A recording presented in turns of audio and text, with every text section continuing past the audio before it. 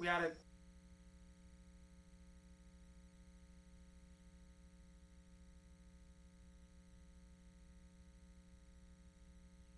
You're tuned in to the Long Island Ducks Broadcast Network. Today's Long Island Ducks game broadcast will begin shortly. Every game this season will be broadcast live on the Long Island Ducks Broadcast Network with high-definition video and audio via Boxcast. Fans can tune into the game on the Ducks' official Facebook page or YouTube channel, as well as the team's official website, liducks.com. Thank you for tuning in, and stand by for complete coverage of today's game. 2022 individual game tickets are now on sale. Fans can purchase their tickets by visiting the Fairfield Properties Ballpark box office, calling 631-940-TIXX, or going online to liducks.com. Season ticket packages and mini plans are also available. To find out more information and secure your seats, please call 631-940-3825 to speak with someone in the ticket office. Get your business recognized by hundreds of thousands of Long Islanders by taking advantage of the advertising and sponsorship opportunities currently available with the Long Island Ducks. For more information, please call 631-940-3825, extension 106, or check us out on the web at liducks.com. The Ducks offer many packages available for groups to enjoy a game.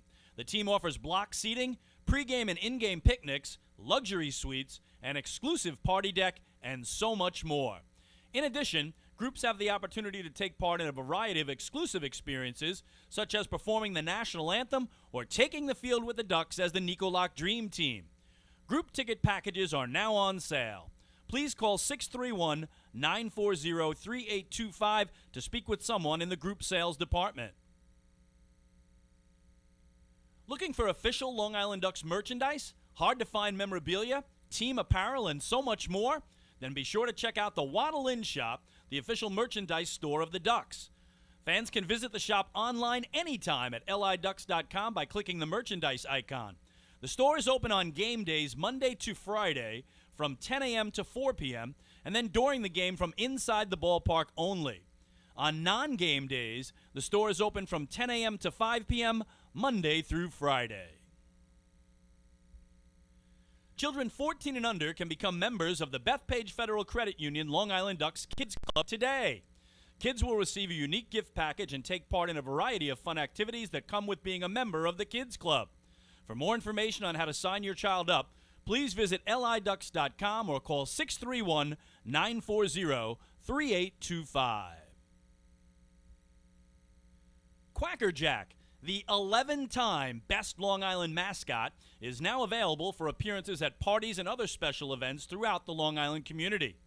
Please fill out and submit an appearance request form at liducks.com or contact the Community Relations Department at 631-940-3825 to book an appearance. Once again, thank you for tuning in to the Long Island Ducks Broadcast Network. Today's game will begin momentarily. You're tuned in to the Long Island Ducks Broadcast Network. Today's Long Island Ducks game broadcast will begin shortly. Every game this season will be broadcast live on the Long Island Ducks Broadcast Network with high-definition video and audio via Boxcast. Fans can tune into the game on the Ducks' official Facebook page or YouTube channel, as well as the team's official website, liducks.com. Thank you for tuning in, and stand by for complete coverage of today's game. 2022 individual game tickets are now on sale. Fans can purchase their tickets by visiting the Fairfield Properties Ballpark box office, calling 631-940-TIXX, or going online to liducks.com. Season ticket packages and mini plans are also available. To find out more information and secure your seats, please call 631-940-3825 to speak with someone in the ticket office. Get your business recognized by hundreds of thousands of Long Islanders by taking advantage of the advertising and sponsorship opportunities currently available with the Long Island Ducks. For more information, please call 631-940-3825, extension 106, or check us out on the web at liducks.com. The Ducks offer many packages available for groups to enjoy a game. The team offers block seating, pregame and in-game picnics, luxury suites, an exclusive party deck, and so much more. In addition, groups have the opportunity to take part in a variety of exclusive experiences, such as performing the national anthem or taking the field with the Ducks as the Nicolak Dream Team. Group ticket packages are now on sale.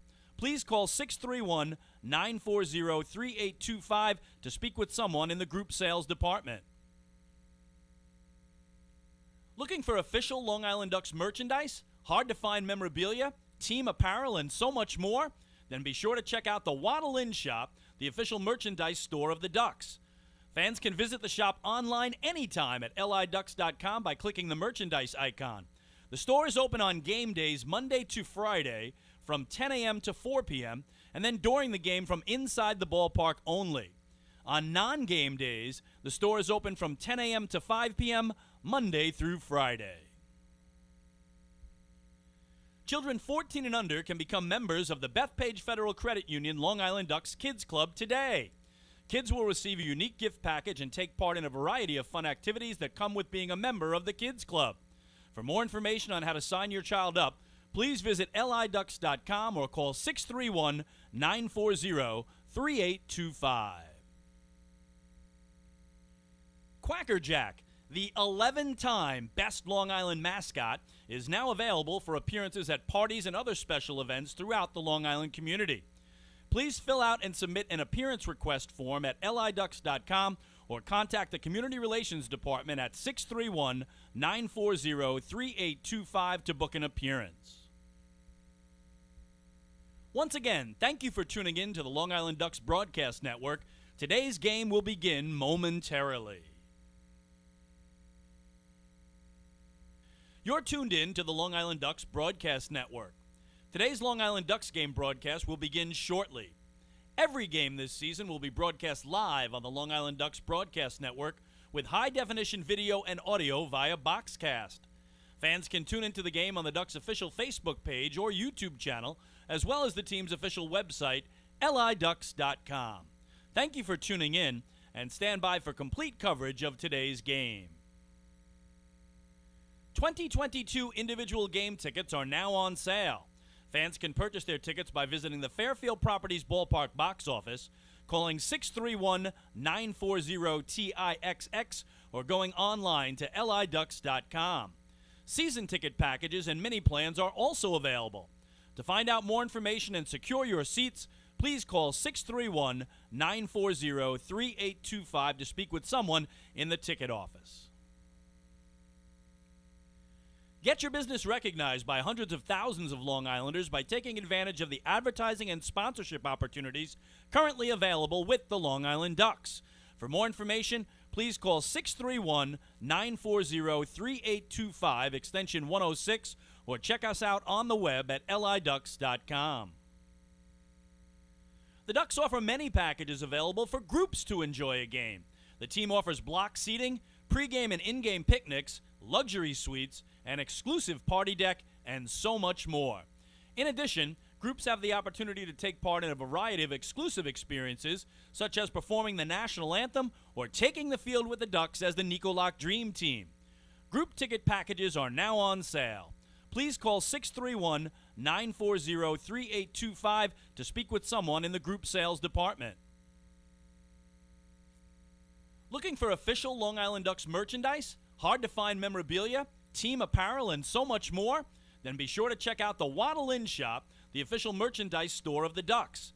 Fans can visit the shop online anytime at liducks.com by clicking the merchandise icon. The store is open on game days Monday to Friday from 10 a.m. to 4 p.m., and then during the game from inside the ballpark only. On non-game days, the store is open from 10 a.m. to 5 p.m. Monday through Friday. Children 14 and under can become members of the Bethpage Federal Credit Union Long Island Ducks Kids Club today. Kids will receive a unique gift package and take part in a variety of fun activities that come with being a member of the Kids Club. For more information on how to sign your child up, please visit liducks.com or call 631-940-3825. Quacker Jack, The 11-time Best Long Island mascot is now available for appearances at parties and other special events throughout the Long Island community. Please fill out and submit an appearance request form at liducks.com or contact the Community Relations Department at 631-940-3825 to book an appearance. Once again, thank you for tuning in to the Long Island Ducks Broadcast Network. Today's game will begin momentarily.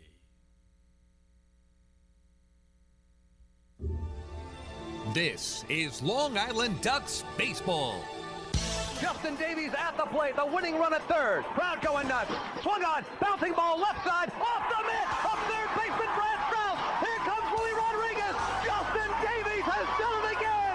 The Ducks are one strike away from the championship. Jason Johnson makes the catch. He makes the catch, and the Long Island Ducks have swept the Camden River Sharks. They are the 2004 Atlantic League champions. Line bunt up the third baseline. Esquivel charging in. They're not going to have a play, and the Ducks are the champions of the Atlantic League here in 2012. Going back is Adam Bailey. He settles under it. He makes the catch, and for a second straight year, the Atlantic League trophy will reside on Long Island. Swung on and missed for strike three. The Long Island Ducks have come to Texas, and they'll be bringing the trophy back home to Long Island. The Long Island Ducks are the 2019 Atlantic League champions. And now it's time for the Long Island Ducks pregame show. We are live here at Fairfield Properties Ballpark in Central Islip, New York. It is time once again for Long Island Ducks baseball.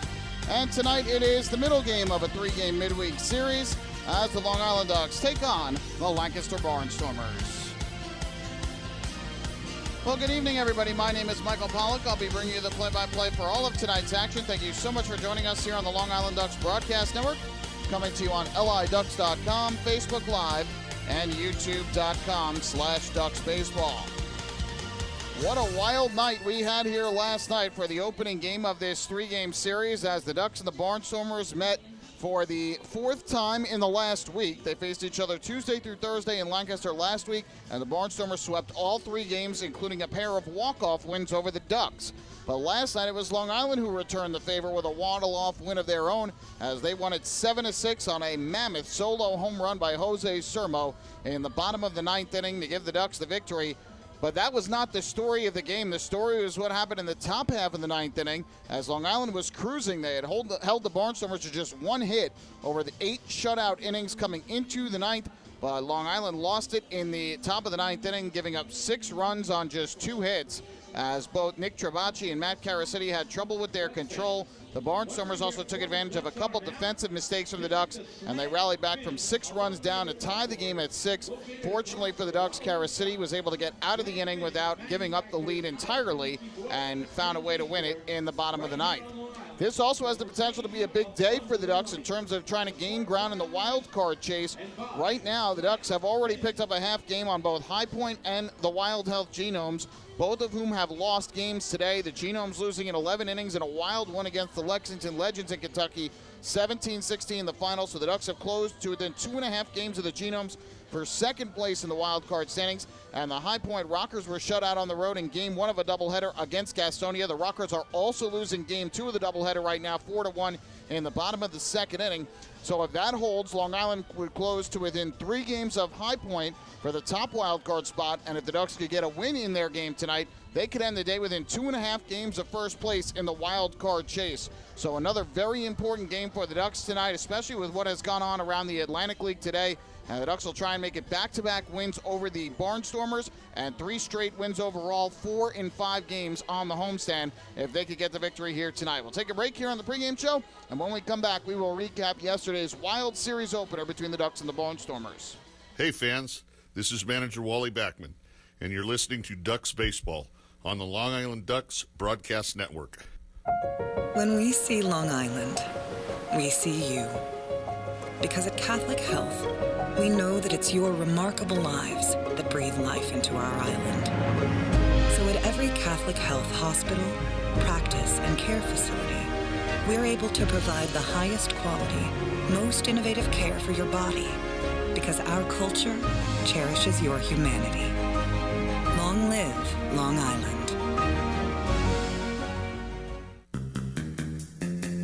Take your group out to the game this season and enjoy all the fun of Ducks baseball at discounted prices. With the picnic area, luxury suites, party deck, and so much more, bringing your group to the game will be an unforgettable experience. The Ducks even offer opportunities to sing the national anthem, serve as the Ridgewood Savings Bank color guard, be the Nickolock Dream Team, or put on a pregame performance. To book your outing today, call 631-940-3825 and ask for the group sales department. Long Island Ducks baseball. Good times every time.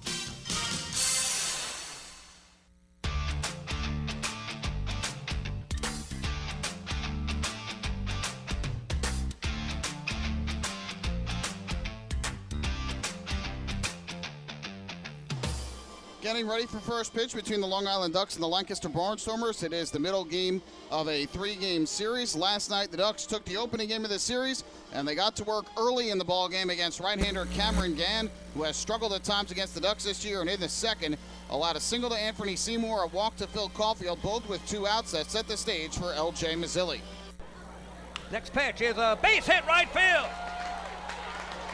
Anthony Seymour's being waved in. Here comes the throw. The slide is in there. 1-0 Ducks. Anthony Seymour with all kinds of speed. A great throw from Anderson Feliz in right field. But Seymour comes across on the clutch. Two-out base hit. RBI single by L.J. Mazzilli. 1-0 Ducks. So the Ducks led it 1-0 at that point, and then they would extend the lead as they ended up collecting a total of 4 runs in the third inning. And in that third inning, they got runs after picking up a walk and 2 singles to open the inning. Up to the plate stepped Joe DiCarlo. Carlo back in there. Count is full. 3-2 is on the way, and that is golf. Right field could fall in. Anderson Feliz is running over and can't get it. It's a fair ball. 1 run is in. Scoring is Romero. And that's all for now as Sermo holds up at third, Castro at second, Joe DiCarlo with a bloop RBI single down the right field line. It's 2-0 Ducks. So 2-0 on DiCarlo's RBI single. The next batter was Dustin Woodcock. One pitch on the way to Woodcock. There's a ground ball and base hit through to center field. Coming in to score is Sermo. Being waved in is Castro, and he slides, and he's in there as the ball gets away. Over to third base is Carlos Castro. Make that DiCarlo. Woodcock goes to second as the ball got away. As the smoke clears, 3 runs come in. It is 4-0 Ducks. The last run of the inning would come on a sac fly to left by Phil Caulfield. Long Island knocked Gann out after just 2+ innings, and they led it 5-0 after 3. With 1 out in the 5th, Joe DiCarlo came to the plate against Brett Clark. Payoff pitch from Clark, and DiCarlo, it's a high fly ball to left, very deep. Back goes Robinson to the track. He is at the wall, and you can forget it. How about Joe DiCarlo? He homers for a second straight game, a third time in the last 4 games, and a 4th time in the last 7. He is red hot. His 6th home run of the season, and the Ducks have put up 6 runs here in the ballgame. They lead it 6-0. So DiCarlo's home run made it a 6-0 game, and it would stay 6-0 into the 9th inning after James Varela started, tossed 5 innings of 1 hit, shutout baseball. Jose back-to-back scoreless innings in the 6th and the 7th, and Patrick Quinn made his professional debut in the 8th and retired the side in order as well. So that took us to the top of the 9th. Nick Trabacci was brought in to make his Ducks debut, and he had trouble with his command right out of the gate.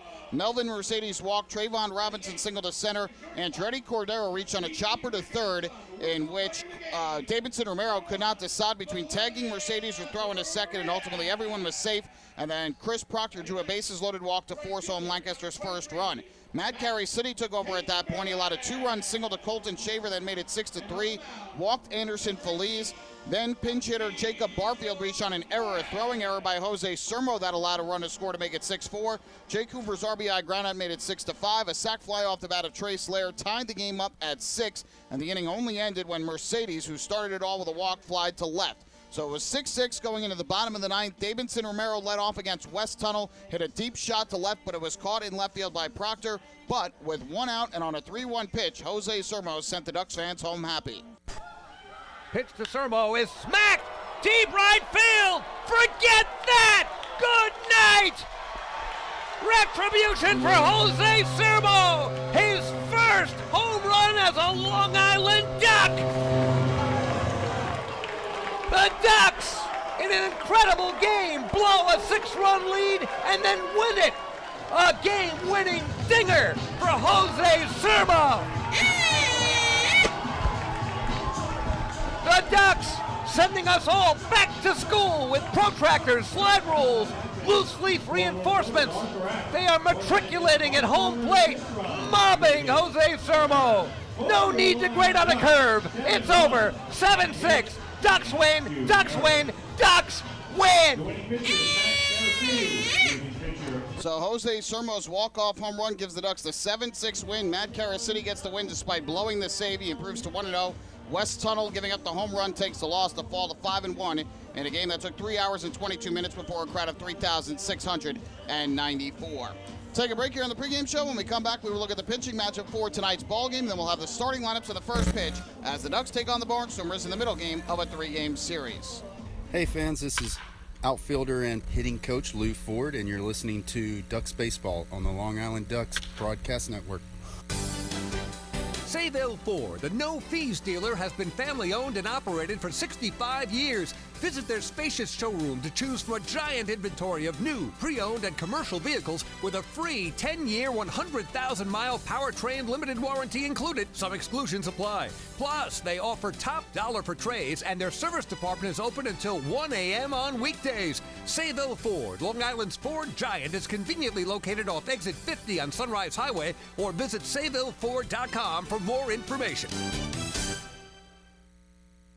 Morning, Dan. How was your weekend? Oh, it was awesome. I took my family to a Ducks game and had a blast. The seats were great, we ate a ton of food, and the Ducks won. They even had amazing fireworks. Oh, yeah, they got a good thing going on there. I took friends to Thirsty Thursday a couple weeks ago and had too much fun. They should totally use us in one of their radio spots. You mean like the one we're doing right now? Sure, that works. Ducks Baseball. Good times every time. Get tickets at liducks.com.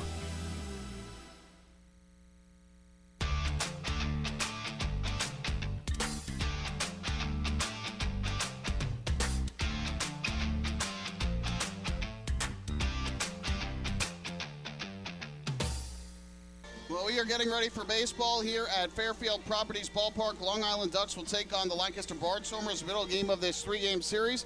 Ducks come into the game at 20-28 in the second half of the season. They're 12 games behind the first-place Barnstormers in the North Division standings. But at 56-58, the Ducks are now within 3.5 games of the top wild card spot. Barnstormers, meanwhile, have the lead in the North Division. They are in the playoff picture as of right now, a 4-game lead over the Southern Maryland Blue Crabs, with Lancaster at 32-16 in the second half. Overall, they are at 61-53 on the season.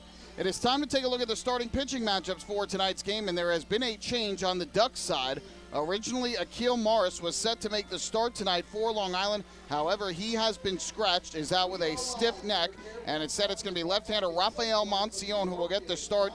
He has pitched in 4 games out of the bullpen for Long Island thus far, having allowed 8 runs on 9 hits and 2 walks over 5 innings, while striking out 4. But he will get this spot start for Long Island, and we'll see how long he is able to go in this game. But obviously, that is not ideal news. Akil Morris has been throwing the ball better over his last 3 starts. He had back-to-back quality starts on the road trip, including one at Lancaster. Unfortunately, he is scratched due to the stiff neck, and so Long Island will go with Monsione and the rest of their bullpen here today for the middle game of the series. Meanwhile, the Barnstormers are going to counter with right-hander Brooks Hall, who has been one of their best this year. He's only made 8 starts for the team because he had his contract purchased in July by the Mets and went to Double-A Binghamton. But with the Barnstormers, he has been great. 3-1 record, a 2.74 ERA. He tossed 5 innings of 3-run ball against the Ducks last week in Lancaster on Thursday, but he did allow 7 hits against the Flock. With Binghamton this year, he had no record and a 7.04 ERA, 1 save in 4 appearances, 3 of which were starts. So Long Island will be going with their bullpen today, with Rafael Monsione getting the start, and the following pitcher will be Brooks Hall, the right-hander, who will get the start for the Barnstormers. We'll take one more break here on the pregame show, and when we come back, we will have the starting lineups and first pitch for the middle game of tonight's three-game series. Hey fans, this is Mark Wiedemeyer, pitching coach for the Long Island Ducks, and you're listening to Ducks Baseball on the Long Island Ducks Broadcast Network. Millennium Container Service is fulfilling the needs of businesses and homes across Long Island. They provide waste and recycling services plus a variety of dumpster rental options for any project. Millennium Container Service offers convenient, on-time deliveries and pickups, as well as daily, weekly, and monthly commercial service. Need a quote? Call 516-826-5544 or visit millenniumcontainer.com. Millennium Container Service. Keep your home and business clean. The Waddle Inn Shop is your home for everything Ducks baseball. The team store is full of official Long Island Ducks merchandise, great gifts, hard-to-find memorabilia, team apparel, and so much more. You can even get your favorite name and number put on the back of your very own Ducks jersey. Celebrate Waddle Inn Wednesday as well, with exclusive deals in-store during every Wednesday home game. Visit the Waddle Inn Shop today at Fairfield Properties Ballpark or shop online anytime at liducks.com.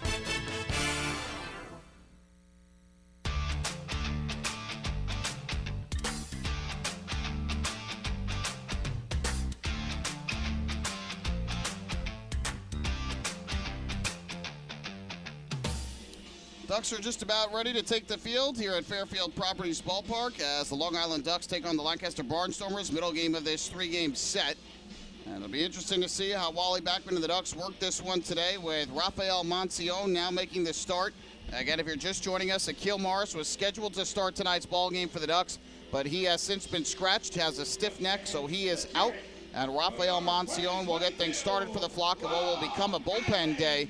And two options out of the bullpen who have been long relievers for the Ducks this year will no longer be able to be long relievers in this game. Chris Cepeda and James Varela, who both recently started games. Varela threw 5 innings last night, so he would not be available to pitch. And Chris Cepeda tossed 6 2/3 innings in Sunday's game, so in all likelihood he would also not be able to pitch. Perhaps maybe an inning as part of a side session that he would normally throw today if he hadn't already thrown it.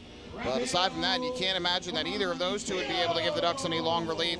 And Jose tossed 2 scoreless innings out of the bullpen yesterday, so remains to be seen if he can go in the game today and how far he can go. But ultimately, the Ducks will be looking to Rafael Monsione to try and give them some length. He was a starter earlier this year with Missoula in the Pioneer League, so this is not a foreign concept to him, the starting role, but a tough spot for him to step into.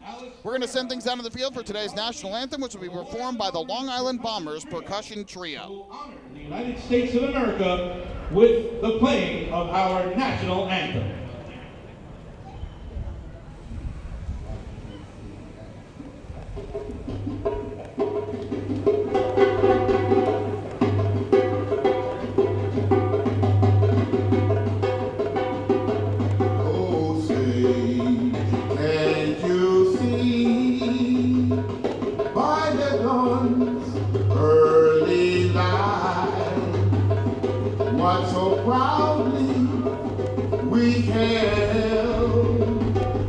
The twilight last gleaming, whose broad stripes and bright stars through the perilous fight for the ramparts we watch were so gallantly streaming, and the rocket's red glares, the bombs bursting in air, gave proof down the night that a flag was still there.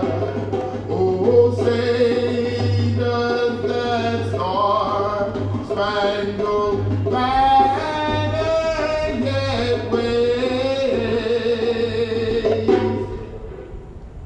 for the land of the free and the home A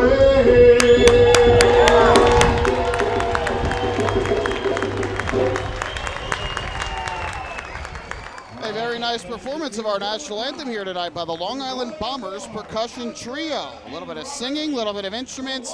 A nice job for sure. Who are the Long Island Bombers? Well, they took part earlier today in a blind baseball exhibition game here at Fairfield Properties Ballpark. Beep baseball it is called. And so the Bombers took on a sighted team, the Suffolk County Lions. And so beep baseball, players use equipment that provides them with audio cues. The bases are each equipped with a buzzing mechanism, and the ball emits a fast, constant beeping sound so players can locate it while batting and retrieving the ball after it has been hit. There are two bases, first and third base, and when the batter hits the ball, either base will be randomly activated and the hitter must run to the buzzing base and make contact before a defender makes possession to score a run. And if the fielder makes possession of the ball before the batter makes contact with the base, it ends up in and out. So a very nice pregame exhibition contest here on the field by the Long Island Bombers and the Suffolk County Lions. And now we are ready for Atlantic League Baseball as the Long Island Ducks take on the Lancaster Barnstormers. Rafael Monsione will get the start for the Ducks tonight. A spot start as Akil Morris was scratched before the game with a stiff neck. Here is the lineup that he will face. Melvin Mercedes will lead things off with the Barnstormers at center field. Trayvon Robinson will bat second. He serves as the designated hitter. Hitting third at third base is Andretti Cordero, and in the cleanup spot at first base, Colton Shaver. Batting fifth is the shortstop, Anderson Feliz. Chris Proctor starts in left field and will hit sixth. The seven-hitter and catcher is Anthony Peroni. Batting eighth in right field, Jacob Barfield. And rounding out the order at second base for the Barnstormers is Trace Lair. Barnstormers will go with right-hander Brooks Hall on the mound, who's been great through 8 starts for the Barnstormers, 3-1 with a 2.74 ERA. The Ducks lineup tonight has Anthony Seymour in the leadoff spot. He will play center field as Phil Caulfield gets the night off. L.J. Mazzilli will bat second and play second base. Alejandro De Asa is in left field hitting third. The cleanup hitter is the third baseman, and that is Davidson Romero. Batting fifth, the designated hitter, Jose Sermo. Carlos Castro is at first base hitting sixth. Joe DiCarlo will do the catching and bat seventh. Vladimir Frias is at shortstop batting eighth. And in right field tonight for the Ducks is Matt Chamberlain. He will round out the order and bat ninth. Michael Pollack here with you at Fairfield Properties Ballpark. Thank you so very much for spending your Wednesday night with us. First pitch of the ball game on the way from Monsione to Mercedes, and it is taken right down the middle for a called strike. 0-1. Start time of the game is 6:42. 6:42 is the official first pitch time. We'll get our temperature here in a moment. The 0-1. Mercedes takes upstairs 1-1. That's official Suffolk Transportation Services. Start temperature of the game is 81 degrees. 81 degrees, our first pitch temperature here tonight. Very comfortable conditions. Mercedes pops one up, foul behind the plate. DiCarlo racing back towards the warning track, and on the grass, he will make the catch for out number 1.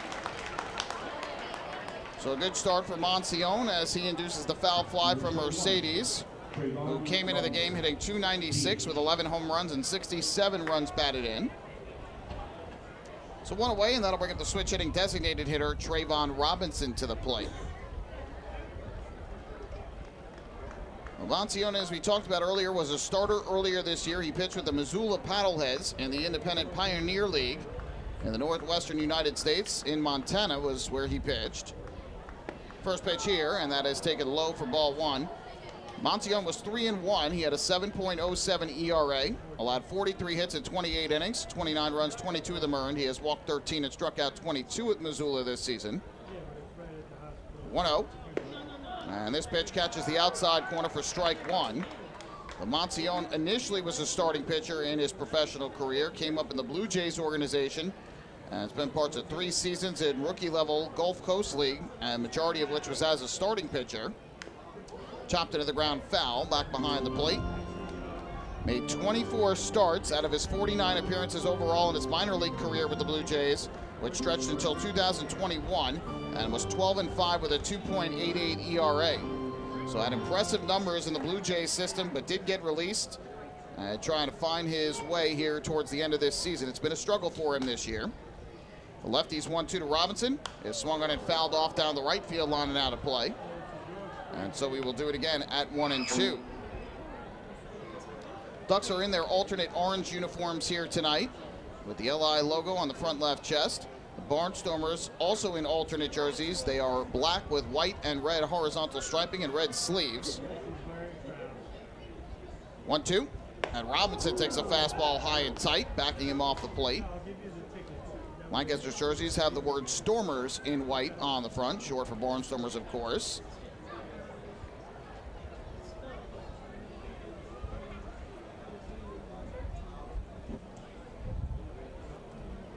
It's 2 balls and 2 strikes here on Robinson, the switch hitter. Moncion's pitch, and he swings and misses, strike 3. Good changeup diving down and away. Robinson went after it. First strikeout of the night for Moncion, and he has retired the first 2. K-board in section 202. Number 12, Andretti Cordero, third base. So with 2 down and the base is empty, up to the plate will step third baseman Andretti Cordero, batting from the right side. First pitch is a strike, 0-1. Cordero, .334 batting average, second in the league behind the Ducks' Alejandro De Aza, both of whom are in the starting lineup tonight. He's 5 points behind De Aza for the league lead. And Cordero takes down and away from Moncion, 1-1. 14 home runs for Cordero, a league-leading 103 RBIs on the season. 1-1 pitch, and that misses the outside corner. So that'll move the count to 2-1. This is Moncion's 5th appearance in a Ducks uniform. He pitched 4 times out of the bullpen, has struggled. But this is a different role for him today. 2-1, and misses down and in with a fastball this time, 3-1. Home plate umpire calling balls and strikes tonight is Eric Carmona. He is joined by Mike Williams at first and Warren Nicholson around at third.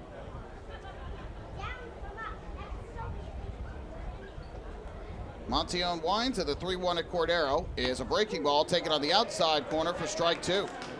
Cordero took a step towards first thinking he had ball 4, but Moncion able to paint the black. And now the count full at 3-2. Colton Shaver would be next if Cordero gets aboard. The 3-2 pitch, that's smacked down the right field line but foul.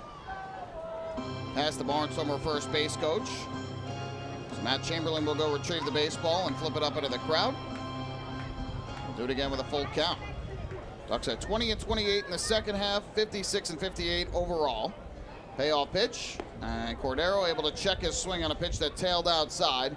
And Cordero was able to hold up, so he works his way aboard with a 2-out walk. First base runner of the night is Cordero, who does have some speed, 7 steals this year, but has been caught 5 times. And now with a runner at first and 2 down, here is Colton Shaver. Clear skies overhead, not a cloud to speak of. Temperatures in the lower 80s this evening. Very comfortable conditions, not quite as humid. There was some rain that came through overnight and seemed to cool things down a little bit. A stiff breeze blowing out towards the right field foul pole right now. Moncion from the stretch. His first pitch to Shaver is a fastball that splits the plate in half for a strike, 0-1. Lights are on here at Fairfield Properties Ballpark as the sun continues to set behind the third base stands. Cordero leads off first, the 0-1 pitch. Fastball taken, that's on the outside corner at the knees for a strike. And Moncion quickly in front at 0-2.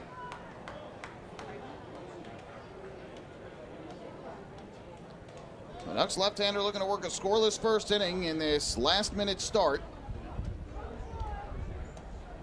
Here is the 0-2 delivery. Moncion kicks and fires, and Shaver takes a fastball that just missed low. Kind of a smirk on the mound for Moncion, who thought he had strike 3. But that fastball deemed to be just a little bit low by Carmona. So that'll move the count to 1-2. Moncion throws in the mid-80s. Cordero dances off first. And now the 1-2 pitch. Breaking ball lifted in the air to right. Racing back into the corner, Matt Chamberlain. And on the run, he is going to make the catch. On the warning track, he is able to pick that ball up out of the air. Gave him a little bit of trouble, but Chamberlain comes away with it. In the inning, no runs, no hits. There was a walk, a man left. And after a half inning of play, it's the Barnstormers 0, and the Ducks coming up to bat. Hey fans, this is infielder Elgin Mazzilli, and you're listening to Ducks Baseball on the Long Island Ducks Broadcast Network. Planning your next party or looking for a caterer that will handle all of your needs? Hidden Gem Cafe has got you covered. From setup to service to cleanup and amazing food that is sure to be talked about, they can do it all without breaking the bank. Hidden Gem knows that each event is unique and strives to design a specialized menu for each event. Call the Hidden Gem Cafe for your next party at 631-390-5912 and be sure to follow them on social media too at the Hidden Gem Cafe for ideas and information. Can't get enough of the Long Island Ducks? Well, now you can get even more inside info on your favorite hometown team through Facebook and Twitter. The Ducks are constantly updating fans through social media with scores, transactions, ballpark promotions, and much more. You can even win great prizes. All you'll need to do is make a free account on Facebook and Twitter, and then visit us at facebook.com/LIDucks and twitter.com/LIDucks. Think you're Long Island's biggest Ducks fan? Get connected now.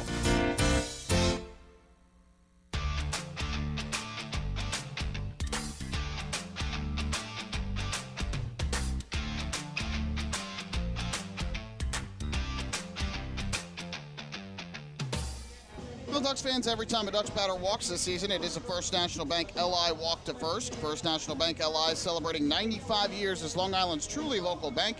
Explore anniversary promotions and experience customer-first service for yourself. Visit fnbli.com. All things considered, a good job by Rafael Monsione in the first inning. He tosses a scoreless frame, issues just a 2-out walk to Andretti Cordero.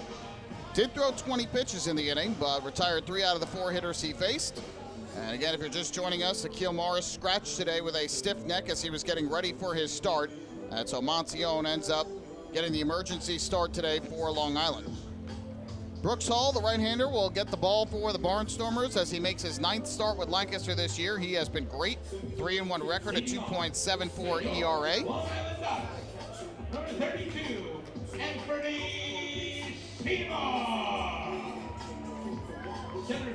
Anthony Seymour will come up to the plate to get things started for the Ducks as he hits in the leadoff spot today. Phil Caulfield, who has pretty much been a fixture in the leadoff spot for the Ducks here in the second half since he returned from injury, has the night off.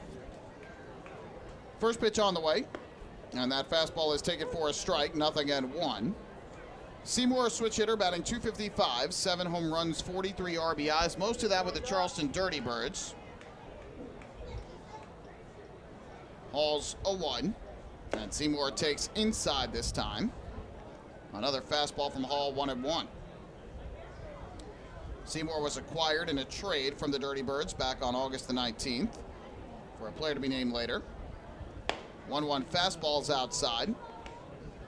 And that'll move the count to 2-1. Seymour, Mazzilli, and De Aza, the 3 due up for the Ducks to start the game off. The 2-1 pitch on the ground past the mound is short. Gobbled up there by Feliz. His throw to first is in time to get the speedy Seymour. And there's one away here in the bottom of the first. Number 13, L.J. Mazzilli. So with 1 down, L.J. Mazzilli will come up to bat for the Ducks. Mazzilli batting in the 2 spot, getting a start at second base for the 2nd game in a row.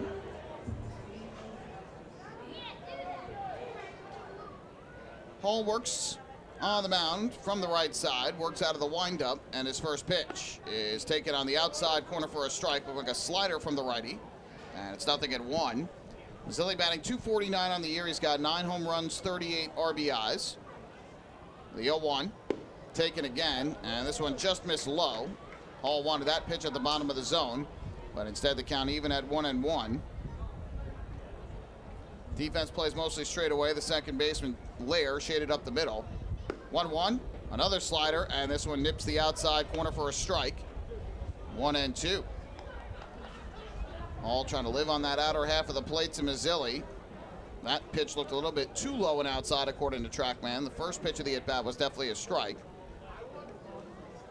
Hall shakes off his catcher, Peroni. Now has the pitch he likes. The 1-2, and Mazzilli takes another breaking ball, and again, it missed downstairs. 2-2. Hall is 3-1 at 2.74 ERA, having allowed just 13 earned runs in 42 2/3 innings coming into play tonight.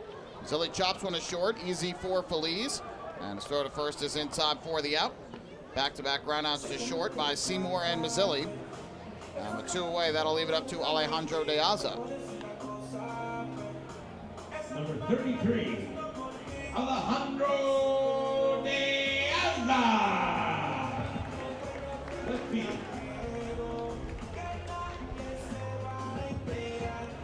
Good to see De Aza back in the lineup on Saturday night. Had to come out of the game against the Charleston Dirty Birds after fouling the ball off his leg. Looked like around the knee area. And was not in the starting lineup either Sunday or Tuesday, but back in there today in left field. First pitch swinging, and he fouls this one off, chasing downstairs. 0-1. De Aza comes in, leading the league in batting average and on-base percentage. He's got a .339 batting average, a .445 on-base percentage. 9 home runs, 58 runs batted in. And Hall wants a new baseball, so he'll get that from home plate umpire Eric Carmona.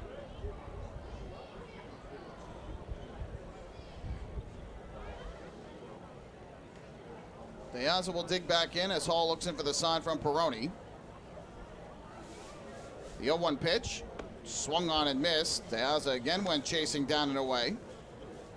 And the lefty hitter quickly behind, a 0-2.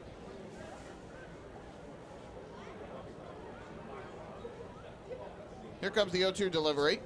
And De Aza checked his swing on a curveball. No swing, says Warren Nicholson at third base. 1-2. And it looks like Hall going with a lot of breaking stuff out of the gate early. Sliders and curveballs mostly from the right-hander in the mid-80s.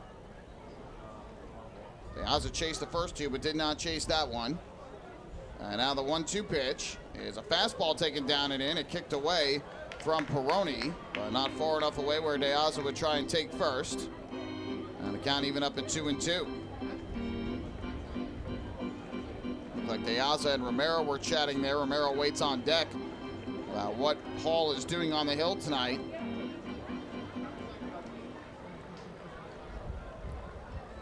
So it'll be a 2-ball, 2-strike pitch coming from Hall. Shortstop shaded up the middle, that's Feliz. Here's the pitch. De Aza takes down again. This one kicks further away. But once again, De Aza will not go for first, and the count 3-2. You get the sense most teams, especially early in games, are not going to try to attempt to steal first base on balls that go back to the backstop or down in the dirt. They're going to wait till late in the game if they're going to do it, if the situation calls for it potentially, and that's really the only situation they'll do it. Payoff pitch from Hall on the way, and De Aza lifts one in the air foul, third base side. That'll go well out of play. Barnstormers come in at 32-16 in the second half. They lead the division by 4 games over the Blue Crabs. They're 61-53 overall this season.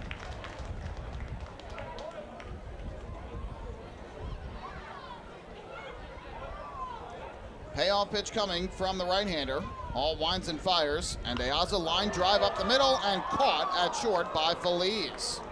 So Anderson Feliz getting a lot of work early, 2 groundouts to him, and now a line drive. And that'll retire the Ducks in order in the bottom of the first. 1 inning complete in tonight's middle game of the 3-game set. The Ducks and the Barnstormers are scoreless.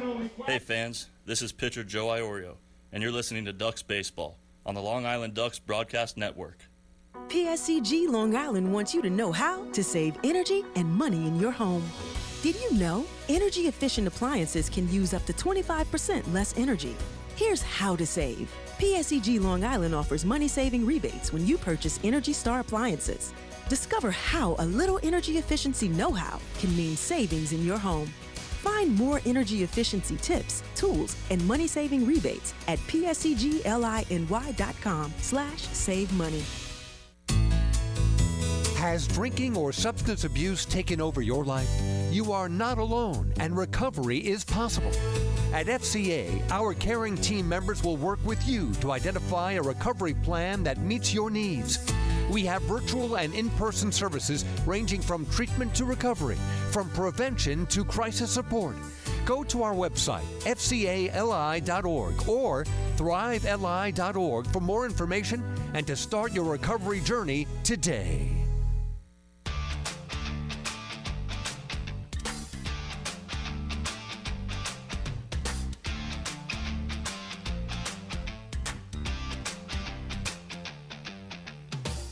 On to the second inning we go as the Long Island Ducks and the Lancaster Barnstormers are scoreless.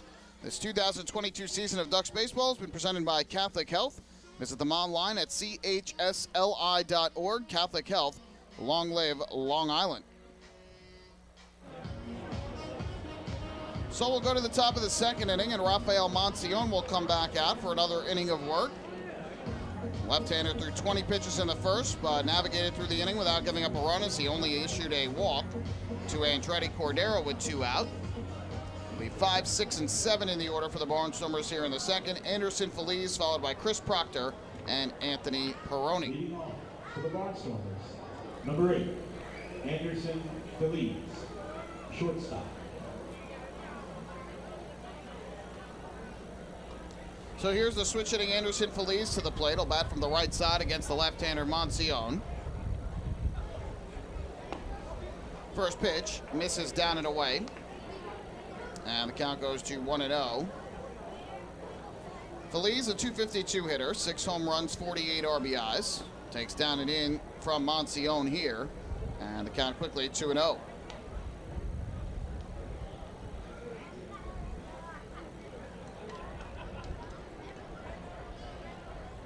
From the windup, here's the kick and the pitch.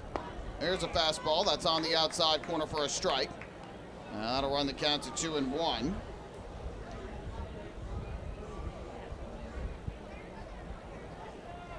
Monsión kicks and comes home. That pitch is outside, 3-1. Monsión stands on the rubber at 6'3", 185 pounds, a 23-year-old southpaw out of Guyana, Venezuela. 3-1 pitch. That's ripped on the ground, foul down the third base line. No longer resides there, though. Monsión now makes his home in Riverview, Florida, but originally hails from Venezuela.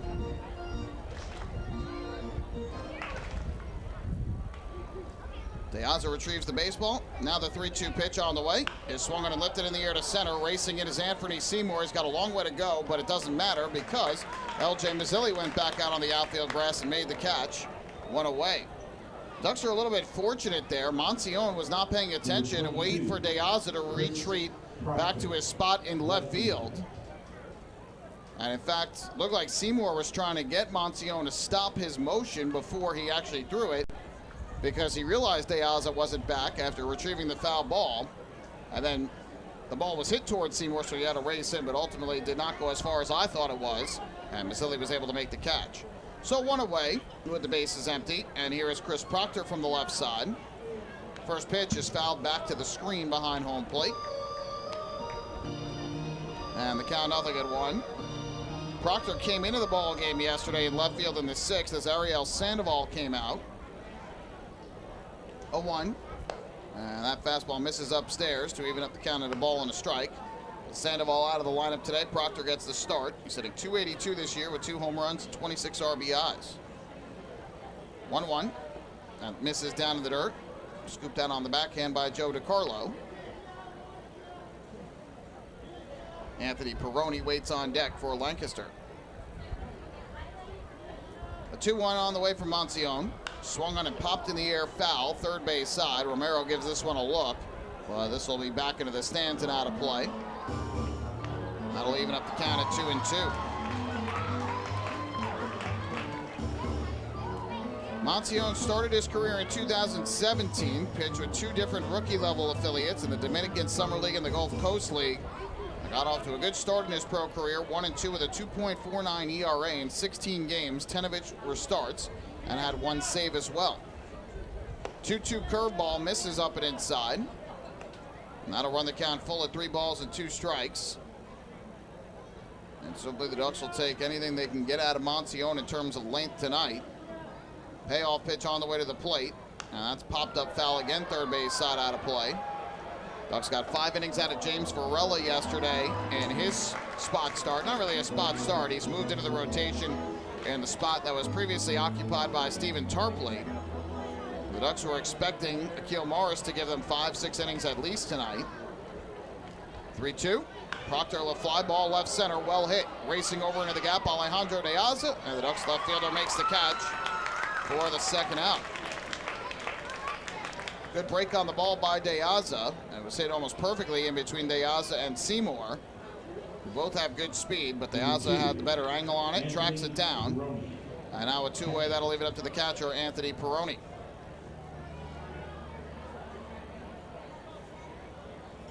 So given that Monsione basically was told he's going to be starting about 10-15 minutes before first pitch, obviously a tall task for the left-hander here tonight. First pitch on the way to Peroni. And that fastball is taken upstairs. 1 ball and no strikes. Peroni batting .240 on the year with 2 home runs and 25 runs batted in. Curveball here is taken low and inside. And count, I believe, now goes to 2-0.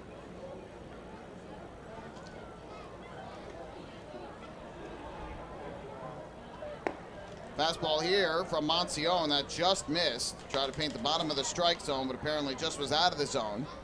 And now the count 3-0.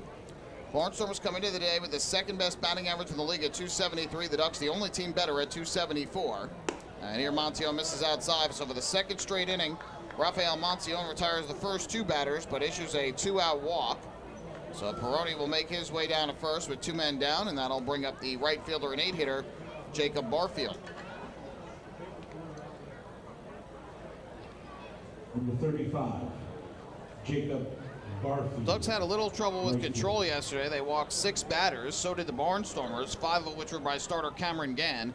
Yesterday, James Varela walked 3. And then the 9th inning, in which the Ducks allowed 6 runs. There were 3 walks in the inning, 2 from Nick Trabacci and 1 from Matt Caracity, that led to the comeback for the Barnstormers. First pitch to Barfield, and he takes a fastball that just missed the inside corner for ball 1. A couple of these pitches, Monsione is not missing by much. Barfield, a .250 hitter, 3 homers, 17 RBIs since he joined Lancaster.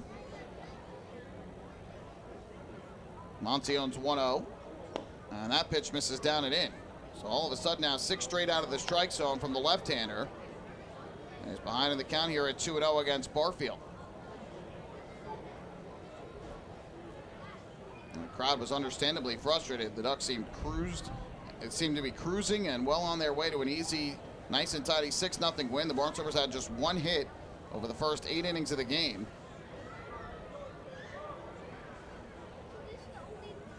.2-0 coming, and that fastball misses down and in. Monsione looking down at his hand after throwing that pitch. So all of a sudden now he's missed with 7 straight, and another out of the zone would put 2 aboard for Trace Lair. Since joining the Ducks, Monsione hasn't had too much trouble with his command, but has been giving up a bunch of runs in limited opportunities. A 3-0, and he misses down and in ball 4. So back-to-back 4-pitch walks with 2 outs here in the second to Peroni and Barfield. 3 walks now over 2 innings for Monsione tonight. And Joe DiCarlo is going to come out from behind home plate to have a quick chat with the right-hander, with the left-hander, excuse me, and make sure that they're on the same page and that he tries to settle down a bit. But Monsione tried to throw 4 pitches down and in to Barfield and missed with all 4. So the 7 and 8 hitters have gotten on with free passes. Now the 9-hitter and lefty batter, Trace Lair, will come up to the plate.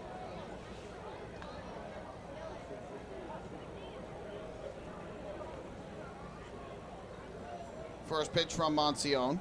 Kicks and fires, and Lair takes a fastball. There's a strike. Right over the outside, 0-1. Monsione had only walked 2 batters in his 5 innings of work with the Ducks coming into the game, but he had allowed 8 runs on 9 hits, including a home run.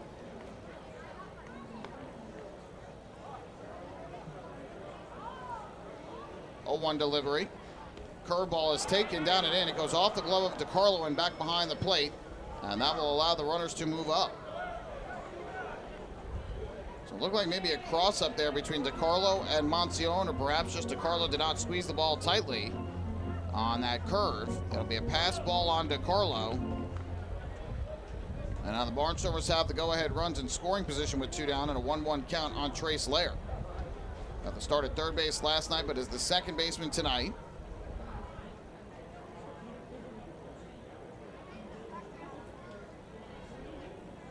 Curveball here, line in the left, on the run De Aza to land for a base hit. Around third, coming home is Peroni. Here's the throw to the plate by De Aza, and Peroni is out. Excellent throw home from Alejandro De Aza to nail Anthony Peroni at the plate. And the Barnstormers come up empty here in the top of the second. So no runs for Lancaster. I'm sorry, 1 run did score. My apologies. Peroni scored. Barfield was thrown out at the plate. My apologies there. The Barnstormers do take a 1-0 lead, but the good throw by De Aza prevents a second run from coming home. So in the inning, 1 run, 1 hit, a couple walks, and 1 man left. We go to the bottom of the second. Barnstormers take it early, 1-0 lead. Hey fans, this is Tyler Webb, left-handed pitcher, and you're listening to Ducks Baseball on the Long Island Ducks Broadcast Network. Hey, Ducks fans, the official hotel of the Long Island Ducks is the Radisson Hotel, Hauppauge, Long Island. It's centrally located on the north shore of Long Island and offers a home away from home for both business and leisure guests. The Radisson Hotel, Hauppauge, Long Island features an indoor pool, 24-hour business center, a fitness center, and complimentary Wi-Fi in all guest rooms. Enjoy the contemporary American cuisine at the Fountain Grill restaurant or grab a quick bite to eat at Cafe Prato. And best of all, it's only minutes away from Fairfield Properties Ballpark. The Radisson Hotel, Hauppauge, Long Island, the official hotel of the Long Island Ducks. Call 231-1100 today. That's 631-231-1100. Your source for everything Ducks is liducks.com. The official website of the Long Island Ducks is the best place to stay up to date with Long Island's hometown team. Purchase tickets to the game, see the full promotional schedule, visit the online store, read the latest news stories, and watch every game live right on the homepage. The site offers an optimal browsing experience on either your computer or mobile device. liducks.com, the official website of the Long Island Ducks, your one-stop shop for all things Ducks baseball.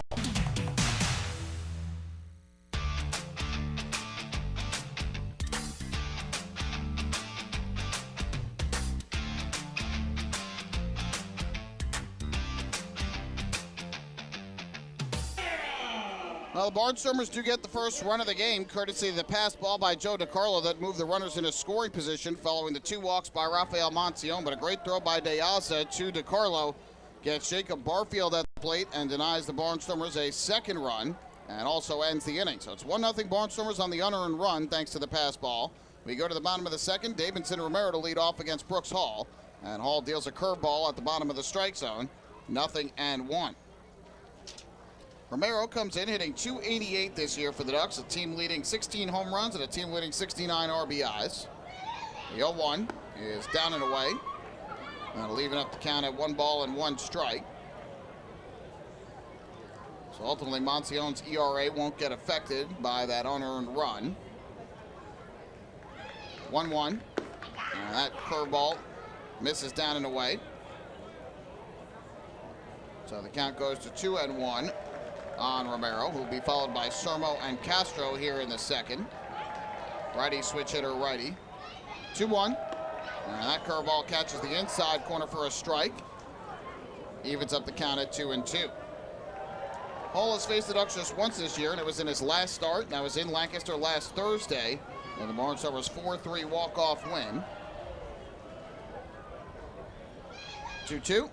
On the ground towards the middle of the infield. To his left is Feliz. Makes the play. His throw to first low, but a nice pick out of the dirt by Colton Shaver. Saves Feliz of the error, and there's one away. Feliz getting tested quite a bit here early. He's now made 3 assists on groundouts and caught a line drive. Among the 4 hitters that have come up to bat for the Ducks. So 1 away here in the second, and that'll bring up the designated hitter, Jose Sermo, to the plate.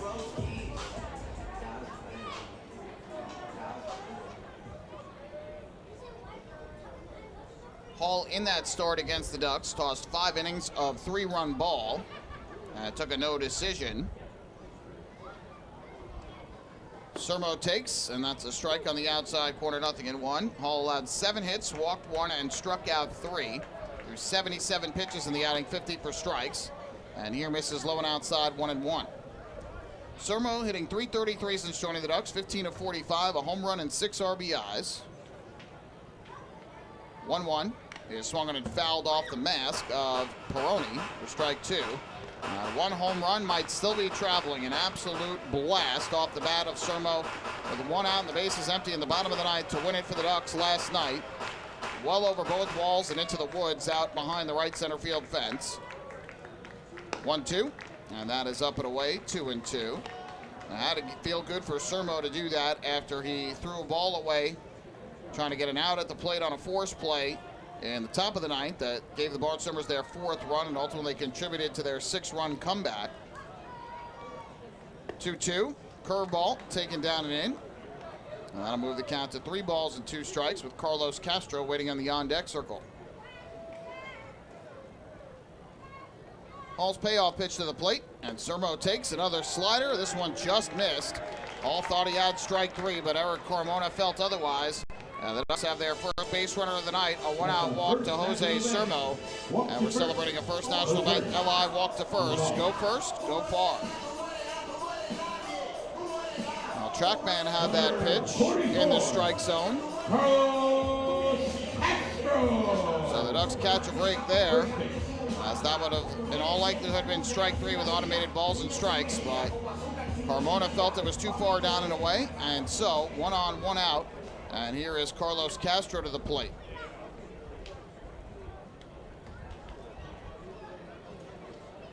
Seems like no matter what, in either case, there were a lot of folks who weren't sure if the automated balls and strikes were called with 100% accuracy. There were a lot of people who feel like the human element does not give 100% accuracy, but after a couple seasons of the automated balls and strikes, it's back to the human ball and strikes behind the plate. 0-1 on Castro, who's hitting .323, 13 home runs, 65 RBIs on the season. Sermo has to retreat to first on the throw over. Sermo has not stolen or attempted to steal yet since joining the flock.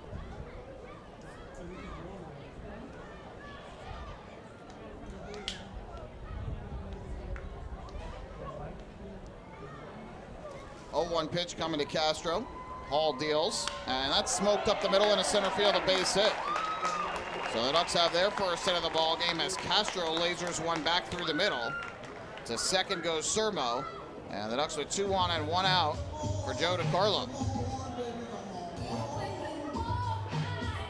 Number 2, Joe DiCarlo.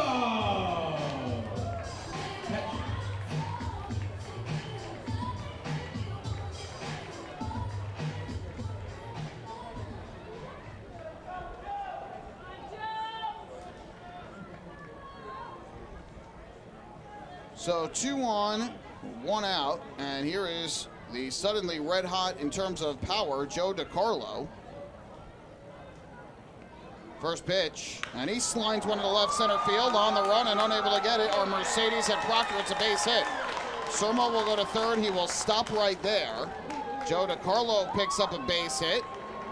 Second hit of the inning and of the game for the Ducks, and they have put 3 straight on here in the second. And now the bases are loaded with 1 out for Vladimir Frias. Whistle player of the game, number 1, Vladimir Frias.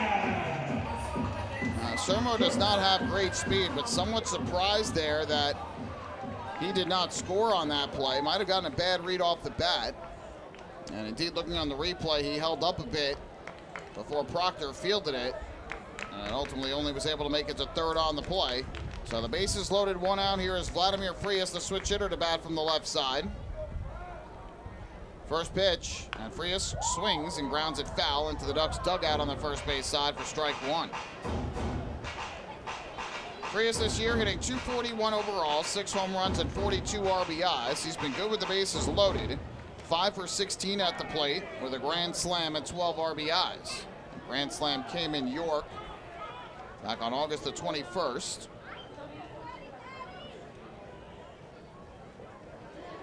Oh, 1, ripped foul. The Ducks dugout on the first base side. And Vladimir Frias quickly in the hole here against Hall, 0-2. So a walk and 2 singles have loaded it up for the Ducks with 1 out after Hall retired the first 4 batters he faced in the game. Sermo leads at third, Castro at second, DeCarlo at first. The 0-2, and Frias lays off a high fastball for ball one. I'd probably say out of the three base runners, DeCarlo has the best speed. It's either DeCarlo or Castro, fairly similar in that regard, but none of the three really are the most fleet of foot.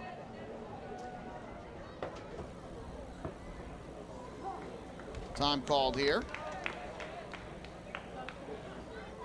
As Frias will get reset in the batter's box, and Hall will do the same on the mound.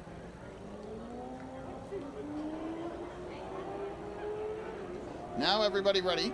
The 1-2, and Frias takes a called strike three. Good curveball from Brooks Hall over the inside corner at the knees. So Vladimir Frias goes down looking. First strikeout of the night for Brooks Hall. A big second out for the righty. Now a two-way, that'll leave it out to Matt Chamberlain.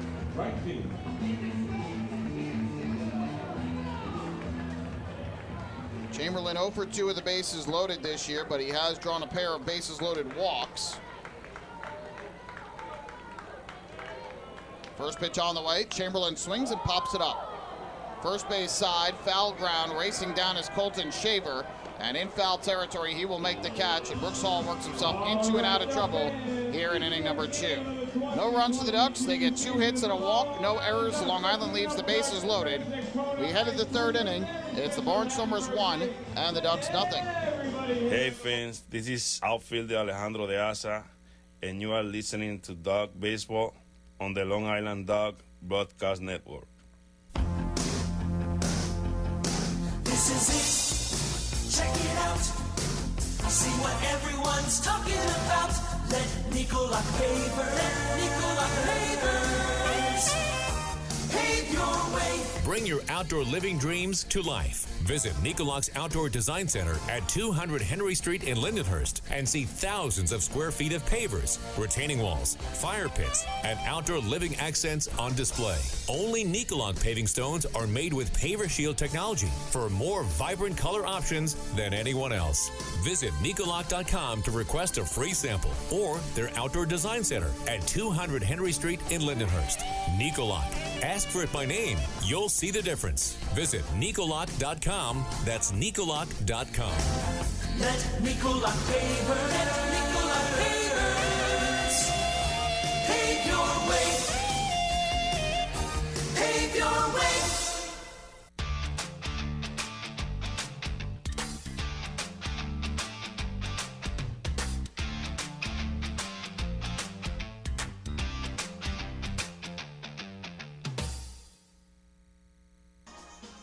Ducks trailing 1-0 against the Barnstormers. We move to the top half of inning number 3. Back to the mound is Rafael Mancion for his third inning of work. He'll face the top of the order for the Barnstormers.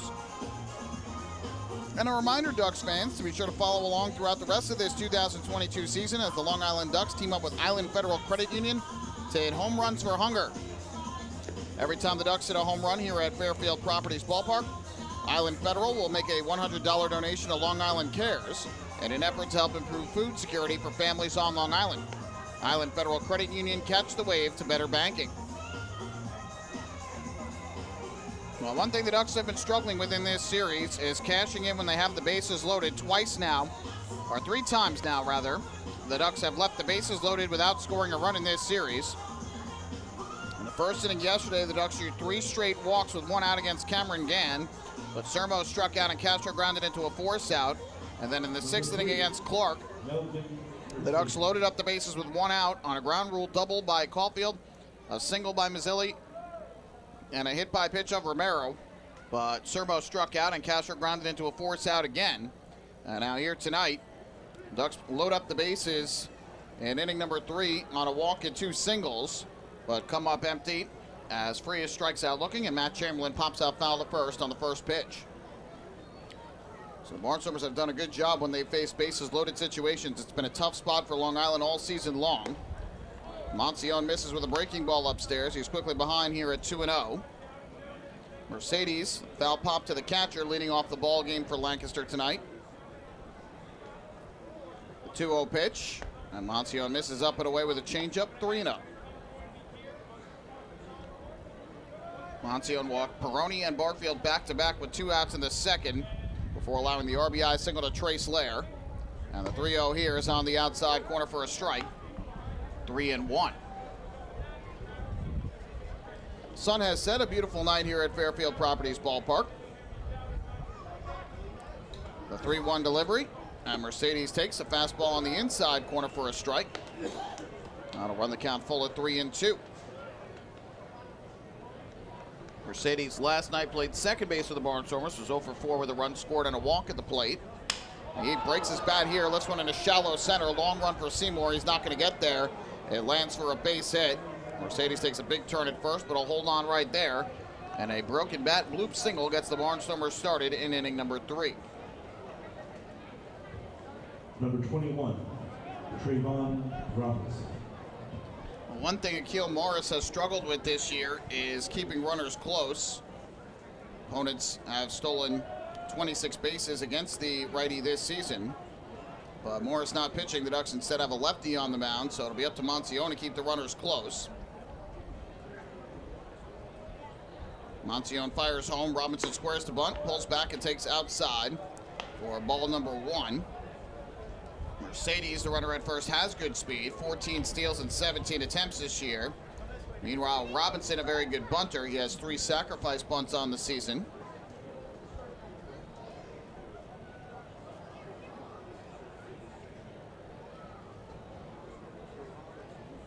Here's the 1-0, a throw over by Monsione, and back safely there is Mercedes. Castro holding him on as he gets the start at first base tonight, with Joe DiCarlo behind the plate once again for Long Island.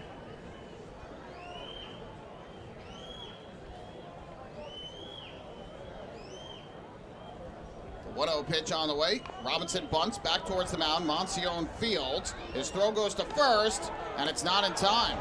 Trayvon Robinson beats it out. It'll be a bunt single for the Barnstormers' designated hitter, and Lancaster now with 2 on and nobody out. So a good bunt by Robinson out in front of the plate. Monsione made the play and had a spin and throw. Might have been a little bit of an easier play for DiCarlo to make, but Monsione was able to get there first. So back-to-back singles to begin the third. The Barnstormers now with 3 hits, including 3 straight hits against Monsione. Now here is third baseman Andretti Cordero to the plate. First pitch from Monsione. Cordero does not square, rips one fair inside the bag at third and down the left field line. Mercedes around third, he will come in to score. Robinson goes to third and stops right there. And in at second with an RBI double is Andretti Cordero. 3 straight hits for the Barnstormers to begin the third, and they now lead 2-0. Number 39. League leading 104th RBI of the season for Andretti Cordero. He wastes no time going after the first pitch from Monsione. So Lancaster with their second run of the night, and they've now got runners at second and third with nobody out. And up to the plate will step first baseman Colton Shaver.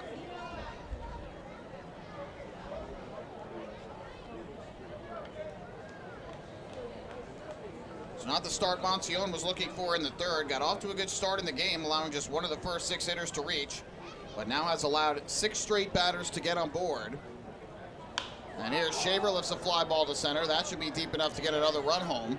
Seymour racing in on it will make the catch.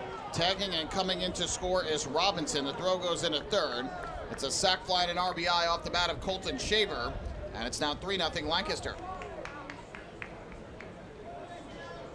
So a productive out for Shaver, who picks up his 5th sac fly of the year, his 46th run batted in. Robinson scores his 41st run.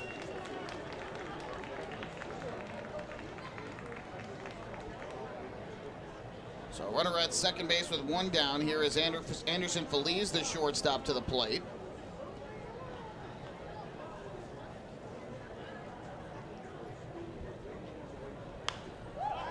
First pitch swinging, that's pop foul, first base side. Carlos Castro gives chase, but this will be well back into the seats and out of play. And the count 0-1.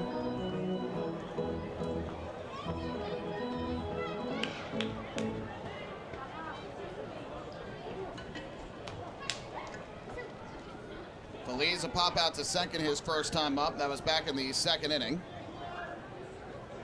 Runner dancing off second. Here's the pitch. And Monsione misses down and away. That'll move the count even at 1-1.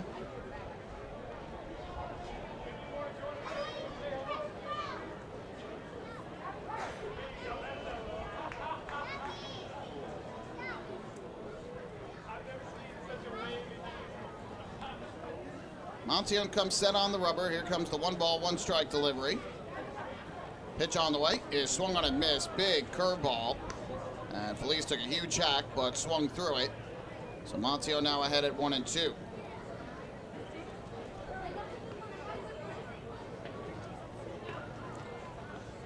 Two runs in on the RBI double by Cordero and the sac fly off the bat of Shaver.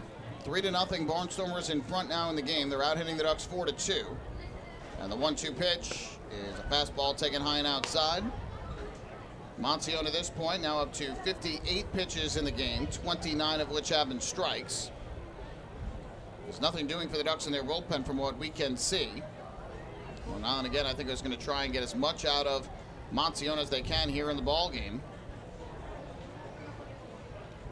2-2. Breaking ball is down and away. Blocked at home plate by DiCarlo. Again, that sac fly by Shaver ended a streak of 6 straight batters to reach for the Barnstormers since there were 2 outs in the second. The walk to Peroni, the walk to Barfield, the pass ball, then the RBI single by Laird. The inning only ended because De Aza threw out Barfield at the plate. And then single, bunt single, RBI double before the sac fly. 3-2 from Montyon. Kicks and fires, and Feliz takes a curveball downstairs for ball 4. There is walk number 4 on the night for Montyon. 4 of the first 5 have now reached safely in the inning for the Barnstormers. Number 22, Chris Proctor. And now runners at first and second with 1 man out for Chris Proctor.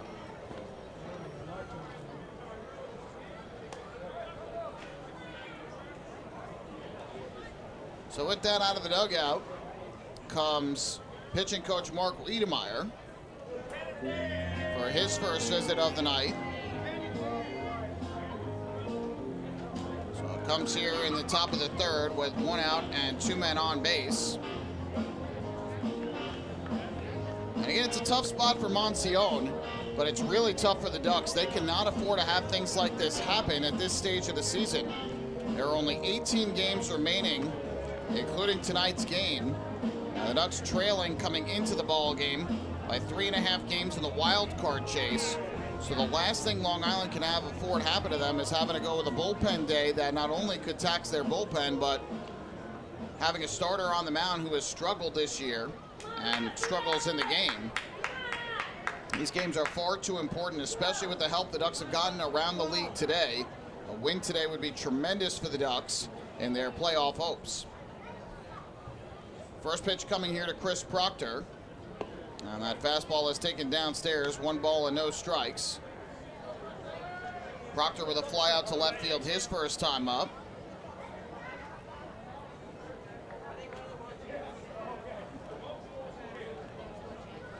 Lefty to lefty as Montyon comes set. The 1-0. And that breaking ball misses outside again. Didn't miss by much, but does not get the call from Eric Carmona. And now Montyon behind at 2 balls and no strikes. Runner at second, Cordero. The runner at first is Feliz. Feliz has a little bit better speed of the 2. 2-0 pitch from the southpaw. Kicks and fires. That fastball is high. So Montyon now 1 more pitch away from walking his second batter of the inning, 5th of the game, and loading up the bases. And I think the Ducks are going to get some action going in their bullpen potentially here very soon. Last thing Long Island can afford is for this game to get out of hand early, especially with Brooks Hall on the mound for the Barnstormers. The 3-0 from Montyon. And Proctor takes a fastball, belt high for a strike, 3-1. Last year, Montyon pitched with Single A Dunedin in the Low A Southeast, affiliate of the Toronto Blue Jays, and he pitched well. 13 games, only 1 a start though. And he was 1-0 with a 2.42 ERA before he was released by the Blue Jays. 3-1. That's line down the right field line. That is a base hit. Fair ball. It's going to head into the corner. Around third and in to score is Cordero. Feliz getting the sign to come around. He will come in to score. going into third, standing up with a 2-run triple as Chris Proctor. And the Barnstormers have scored 4 here in the third and now lead it 5-0.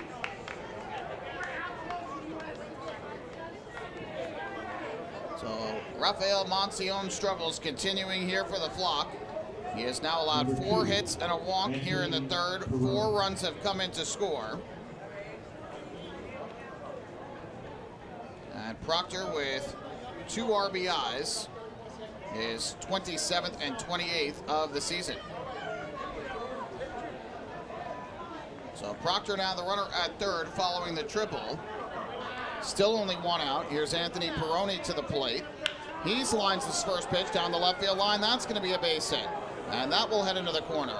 Proctor scores easily. Peroni on his way to second. He is there with an RBI double. It is 6-0 Lancaster.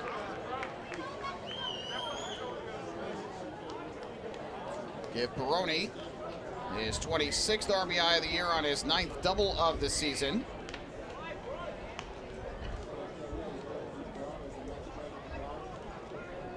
And after the scoreless first and good start to the second, the wheels seem to have fallen off for Rafael Monsión here tonight.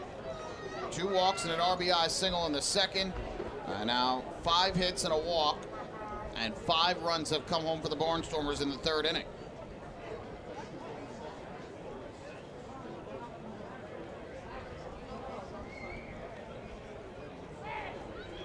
This pitch is taken low, goes back behind the plate. Runner was going, so that'll be a stolen base for Peroni. So he advances on a third base as Monsión did not pay attention to him. For Peroni, his 3rd stolen base of the year.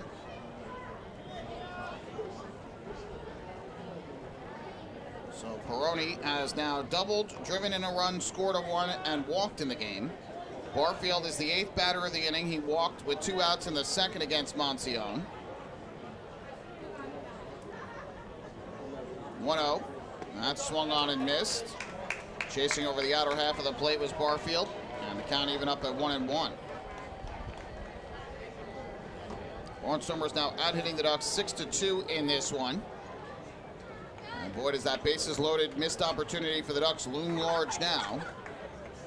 1-1. And Monsión misses inside 2-1. The left-hander now up to a total of 69 pitches for the game, only 33 of which have been for strikes, and that tells you the story. Walks have hurt him, but here in this inning it's been more hard-hit baseballs that have hurt him. Barnstormers have 2 singles, 2 doubles, and a triple in the inning. 2-1. Barfield swings and misses as he chases over the outside corner. That'll even up the count at 2-2.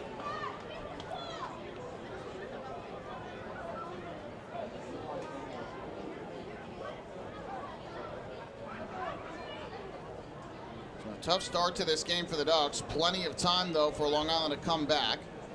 With a 2-2 count and 1 out, the infield is going to come in all the way around for the Ducks to cut off a run at the plate. The 2-2 coming from Monsión. And Barfield chops this one towards third, charging in Romero. Fields on the short hop. His throw to first is in time. Nice play there by Romero at third to get the second out of the inning and prevent a run from scoring. And now with a runner at third and 2 down, the 9th batter of the inning coming to the plate in the form of Trace Lair.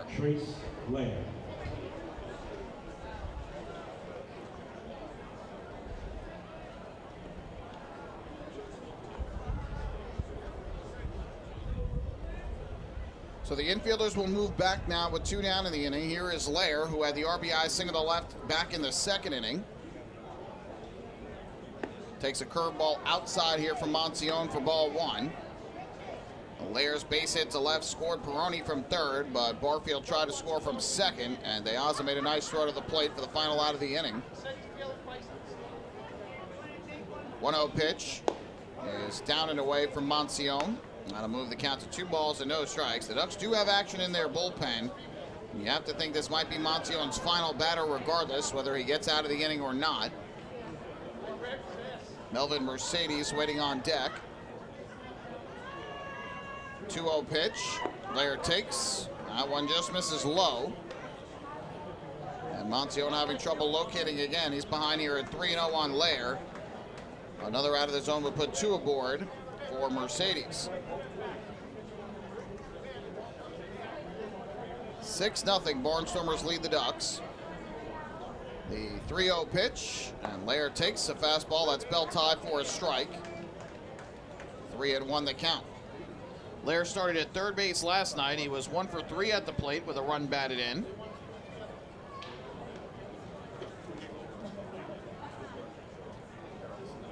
The 3-1 pitch. Lair takes, and this just misses the outside corner for ball 4.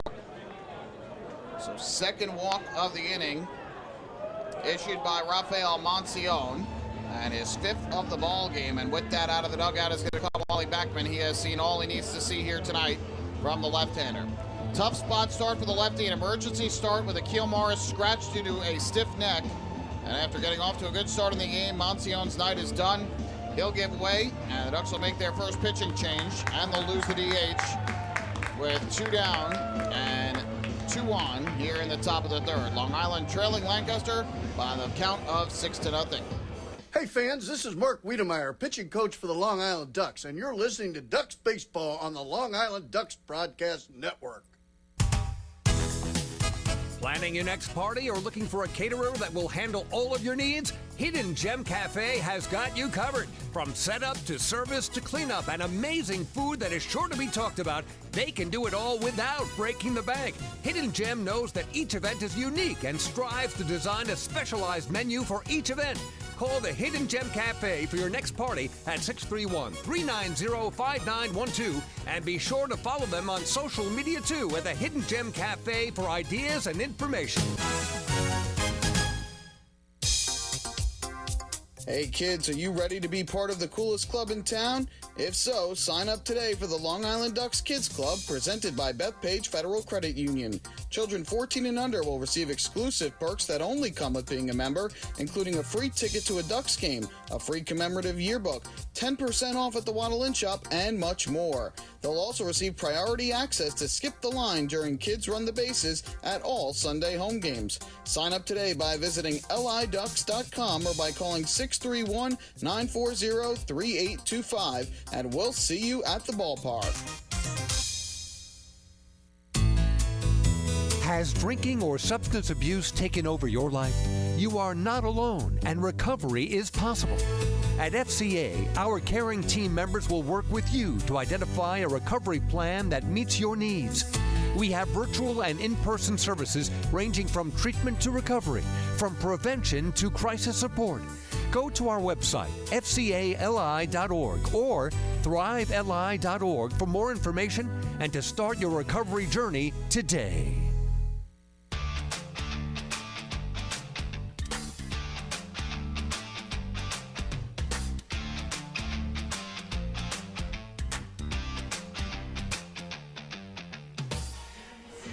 Now the new pitcher for the Ducks is going to be right-hander Chaz Sywin, who takes over on the mound after a rough outing tonight from left-hander Rafael Monsione, who struggles with the flock continue.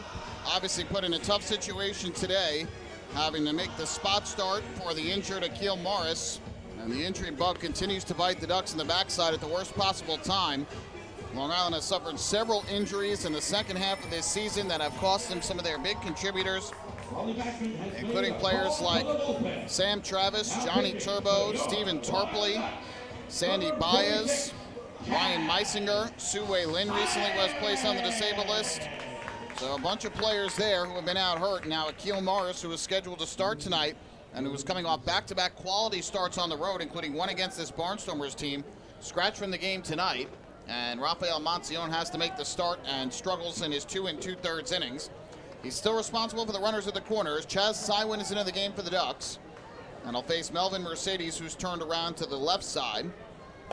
First pitch from Sywin misses upstairs, and that is ball 1. At this point, I'm sure the message from Wally Backman to his pitchers is, let's pound the strike zone a bit, as Monsione threw just 36 of his 76 pitches for strikes. So the other 40 were out of the zone, and he ended up with 5 walks in his 2 2/3 innings. The 1-0. Mercedes takes a strike over the outside corner this time. That'll even up the count at 1-1. Sywin has made 11 appearances with the Ducks, no record of 5.25 ERA, Having allowed 7 runs all earned on 17 hits in 12 innings. He has walked 2 and struck out 5.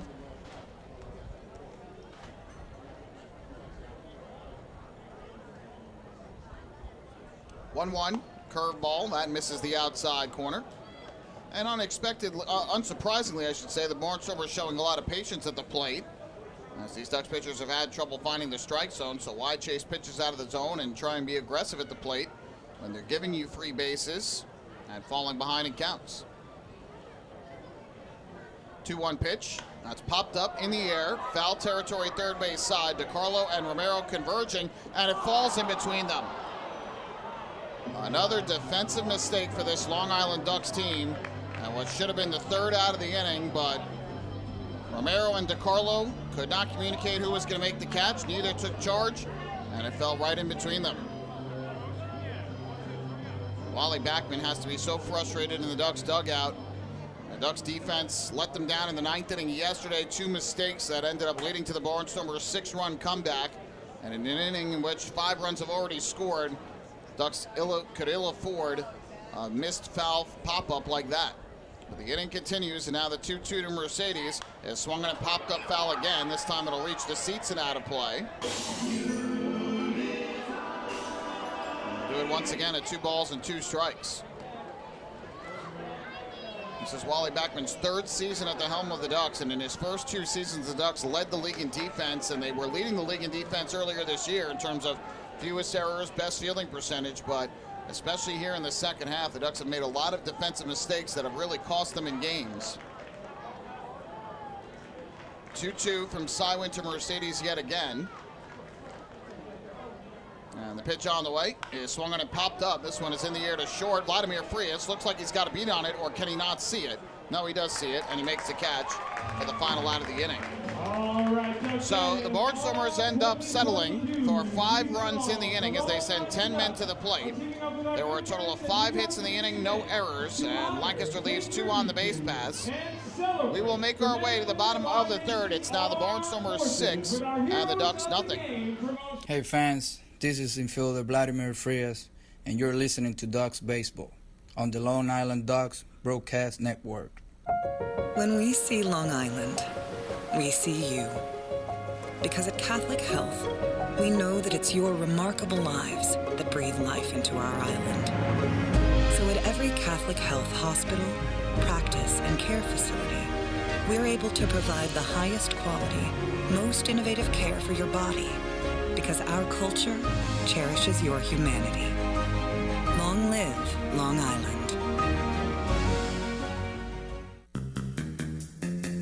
Take your group out to the game this season and enjoy all the fun of Ducks baseball at discounted prices with the picnic area, luxury suites, party deck, and so much more. Bringing your group to the game will be an unforgettable experience. The Ducks even offer opportunities to sing the national anthem, serve as the Ridgewood Savings Bank color guard, be the Nicolak Dream Team, or put on a pregame performance. To book your outing today, call 631-940-3825 and ask for the group sales department. Long Island Ducks baseball. Good times every time.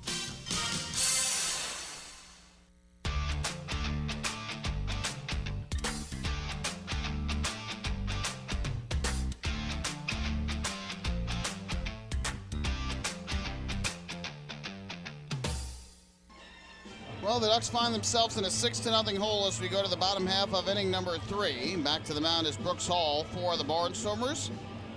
This series will conclude tomorrow night, as will the Ducks' 6-game homestand. Long Island is 3-1 currently on this 6-game homestand, which will end tomorrow night. A 6:35 start between these two teams. The gates will open at 5:35. First 1,000 fans in attendance are going to receive Ducks seat cushions, courtesy of the Bristol Assisted Living. It'll also be a wind down Thursday at the ballpark with a wine tasting event up in the Duck Club restaurant and bar. All fans will be welcome to enjoy some samples of different drinks from Lemonade Stand at Main and Vine. First pitch here is a fastball strike on the outside corner to Anthony Seymour, 0-1. Tickets are available for the game and every remaining Ducks home game this season. You can get your tickets at the Fairfield Properties Ballpark box office. The 0-1 to Seymour is inside, 1-1. You can also go online anytime at liducks.com or call 631-940-TIXX. Seymour, a ground out to short his first time up tonight. The 1-1 is ripped on the ground, fair inside the bag at first and down the right field line. And Seymour is off to the races. He heads to second. Ball is bobbled in the corner by Barfield. Seymour on his way to third. He'll get the stop sign last second. Lou Ford was waving him around at first, but he'll stop there with a leadoff triple.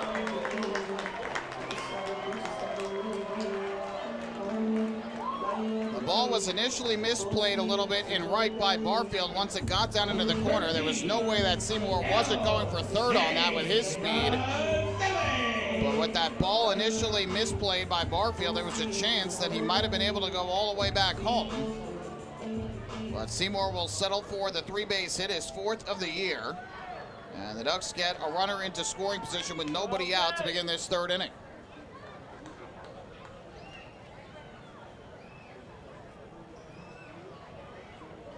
Hall comes set. His first pitch to L.J. Mazzilli is swung on and ripped but foul down the 3rd base line. And the count 0-1. That was a rocket off the bat of Mazzilli, but a bit out in front. L.J. grounded out to short his first time up back in the opening inning. Starting at second base for the 2nd straight day.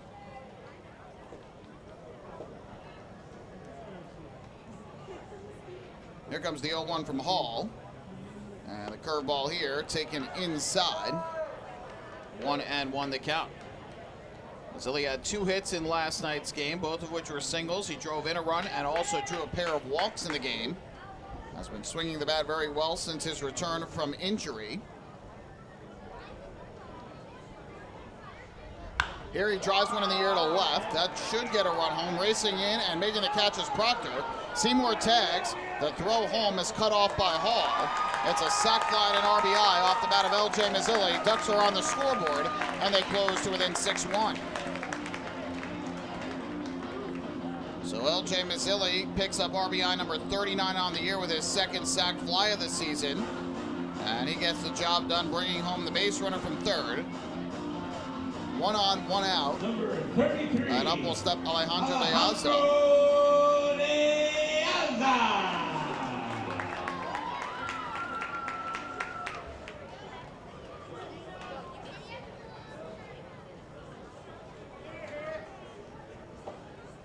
So here is De Aza to the plate. The league leader in batting comes up from the left side. He lined out to short his first time up and takes a fastball here for a strike. 0-1. De Aza had the last 2 days off, dealing with a little bit of soreness, but back in the lineup today. And again, we told you earlier he had fouled the ball off his leg on Saturday and came out of the game.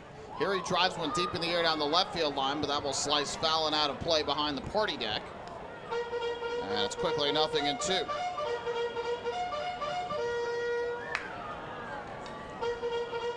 De Aza certainly in a heated race for the batting title with just 18 games to go for these two teams. And coming into the game, only 5 points separating De Aza and Cordero for the league lead in batting. De Aza has a healthier lead in on-base percentage at .445 coming in. Davidson Romero second at .423. Here, De Aza, though, lets a fly ball to left. Chris Proctor drifting in on it. Has it lined up. He will make the catch. And De Aza now 0 for 2 on the night. 2 away here in the 3rd. And that'll bring up Davidson Romero. Number 24, Davidson Romero. So Hall has picked up back-to-back flyouts after the leadoff triple by Seymour. And with the bases empty and 2 down, here is Romero to the plate from the right side.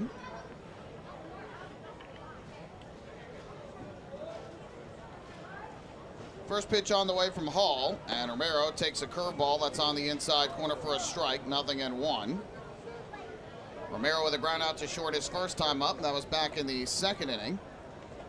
He has certainly been one of the top contributors offensively for the Ducks all year long, but especially here in the second half of the season. He's hitting .313 since the start of the second half.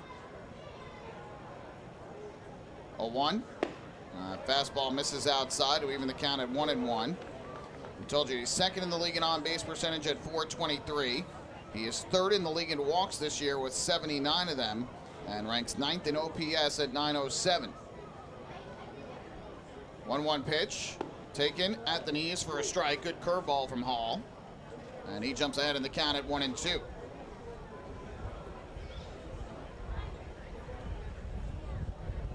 Ducks trailing by 5 here in the bottom of the third. Hall's 1-2 delivery. And the curveball is taken downstairs. That'll even up the count at 2-2. One thing I did forget to mention before, when Andretti Cordero had the RBI double, Cordero set a new franchise record with the RBI. He surpasses Aaron Hur's franchise record of 103, which was set back in 2010. Meanwhile, Romero smacks one into left field for a base hit. His first hit of the night, the Ducks' fourth hit of the game, rather. And for Davidson Romero, he extends his on-base streak now to 22 consecutive games. So congratulations to Cordero, the new franchise single-season record holder, in runs batted in with 104 of them. He's now 14 hits shy, excuse me, my apologies there. 14 hits shy of Adam Godwin's franchise record for hits, which he set in 2012.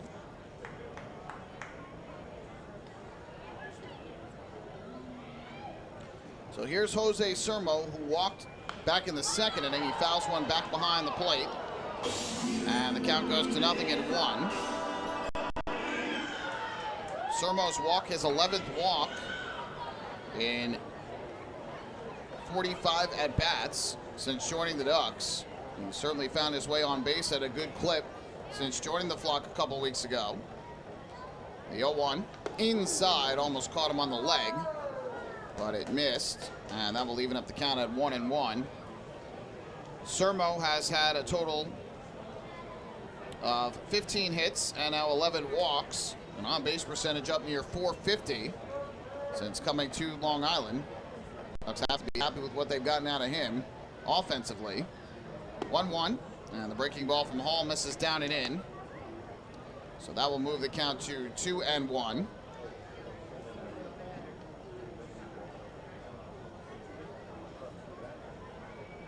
Romero, the runner at first, does not have good speed.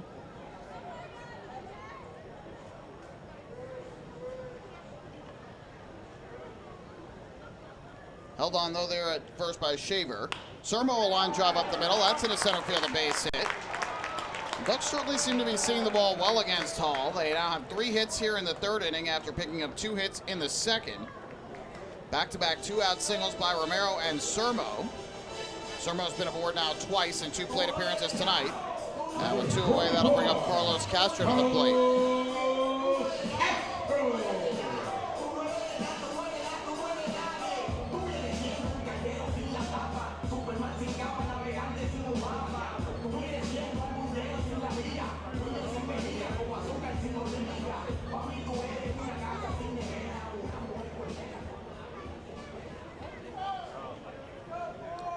So a 2 down here is Carlos Castro to the plate, batting from the right side.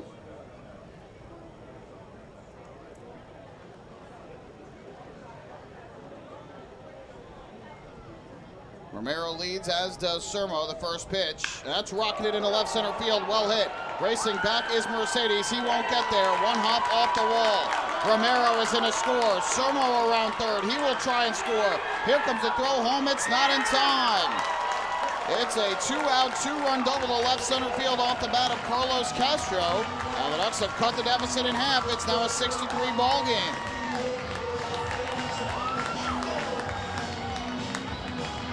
Second hit of the night in as many innings for Carlos Castro as he picks up RBIs 66 and 67 on the year. And the Ducks, with 3 straight 2-out hits against Brooks Hall, have cut their deficit from 6-3. They had gotten on the scoreboard earlier in the inning on the sac fly by Mazzilli, but overall 3 runs here in this third inning, and a nice response from the Ducks with the 3 spot after the Barnstormers scored 5 in the top of the inning to extend their lead.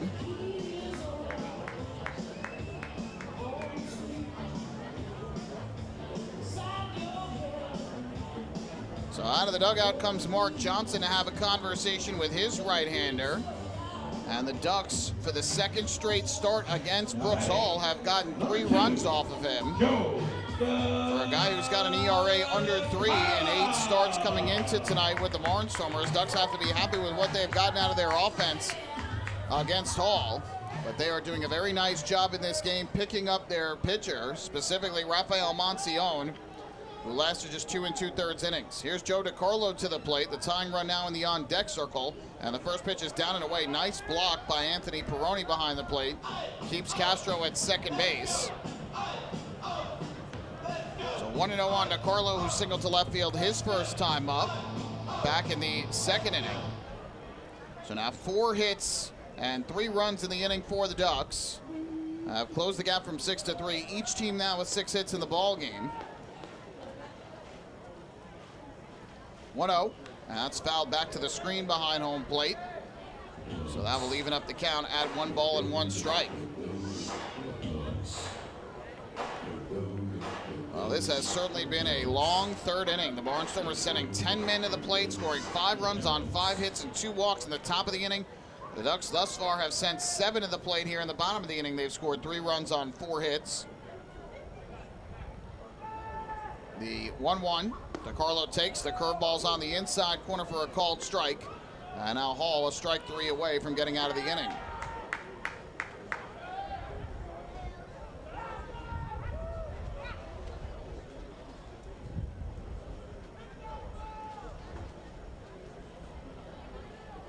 So Hall gets the sign from Perrone and comes set. Here is the 1-2. And DiCarlo lays off a slider that misses the outside corner. Didn't miss by much, but just a hair off the plate. Good eye by DiCarlo. And now we've got Deuces Wild up on the scoreboard. 2 balls, 2 strikes, 2 outs with number 2 at the plate. Castro, the runner at second, his 28th double of the year, bringing home 2 runs. And now the 2-2 is up and inside. It goes off the knob of the bat of DiCarlo. It looked clear as day and sounded clear as day from up here in the press box that it did hit the knob of the bat, and DiCarlo did not try and make it look like it hit his hand. I don't think he would have won that argument if he had tried to make it anyway. But he's trying to get aboard here because that would bring the tying run to the plate in Vladimir Frias, who waits on deck.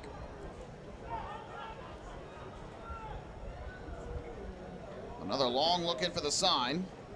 And now ready to go is Hall. 2-2.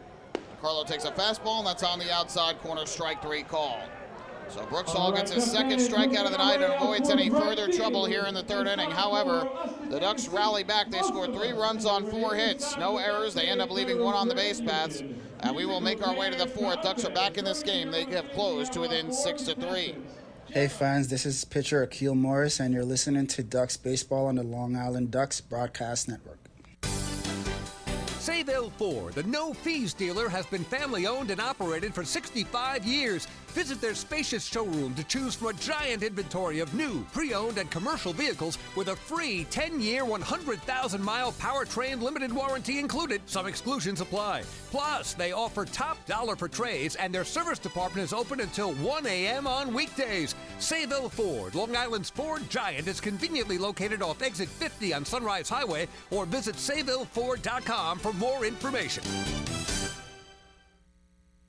Morning, Dan. How was your weekend? Oh, it was awesome. I took my family to a Ducks game and had a blast. The seats were great. We ate a ton of food, and the Ducks won. They even had amazing fireworks. Oh, yeah. They got a good thing going on there. I took friends to Thirsty Thursday a couple weeks ago and had too much fun.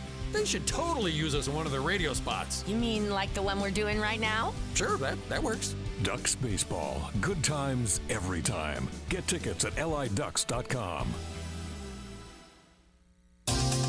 Hey, Ducks fans, the official hotel of the Long Island Ducks is the Radisson Hotel, Hauppauge, Long Island. It's centrally located on the North Shore of Long Island and offers a home away from home for both business and leisure guests. The Radisson Hotel, Hauppauge, Long Island features an indoor pool, 24-hour business center, a fitness center, and complimentary Wi-Fi in all guest rooms. Enjoy the contemporary American cuisine at the Fountain Grill restaurant, or grab a quick bite to eat at Cafe Prato. And best of all, it's only minutes minutes away from Fairfield Properties Ballpark. The Radisson Hotel, Hop Hog, Long Island, the official hotel of the Long Island Ducks. Call 231-1100 today. That's 631-231-1100. Hey kids, are you looking for even more fun when you come out to a Long Island Ducks game? Then be sure to head over to the Ducks Fun Zone. It's located on the main concourse down the right field line. There you'll find 3 fun-filled inflatables, including the Ducktail Slide, the Bounce House, and an obstacle course. Enjoy unlimited access to all 3 inflatables for just $5 every game. That's the Long Island Ducks Fun Zone, open during all home games at Fairfield Properties Ballpark.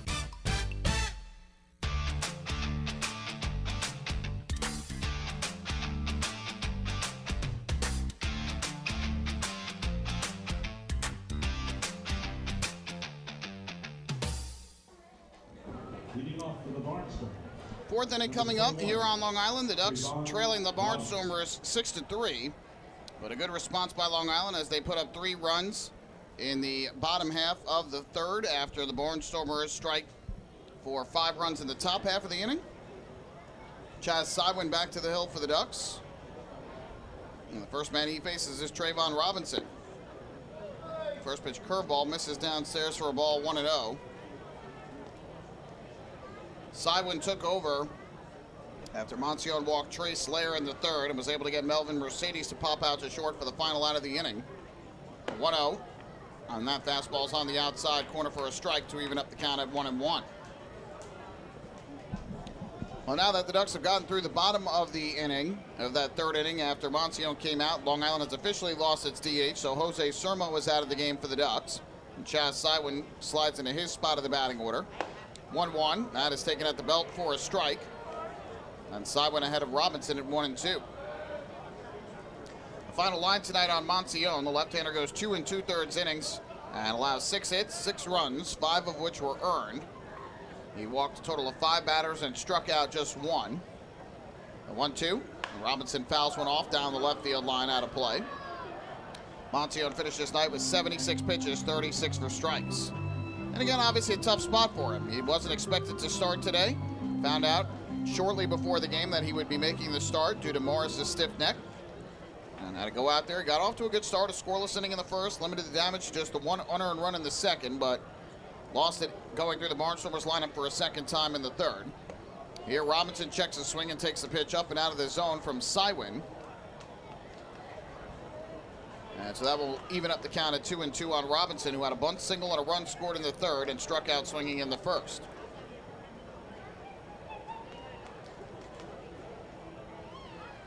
Sywin's 2-2 pitch.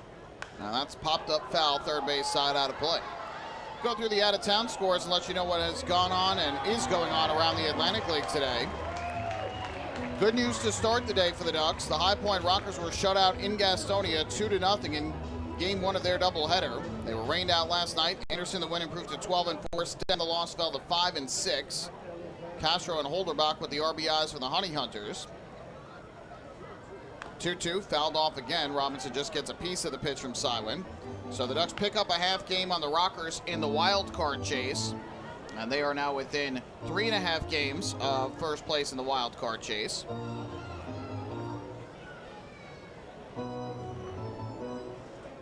Game 2 of that twin bill is going on right now, though, and it was going in the Ducks' favor, but now the Rockers have rallied. Again, the 2-2. Robinson takes outside, 3-2. The Rockers scoring 6 runs in the top half of the 7th inning. They were trailing 5-1. Honey Hunters 3 defensive outs away from a sweep of the twin bill, which would have cut the Ducks' deficit down to 3, but the Rockers score 6 runs in the 7th, and they now lead at 7-5. Payoff pitch, and Robinson takes a called strike 3, a fastball right down the middle. First strikeout for Chaz Sywin, and there's one away. For the Rockers, Logan Morrison, his 12th home run of the year. Quincy Lattimore, his 18th of the season, a grand slam off of Sam Bordner in the 7th inning. 2 RBIs from Castro, 3 from Roman for the Honey Hunters in that one. Gastonia trying to rally in the bottom half of the inning. They've got runners at the corners and 1 out against Ryan Dull. So if that score holds, High Point would regain their lead at 4 games against the Ducks. Line drive into center here. That'll get down for a base hit. out of the reach of Mazzilli. Andretti Cordero inching closer and closer to De Aza atop the league leaderboard in batting average. His second hit of the night. He's 2 for 2 with a walk. And now 1 on 1 out for Colton Shaver. By the way, Jack Reinheimer has just singled to bring in a run. It's now 7-6 High Point. And runners at first and second and 1 out. Ducks did get help from the Legends earlier today in a wild one at Wild Health Field in Lexington, Kentucky. An 11-inning final, 17-16. The Legends defeat the Genomes. The team's combining for 33 runs and 31 hits in the game. First pitch down and away. Nice pick out of the dirt by DeCarlo. His throw over to first, not in time to get Cordero, though. Gibson, the win, improved to 5-1. Martin took the loss to fall to 1-3. The Legends scored 5 runs in the bottom of the 9th to force extras, and after the Genomes scored in the top of the 10th, the Legends responded with a run in the bottom of the 10th and then won the game in the bottom of the 11th. 2 more home runs from Courtney Hawkins. His league-leading total now up to 43 on the year. Marshall hit his 18th of the season for Lexington.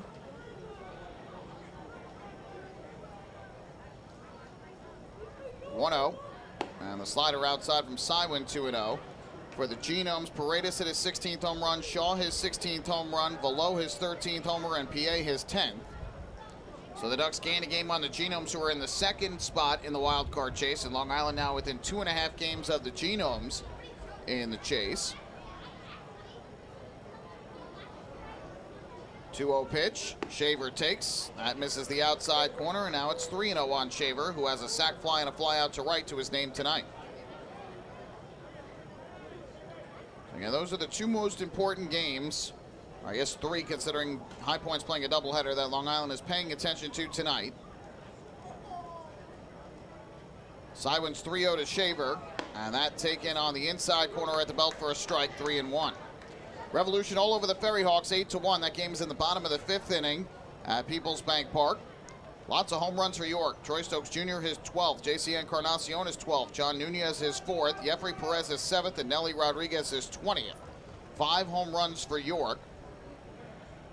4 off Carrillo, 1 off Marinez. Breaking ball, here's a strike, 3-2. Ricardo Cespedes has the lone RBI for Staten Island.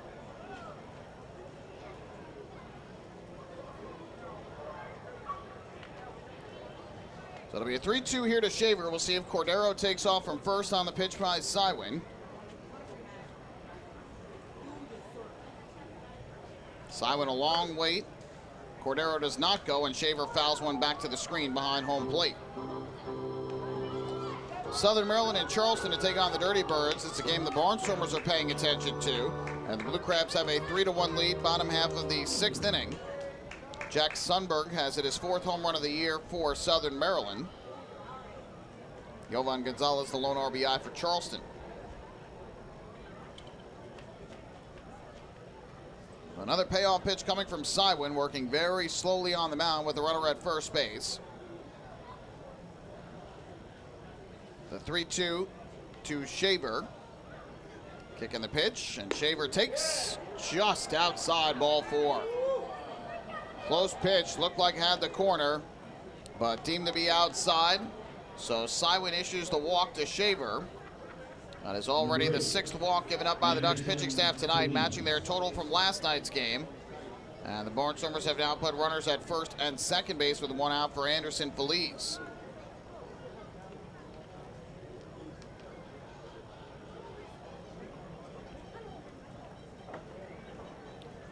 According to TrackMan, that was certainly well within the strike zone. The entire ball in the strike zone. But Eric Carmona felt otherwise. So now 2 on 1 out. Here's Anderson Feliz to the plate.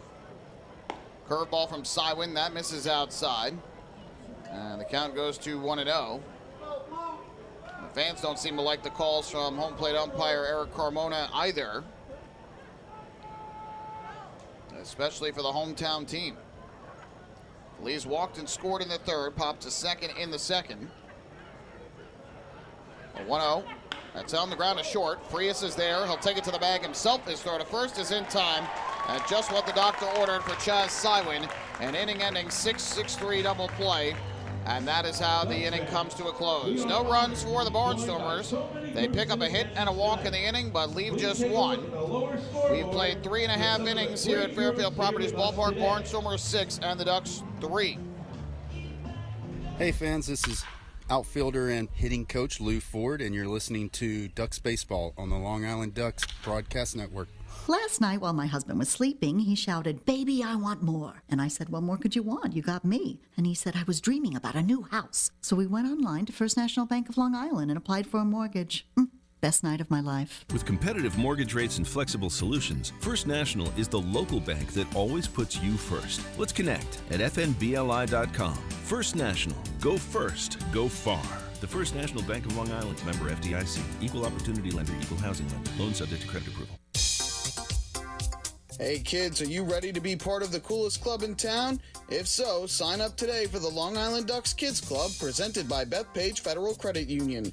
Children 14 and under will receive exclusive perks that only come with being a member, including a free ticket to a Ducks game, a free commemorative yearbook, 10% off at the Waddle Inn Shop, and much more. They'll also receive priority access to skip the line during Kids Run the Bases at all Sunday home games. Sign up today by visiting liducks.com or by calling 631-940-3825, and we'll see you at the ballpark.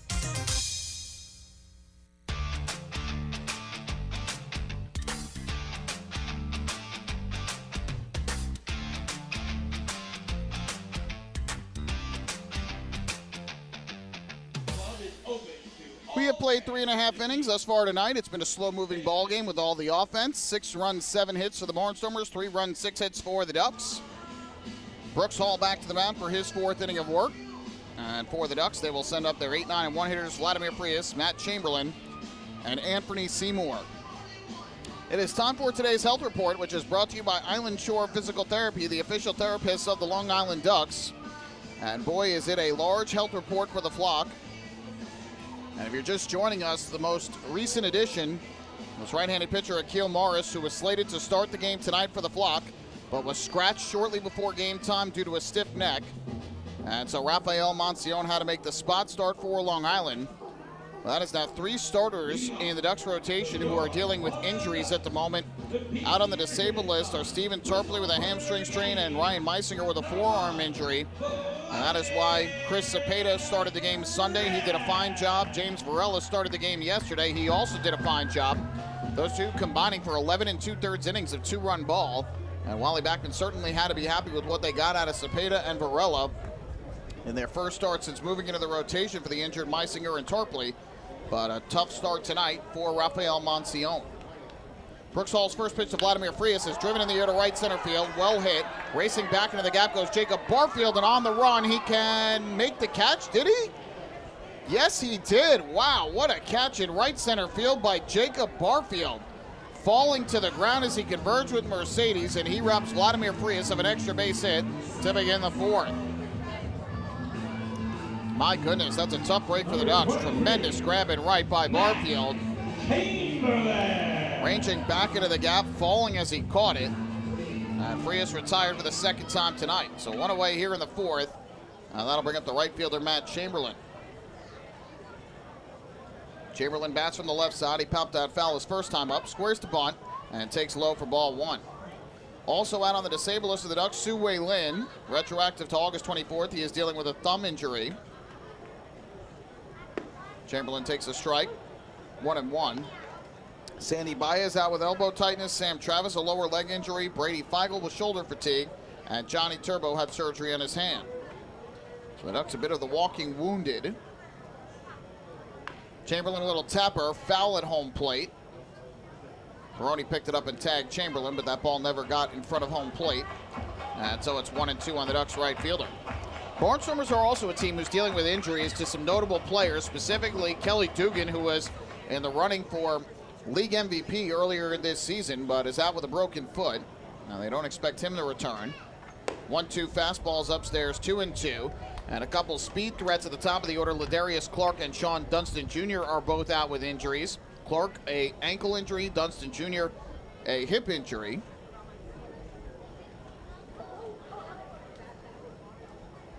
Hall steps off. They have also been without Scott Schumann, who has been their closer, and recently put on the disabled list Tyler Sullentrop, who had closed in some games with Schumann out. So those are some big pieces to the Barnstormers who are out, and yet they've been rolling along pretty well here in the second half. So both these teams somewhat of walking wounded here, and most teams around the Atlantic League at this time of year will have their fair share of injuries. But certainly for the Ducks, they have lost some key pieces to their lineup and their pitching staff. 2-2 fastball is inside. And so the count goes full at 3-2. By the way, folks, the Honey Hunters have rallied. They have scored 2 in the bottom of the 7th to tie the game. They've now got the winning run at third, 1 out. The bases are loaded, and Luis Roman at the plate. On the ground towards short, might have broken the bat of Chamberlain as he got jammed on the pitch. The throw over to first, and Feliz is in time. And there are 2 away. So if Gastonia can push across the winning run here, boy, would that be big for the Ducks in terms of out-of-town results. They get 2 losses from High Point and a loss from Wild Health. And again, pending the result here, the Ducks would be within 3 games of High Point for the top wild card spot. And that would go down to 2.5 if the Ducks find a way to get a win. So we'll see if Gastonia can come away with the victory or whether High Point will take the second game of the doubleheader. 2 down here is Anthony Seymour to the plate. And the first pitch is a breaking ball strike on the inside corner. Seymour 1 for 2 tonight. Tripled, leading off the 3rd inning, his 4th of the year, and then eventually scored his 59th run on L.J. Mazzilli's sac fly. Here, though, Seymour goes fishing after a pitch downstairs. And the count 0-2. Seymour grounded out to short in his first at bat of the night back in the 1st inning. So with 2 down and the base is empty. Here comes the 0-2 from Hall. And Seymour chases again for strike 3. So Brooks Hall with a much better 4th inning after rocky innings in the 2nd and the 3rd. He picks up his 3rd strikeout of the night. Now the Ducks go down 1-2-3 for the 2nd time in this game. We head to the 5th on Long Island. Barnstormers 6, the Ducks 3.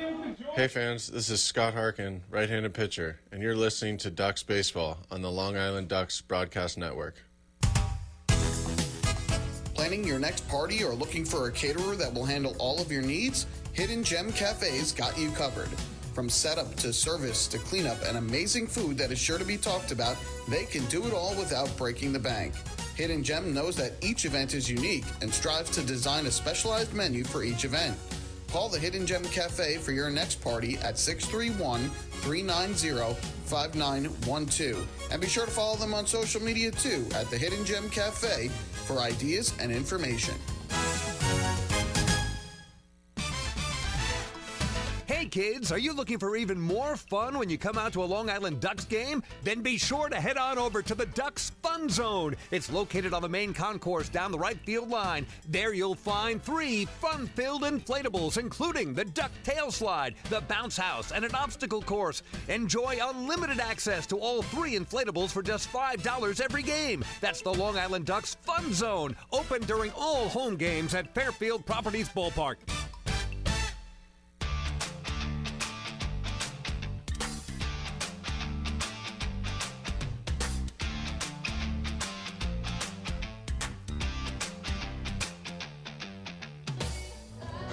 Six-3 Barnstormers in front of the Ducks. We move to inning number 5, and that means it is time for 5th inning trivia. Get your thinking caps ready as we test your knowledge of the Long Island Ducks, the Atlantic League, and baseball as a whole. Well, today's question is going to revolve around what took place here last night as the Ducks rallied for a waddle-off victory, their 5th walk-off win of the season. 7-6, they defeated the Barnstormers on the walk-off home run by Jose Sermo in the bottom of the 9th inning. It was the first time this season that the Ducks have hit a walk-off home run. So our question to you, who was the last Ducks player to hit a walk-off home run prior to Jose Sermo's last night? So we will let you think about it. We'll give you the answer in the bottom half of the 5th inning. No using the internet to look up past game recaps on the Long Island Ducks website. No looking at previous game notes for the Ducks. We're looking at you, Mike Moore, sitting over to our right in the press box. You must use your thinking caps without any sort of electronic help. Who was the last Duck prior to Jose Sermo last night to hit a walk-off home run for Long Island. First pitch from Chaz Sywin is taken low by Chris Proctor for ball one. Sywin in for a second full inning. He got the final out of the third and pitched a scoreless fourth. Getting a double play ball off the bat of Anderson Feliz with 2 on and 1 out. Following the single to Cordero and the walk to Shaver. 1-0 pitch. Proctor takes. The fastball's on the outside corner for a strike. And that will even up the count at 1-1. So I gave you the Atlantic League out-of-town score updates. By the way, they're going to extra innings in Gastonia. High Point was able to get out of further trouble, so it's 7-7 as they go to the 8th. Here, Sywin misses outside, 2-1. On the Major League scoreboard, Dodgers out to a 2-0 lead, or excuse me, the Mets out to a 2-0 lead over the Dodgers, bottom of the 5th at Citi Field. The 2-1. Proctor takes outside, 3-1. Jacob deGrom continuing to be Jacob deGrom, a hit and a walk over 5 scoreless innings with 6 strikeouts. Marte with his 16th home run of the season for the Mets to drive in their 2 runs. Here comes the 3-1 from Sywin to Proctor. Right-hander deals, and Proctor fouls one off to the third base side to run the count full. The Yankees will be in action against the Angels tonight at 9:30 out in Anaheim. Good pitching matchup there. It'll be Garrett Cole for the Yankees, who was 10-6 with a 3.31 ERA, and Patrick Sandoval for the Angels, who is 4-9 but has a 3.05 earned run average. Yankees getting a important win last night after the Angels took the series opener. 3-2. Popped in the air foul. Third base side out of play. Major League Soccer action tonight as well. Both the Red Bulls and New York City FC are in action this evening.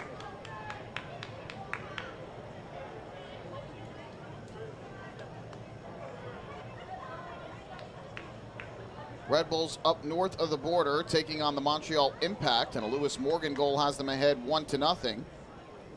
3-2 to Proctor, that misses high for ball 4. Second walk of the game issued by Sywin, the 7th by the Ducks pitching staff.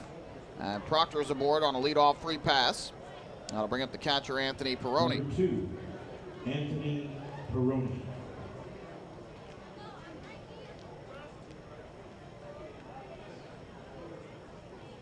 So again, the Red Bulls out to an early 1-0 lead. New York City FC taking on DC United. That game's actually being played at Red Bull Arena, with New York City FC dealing with their troubles without the home stadium, and that game is scoreless.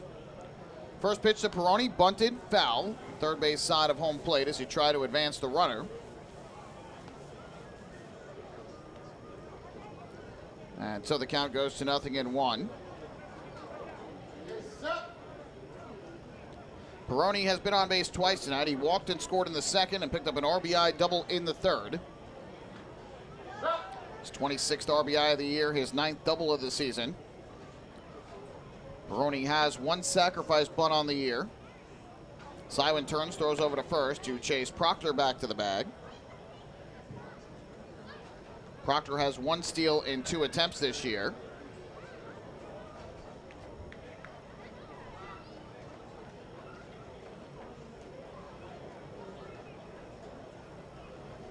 Sywin gets the sign from DiCarlo and comes set.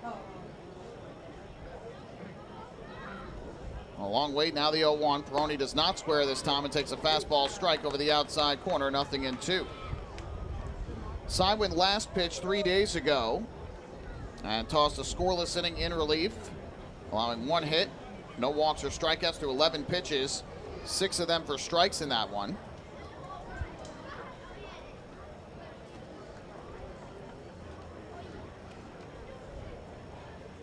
Here comes an 0-2. Kick in the pitch. Misses the outside corner. So that'll run the count to 1-2. Sywin's been pitching a bit better of late for the Ducks. He got off to a really tough start with the Flock after joining the team earlier this half. But has pitched 3 straight scoreless appearances, combining 4 innings in that stretch coming into tonight.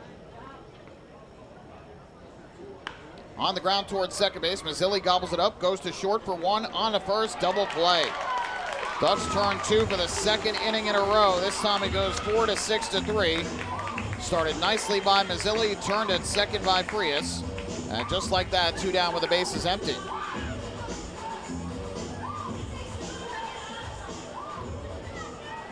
Sywin in his first 8 games with the Ducks allowed at least 1 run in 5 of the 8 appearances.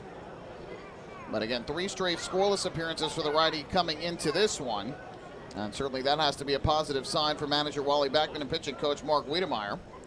Here's Jacob Barfield with 2 down and the bases empty. First pitch, and he hits a high fly ball in the air to left center.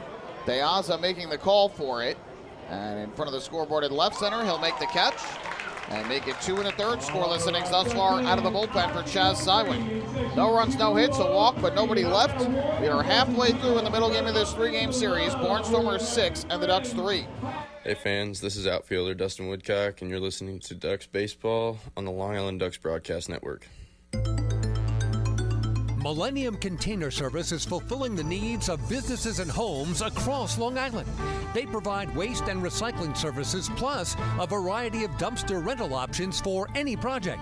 Millennium Container Service offers convenient, on-time deliveries and pickups, as well as daily, weekly, and monthly commercial service.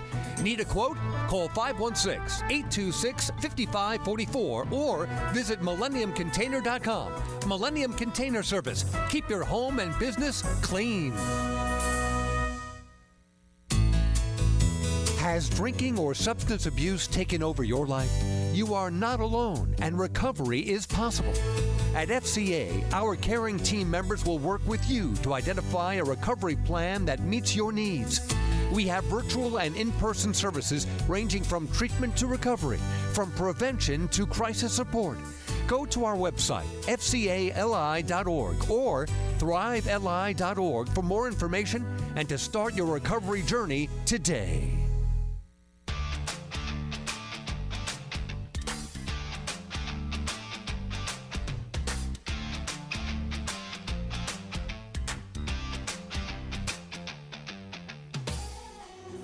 To the bottom half of the 5th inning we go. The Long Island Ducks trailing the Lancaster Barnstormers 6-3. It is time for the answer to today's trivia question, where we tested your knowledge of the Long Island Ducks, the Atlantic League, and baseball as a whole.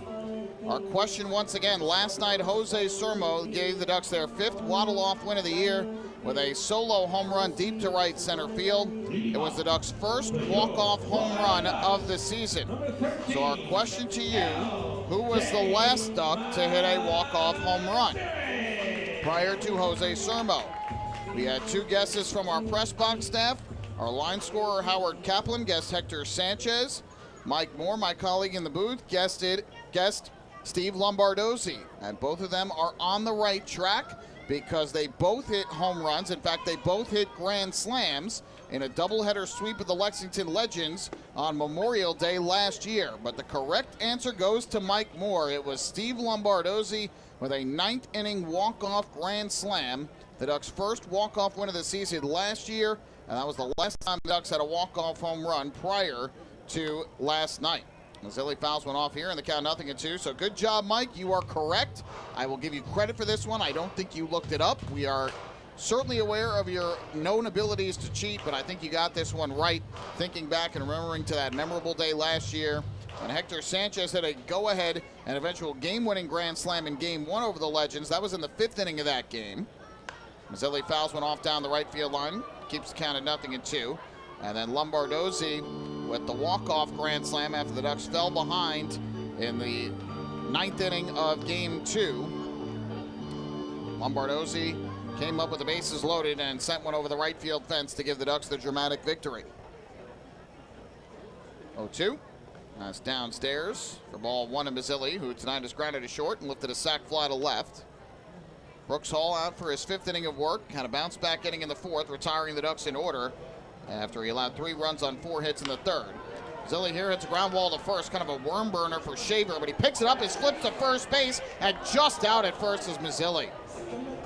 Mazzilli's hustle almost beat Brooks Hall to the bag, but Mike Williams said the flip just got there in time. So 3-1 on the putout, and there's one away here in the bottom of the 5th inning. Alejandro De Aza.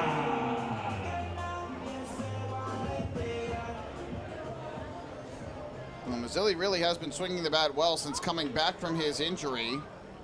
Hitting .421 coming into the game today, 8 for 19. Had been out with some upper body tightness, but he's 0 for 2 with a sac fly tonight. One away, here is De Aza, who has dipped down to .337 for a batting average with his 0 for 2 start to the game here tonight. Meanwhile, Andretti Cordero's got 2 hits, and he is up to .337, so those two even in the batting average department atop the league leaderboard.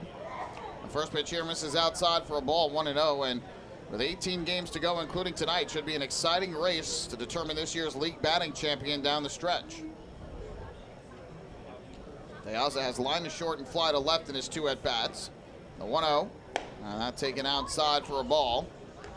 2 balls and no strikes on the lefty swinging De Aza. Barnstormers are out hitting the Ducks 7-6 tonight. 2-0. De Aza swings away and swings through the offering over the outer half of the plate. Hall to this point has thrown 79 pitches in the game, 51 of them for strikes.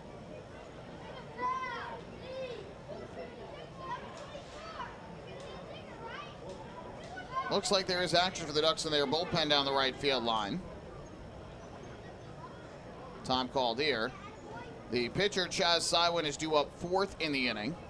There's already 1 out, so if either De Aza or Romero get aboard without a double play, then Ducks will likely pinch it for Sywin. De Aza takes downstairs. That'll move the count to 3-1. On the bench tonight for the Ducks are lefty hitters Phil Caulfield and Dustin Woodcock, switch hitter Kevin Watley, and righty hitter Lou Ford.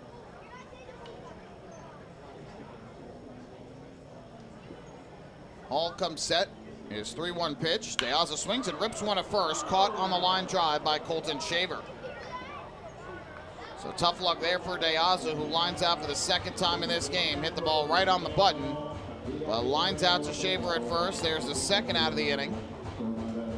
And with 2 down, that'll leave it up to Davidson Romero.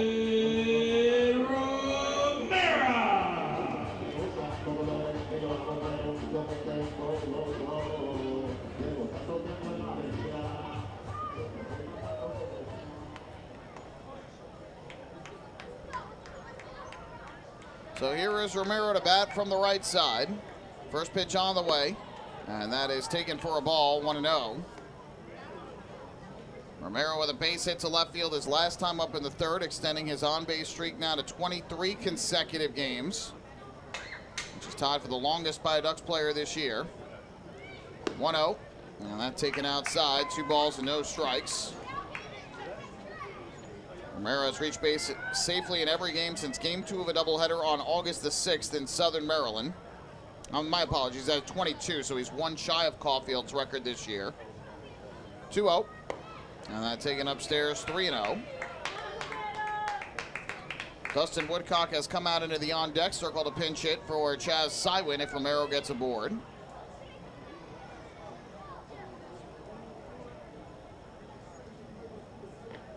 All from the windup, the 3-0 pitch. Romero takes, and that drops in for a strike, 3-1. Romero has drawn 79 walks this year, which is the 3rd most in the Atlantic League. Has shown a great eye at the plate. Trying to get on here with 2 down, the 3-1. And he takes on the outside corner at the knees, a called strike. Close pitch. The strike call goes by the way of Brooks Hall, and now the count full at 3-2. 6 in a row have been retired since Castro's 2-run double. The 3-2, and Romero pops it in the air, foul. First base side of home plate. Peroni racing towards the stands, and he cannot make the catch. Fell to the dirt as he tried to come up with it, and it hit off the end of his glove. Good effort by Peroni, but ultimately unable to come away with it. And the count remains 3-2.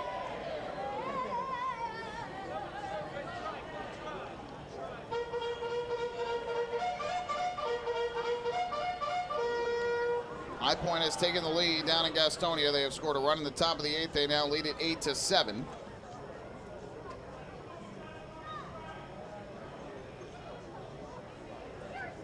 Romero will see another payoff pitch here from Brooks Hall with the bases empty and 2 down. 3-2 on the way to the plate, and Romero takes down and away ball 4.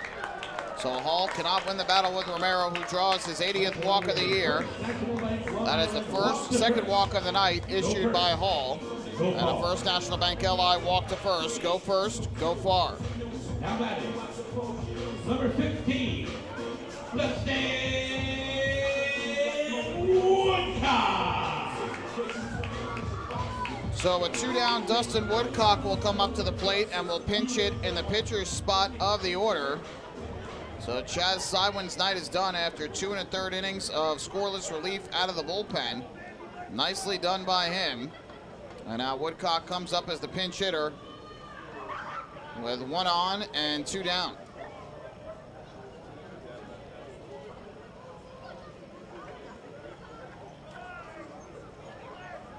Again, the Ducks lost the designated hitter with starter Rafael Monsión unable to get through the 5th inning. He was taken out after 2 2/3 innings.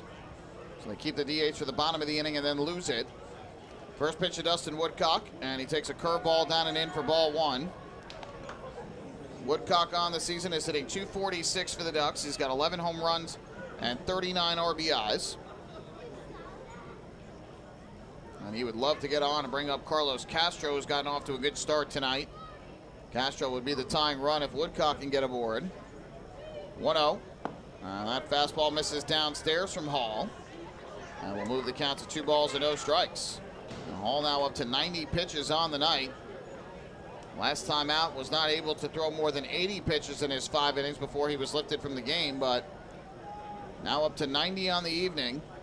And surely Ross Peoples will be paying attention to his right-hander here. The 2-0. Woodcock swings and misses as he chased the pitch downstairs. Good breaking ball from the righty. Woodcock did play in the game yesterday, started in left field. He was 1 for 4 at the plate. The one hit was a 2-run single as part of the 4-run inning for Long Island in the 3rd.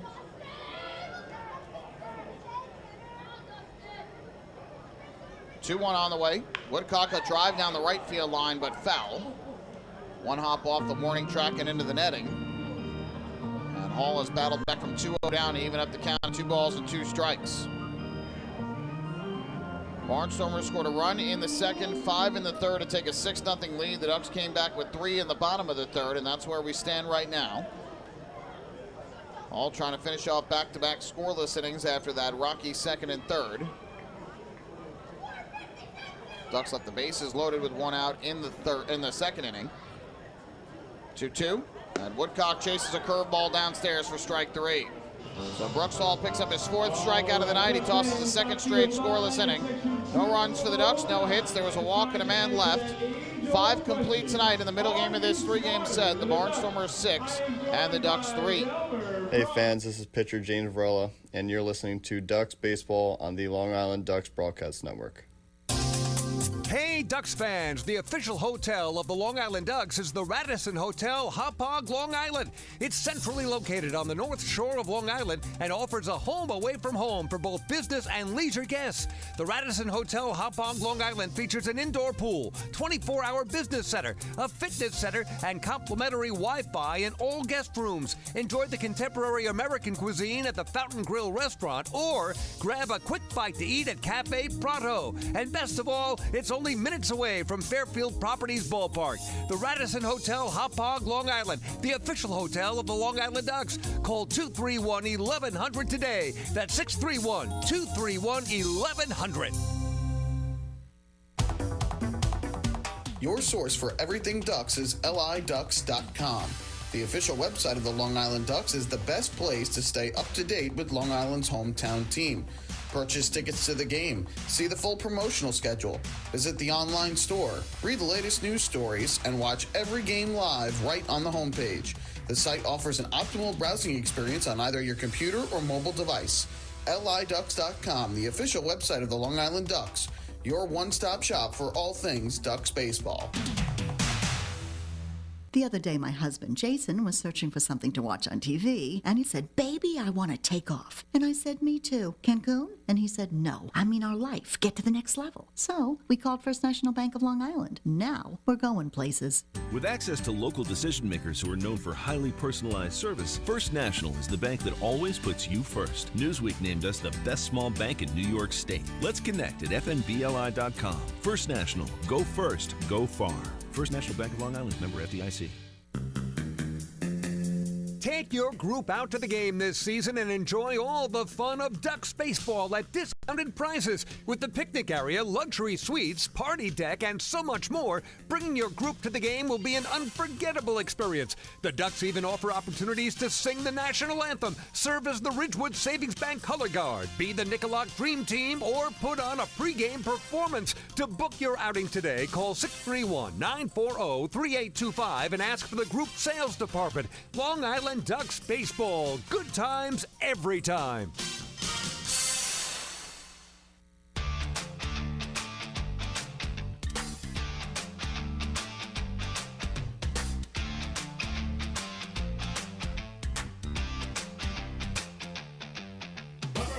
Ducks fans, don't forget to stop by the Waddle Inn Shop on your next visit to Fairfield Properties Ballpark, where exclusive hard-to-find Ducks memorabilia is now on sale. Proceeds benefit the Quacker Jack Foundation, the charitable arm of the Long Island Ducks. Matt Vogel will make his season debut for the Flock as he takes over in relief here in the sixth. His first pitch is inside for ball one to Trace Lair. And he takes over after 2 1/3 scoreless innings out of the bullpen from Chaz Sywin tonight. A job well done for the right-hander. Was had a bumpy start to his Ducks career, but did his job tonight. The 1-0, and that fastball's on the outside corner for strike one. Sywin allowed 1 hit and 2 walks, struck out 1, and he threw 37 pitches, 22 for strikes. Was helped out by a pair of double plays, an inning-ending 6-6-3 double play in the fourth, and a 4-6-3 double play in the fifth for the first 2 outs. 1-1, Lair takes. That fastball's belt high for a strike. And the count goes to 1-2. Lair tonight has an RBI single to left in the second and a walk in the third. The RBI is 30th of the year. Vogel's 1-2. Kicks, fires, Lair, fly ball down the left field line, foul. Vogel, a Long Island product, born in Syosset, now makes his home in Patchogue, New York, about 20 minutes or so east of Fairfield Properties Ballpark. 6 foot, 200 pounds. A 27-year-old righty, back for a second season with the Ducks after a brief stint a year ago. The 1-2. And Lair, a broken back ground ball foul along the first base line. So Lair will head back to the dugout to get a new piece of lumber. Vogel made a total of 4 appearances for the Ducks last year in the second half of the season after he started last season with the New Jersey Jackals in the Frontier League.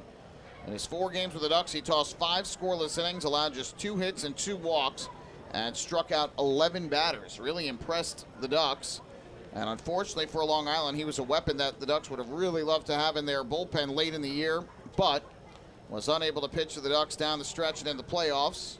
Ended up getting married, went on a honeymoon, so congratulations to him and his wife.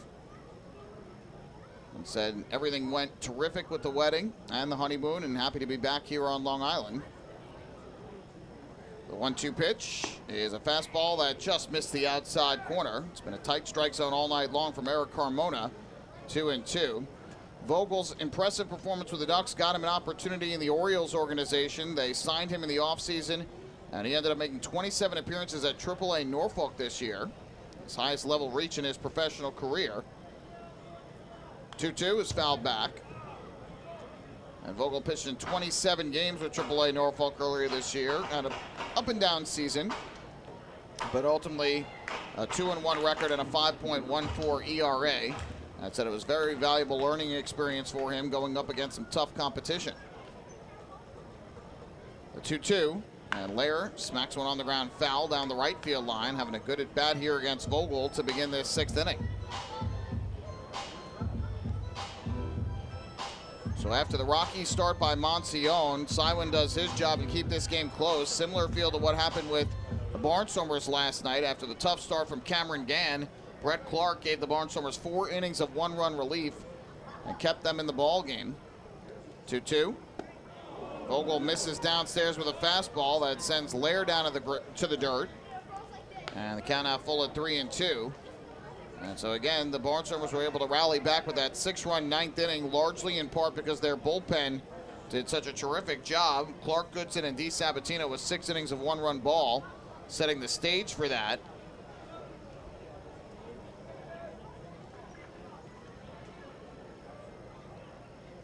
Payoff pitch on the way to the plate from Vogel to Lair once again. And the pitch is swung on and fouled off. Third base side of home plate out of play.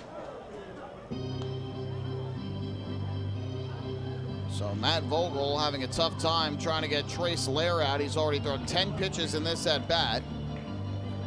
It's kind of been all around the plate, all in the strike zone as well. Lair keeps fighting off pitch after pitch. After getting behind in the count 1-2, he has now fouled off a total of 5 pitches in this at bat.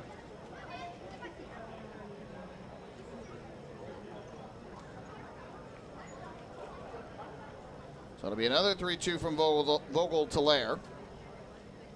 Right-hander deals, and that's taken high and outside, ball 4. So not the start that Vogel wanted to this 6th inning as the Ducks issue their 8th walk of the night. Barnstormers put the leadoff man on base as Lair walks for the 2nd time in this game and reaches base safely for the 3rd time in this game. Ducks pitching staff now 2 shy of tying its season high for walks in a game, which was 10 back on August the 7th in Southern Maryland. First pitch on the way, and that is taken outside for a ball, 1-0.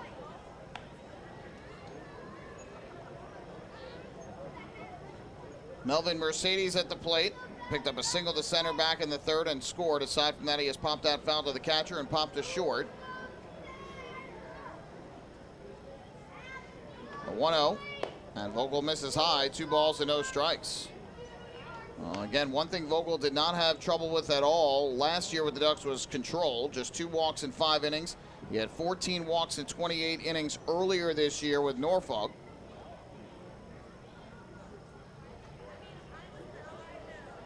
Behind here, 2-0 on Mercedes, and make it 3-0 now as he missed the outside corner with a fastball.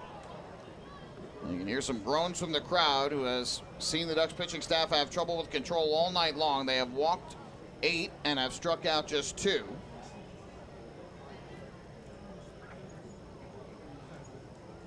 And the 3-0 on the way to Mercedes is a fastball taking belt high for a strike, 3-1.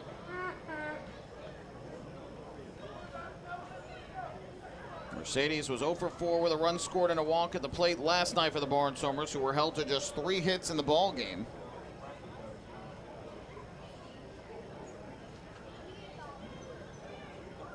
Runner from first goes. The 3-1 is smoked foul down the right field line. Got a fastball, got the bat head out in front, was just a little too far out in front. So back to first will go Lair, who has terrific speed, 19 steals this year in 21 attempts. I wouldn't be surprised to see him go again here.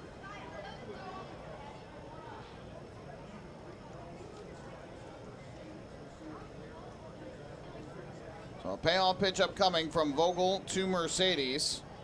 Lair takes his lead, held on by Castro. Runner goes, the 3-2 pitch is swung on and lifted in the air to center. Seymour back a couple steps. He'll make the catch. Throw goes back to first, but sliding back in there safely is Trace Lair. So Mercedes with a fly out to center field for the first out here in the 6th. Lair alertly able to get back in time. So with 1 out and 1 on, up will step the switch hitting designated hitter Trayvon Robinson to the plate. Meanwhile, we'll see if Brooks Hall's night is done. He finished at 93 pitches after his 5 innings of work. So we'll see if he comes back out for the 6th or if the Barnstormers go to their bullpen tonight.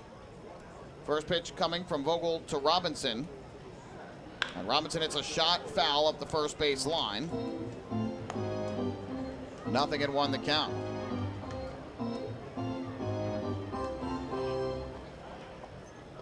I mentioned Vogel started last year with the New Jersey Jackals. He made 35 appearances for them, was 2-4 with a 4.20 ERA and 1 save.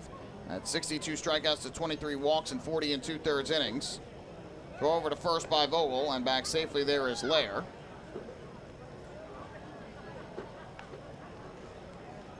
Vogel attended Patchogue Medford High School. He was drafted out of there in the 36th round by the Diamondbacks in 2013. Did not sign with them, though. Ended up attending the University of South Carolina. And 3 years later, in 2016, was drafted in the 25th round by the Tampa Bay Rays.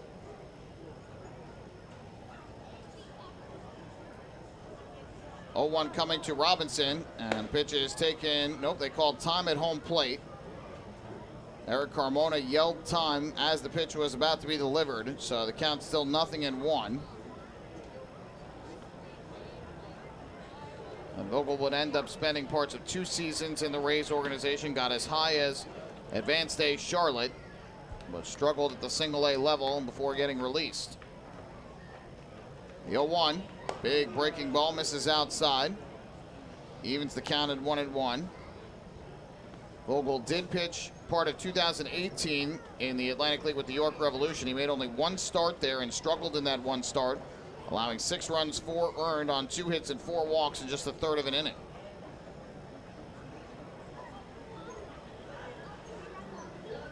The 1-1 to Robinson. Swing and a miss. Good fastball that time from the righty.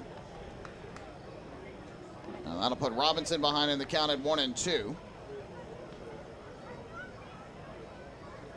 In a slow-moving affair tonight. We are currently at 2 hours and 13 minutes for the time of game. And just playing with 1 out in the top of the 6th. 1-2. And a swing and a miss, strike 3. Robinson down on strikes for the 3rd time tonight. The 2nd time he has gone down swinging. The first strikeout for Vogel. And he has gotten back-to-back outs after the leadoff walk to Lair. And now with 2 down, up will step Andretti Cordero. Number 12, Andretti Cordero. So here is Cordero, who has had a nice night tonight. 2 hits at the plate, a single, a double. He has driven in a run, scored a run, and walked. And for the moment has pulled ahead of De Aza in the league batting race.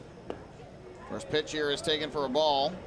Cordero now at 337, De Aza at 336 as he is 0 for 3 in the game. So tonight Cordero has leapfrogged back in front of De Aza, at least for the moment. Vogel's 1-0. Runner goes from first. The pitch is taken high and inside for a ball. The throw to second base is not in time. So Trace Lair with his 20th stolen base of the season gets into second base ahead of the throw from DeCarlo.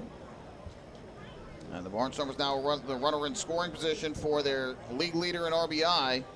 And a man in Cordero who just broke a tie with Aaron Herr for the most RBIs in a single season in Barnstormer history.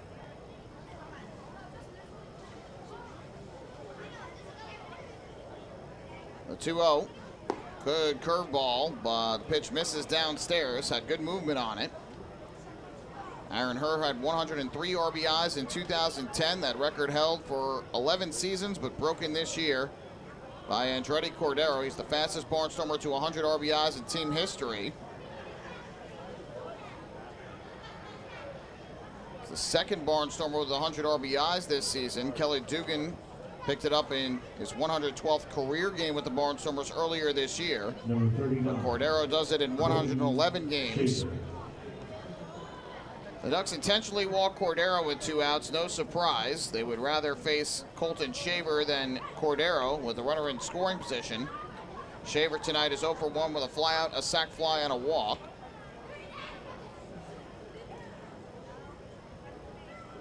First pitch on the way to Shaver, and he takes a fastball on the outside corner for strike 1. Vogel's pitch count certainly has skyrocketed here. He's up to 26 pitches now in the inning, 14 for strikes. By the way, High Point ended up taking game 2 of the doubleheader in Gastonia.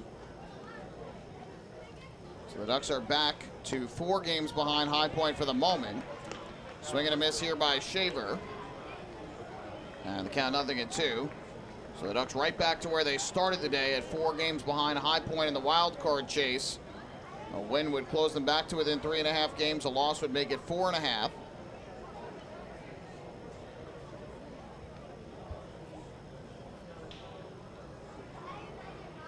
And now the 0-2 pitch. Curveball just misses the inside corner. And that'll run the count to 1 ball and 2 strikes. Yeah, the Ducks did gain ground on the Genomes, at least for the time being, who lost earlier today to the Legends. But if the Ducks cannot find a way to come back and win here, they'll go right back to where they were at the beginning of the day against Wild Health. 1-2. And that's tap foul, and that would be 3 games in back. For the moment, the Ducks are within 2.5 games of the Genomes, who are in second place in the wild card chase.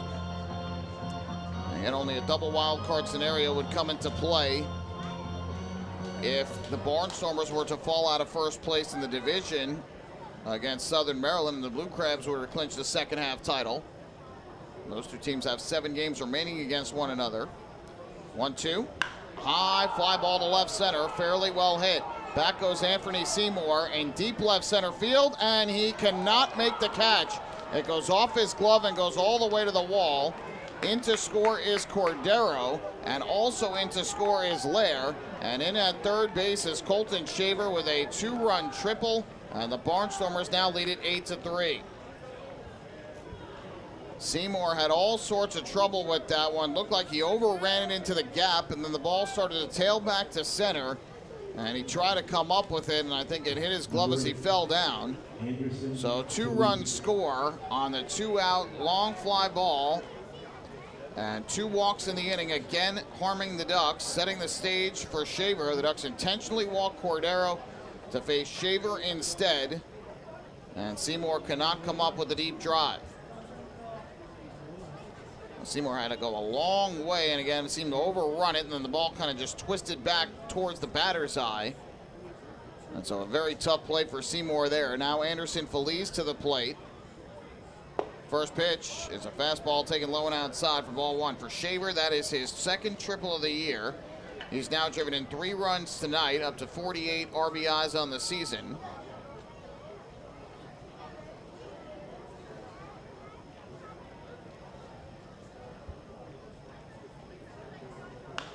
Popped up foul, third base side. And the count 1-1. So certainly not the debut Matt Vogel was hoping to have here in his 2nd stint with the Ducks. And a ball that probably should have been caught by Seymour, but again, can't give an error on a mental mistake for overrunning the ball a bit. And by the time he tried to tail back towards center, it was too late. But another defensive mistake for the Ducks. This one misses downstairs, blocked by DiCarlo. 2-1. That's a ball that certainly pitchers will tell you their outfielders should probably catch. But Seymour cannot come up with a deep drive by Shaver. And again, to be fair, Seymour did have a long way to go just to try and get to that ball. But 2 big runs coming home for the Barnstormers to extend their lead up to 5. The 2-1. Feliz a swing and a miss at a fastball over the inside corner. And that'll even the count at 2-2. And Vogel now up to 34 pitches for the ball game, all in this 1 inning.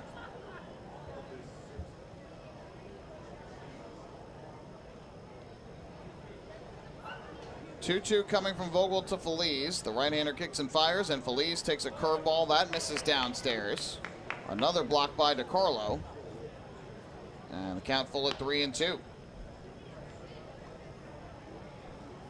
Again, a lot of these Ducks pitchers in this game trying to nitpick against this Barnstormers team, and you're never going to really be able to find success against a team like Lancaster doing that. You've got to attack them and throw strikes.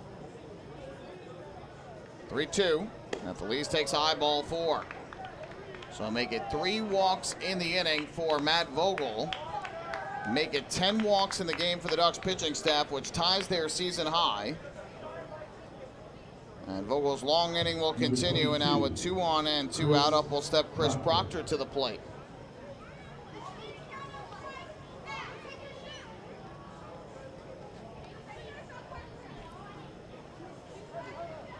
So an intentional walk, a 2-run triple, and now a walk to Feliz, all with 2 outs. And with that out of the dugout is going to come Mark Wiedemeyer, the Ducks pitching coach, to try and settle down Vogel here in the top of the 6th inning. And these two teams are going to wrap up the series tomorrow, and then the Ducks head on the road for a week And these home games very important for the Ducks down the stretch if they want to try and get into the postseason. Long Island has fared much better at home than they have on the road this year. 34-24 here at Fairfield Properties Ballpark, 22-34 on the road. And so these home games that the Ducks are not coming away with wins, every one of them hurts them that much more, knowing that their struggles on the road have been well documented this year. The Ducks will be heading to Staten Island for 3 big games with the Ferry Hawks, who have been reeling of late over the weekend. And then a 4-game set in York against the Revolution, whom they swept on the road a couple weeks back. Long Island will need similar success when they go there for the 4-game series. First pitch on the way to Chris Proctor. And he takes a fastball strike over the outside corner, 0-1. The Ducks have some action, I believe, going in their bullpen now, with Vogel's struggles here in the 6th inning.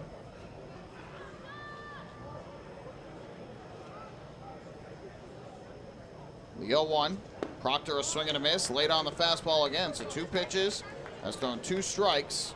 And quickly ahead of Proctor, 0-2. Proctor had a 2-run triple back in the 3rd inning. Later scored and then drew a walk his last time up in the 5th. So 2 triples in the game for the Barnstormers, who had no extra base hits last night. They also have two doubles in this one.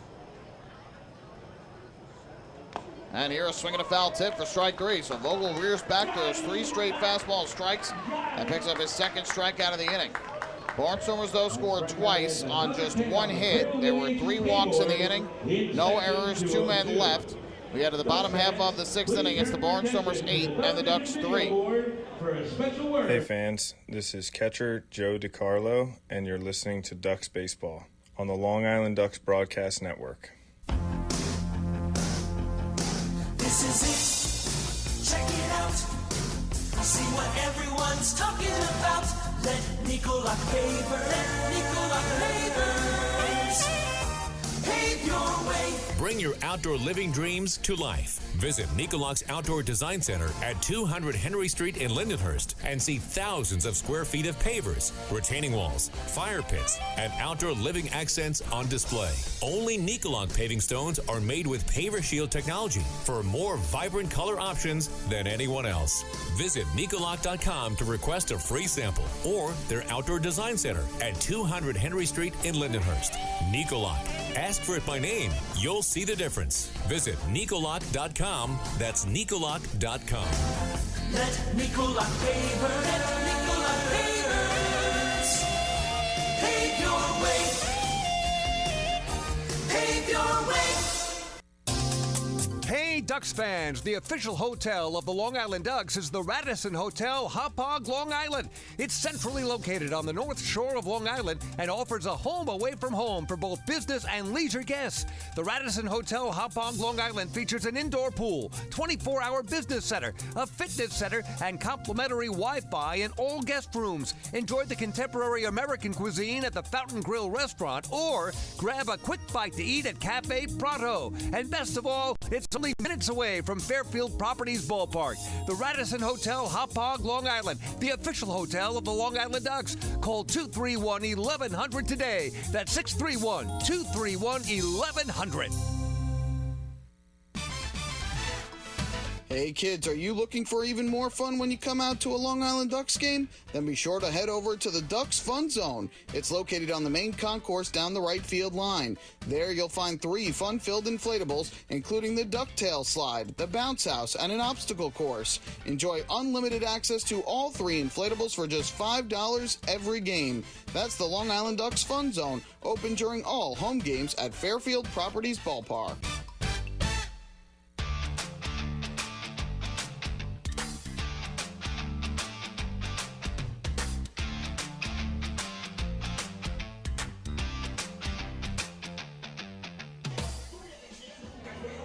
We head to the bottom of the 6th inning. It is 8-3 in favor of the Lancaster Barnstormers.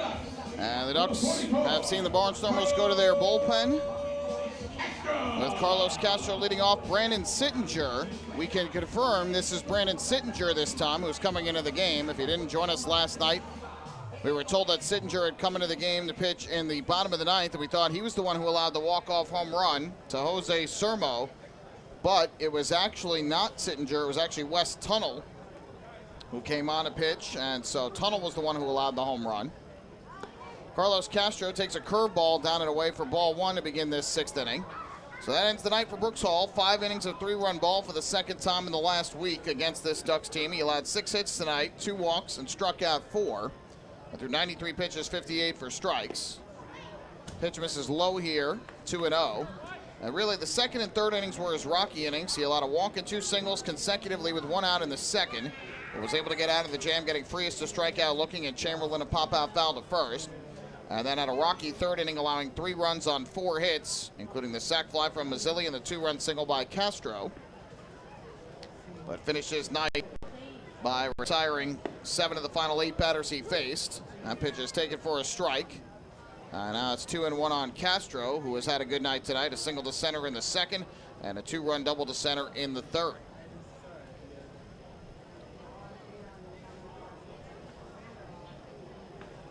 Sittinger's 2-1.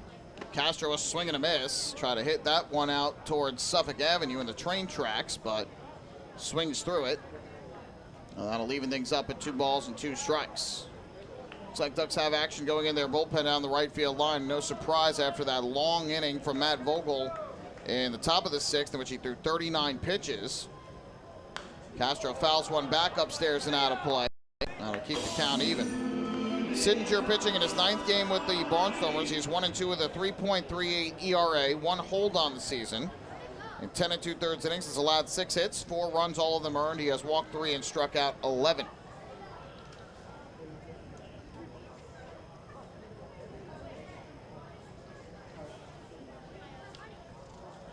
It's going to be a 2-ball, 2-strike pitch here from Sittinger.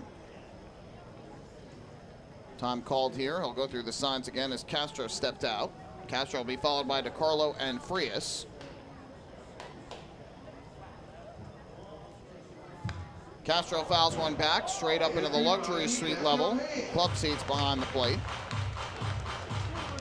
Sittinger is a 28-year-old right-hander out of Elyria, Ohio, 6'1", 200 pounds. Who briefly got up to the big leagues last year with the Arizona Diamondbacks, made 5 appearances at the major league level. And was 0-1 with a 7.71 ERA.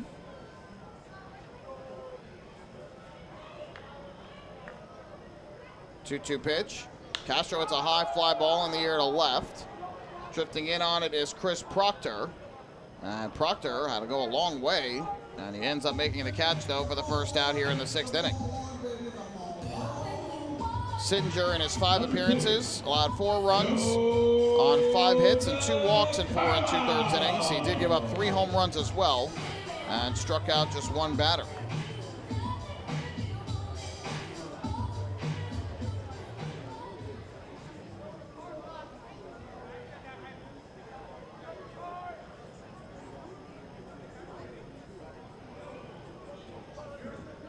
So here's Joe DiCarlo from the right side. Line drive and a shallow left. Proctor racing in again. He won't get this one. That lands for a base hit. Joe DiCarlo with his 2nd hit of the night, both to left field. He's 2 for 3. The Ducks get a 1-out base runner here in the 6th inning on their 7th hit of the game. Now batting, your PC Ricketts on whistle player of the game, number 1, Vladimir Frias.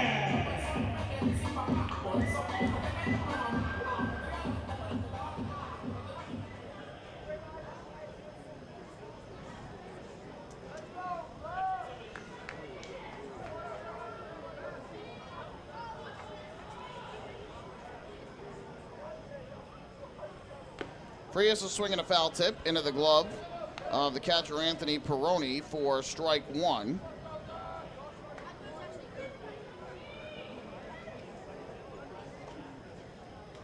Frias is 0 for 2. He has struck out looking and flied to right in his 2 trips to the plate.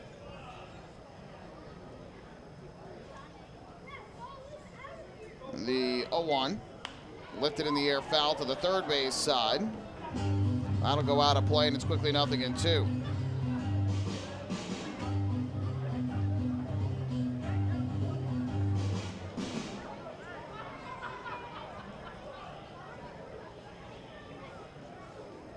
So 1 on, 1 out here with an 0-2 count on Frias. Sittinger looking in for the sign. Now has the pitch that he likes, or it seemed like he did, but apparently that was not the case. So he'll go through the signs once again with Peroni.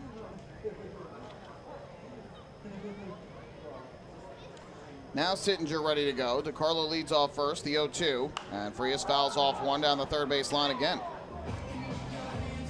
Sittinger began this season in the Braves organization, pitching with AAA Gwinnett in the International League. He was 1-3 with a 6.26 ERA in 23 appearances out of the bullpen. Struck out 29, walked 13, and gave up 35 hits over 27 1/3 innings of work before he was released by Atlanta. Again, the 0-2 to Frias, and the breaking ball's fouled back. That'll go up into the seats and out of play. Karam's back down below.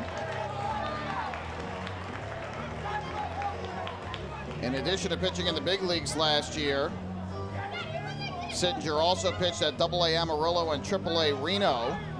And in the minor leagues last year, 35 appearances. He was 1-2 with a 4.12 ERA and 5 saves.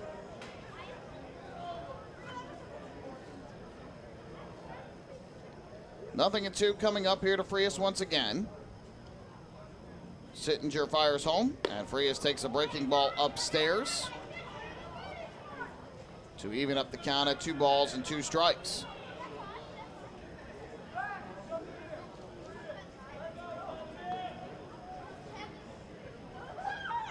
Barnstormers 8, the Ducks 3. Long Island fell behind 6-0 before cutting it to 6-3, and then Lancaster struck for 2 runs in the top half of this 6th inning. 2-2. Frias fouls off another one of the third base side. There have been a plethora of foul balls in this game.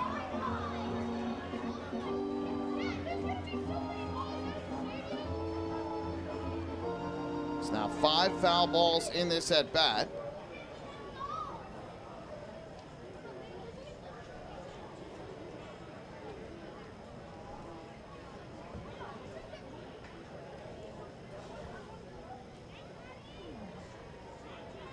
Here comes the pitch. Frias takes. That fastball is high. My apologies. I thought I had the count at 2-2. It was 1-2. Now it's 2-2 on Frias. Matt Chamberlain will be the next hitter for the Ducks.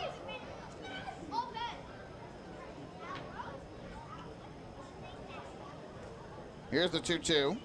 That's popped up foul again behind the plate. Peroni giving it a look, but will have no chance at that one. Sittinger's last game before this was on August the 27th in Staten Island. In the Barnstormers' 5-4 win, he tossed an inning and 2/3 of scoreless relief, allowed 1 hit, no walks, and struck out 2. With all the foul balls and a lot of long innings, this game continues to move along at a snail's pace, as it seems like every game between these two teams has been this year. 2-2. Curveball misses the inside corner. Good take by Frias. And now the count is full at 3-2.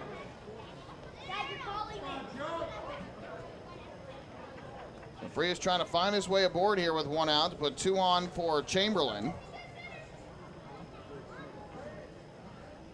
Payoff pitch. DiCarlo does not go, and Frias fouls off yet another one to the third base side out of play. So 10 pitches now in this at bat. 6 of which have been foul balls. And Frias having quite the battle here with Sittinger, trailing by 5, and with 1 on and 1 out in the bottom of the 6th inning. So again, it'll be a 3-2 from the right-hander.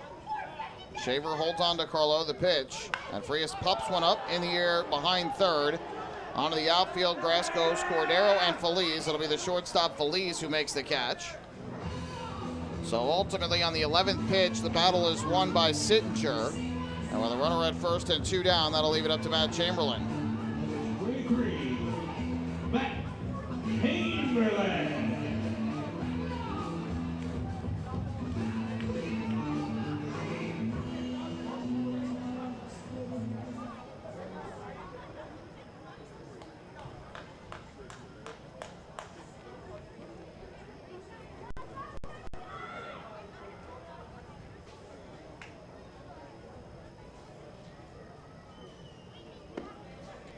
First pitch here is taken low for a ball.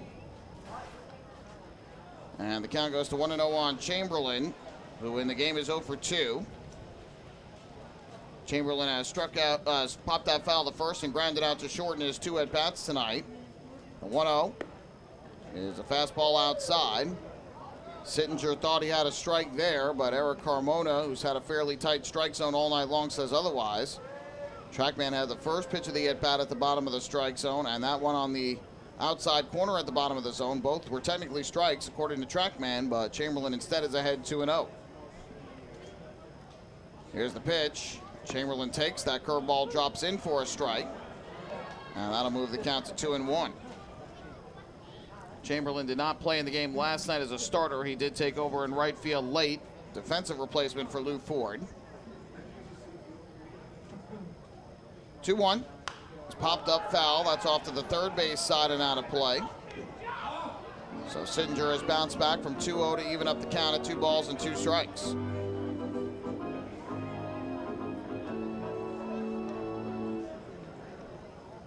Right-hander looking to work around the 1-out single to left by Joe DiCarlo and keep the Ducks off the scoreboard and get the shutdown inning here in the bottom of the 6th. 2-2. Curveball on the inside corner, strike 3 called. So Chamberlain goes down looking. First strikeout for Sittinger, the 5th for the Barnstormer pitching staff. No runs, 1 hit, 1 man left on base. We head to the 7th here at Fairfield Properties Ballpark. It's 8-3 Barnstormers. Hey fans, this is pitcher Joe Iorio, and you're listening to Ducks Baseball on the Long Island Ducks Broadcast Network. When we see Long Island, we see you. Because at Catholic Health, we know that it's your remarkable lives that breathe life into our island. So at every Catholic Health hospital, practice, and care facility, we're able to provide the highest quality, most innovative care for your body, because our culture cherishes your humanity. Long live Long Island.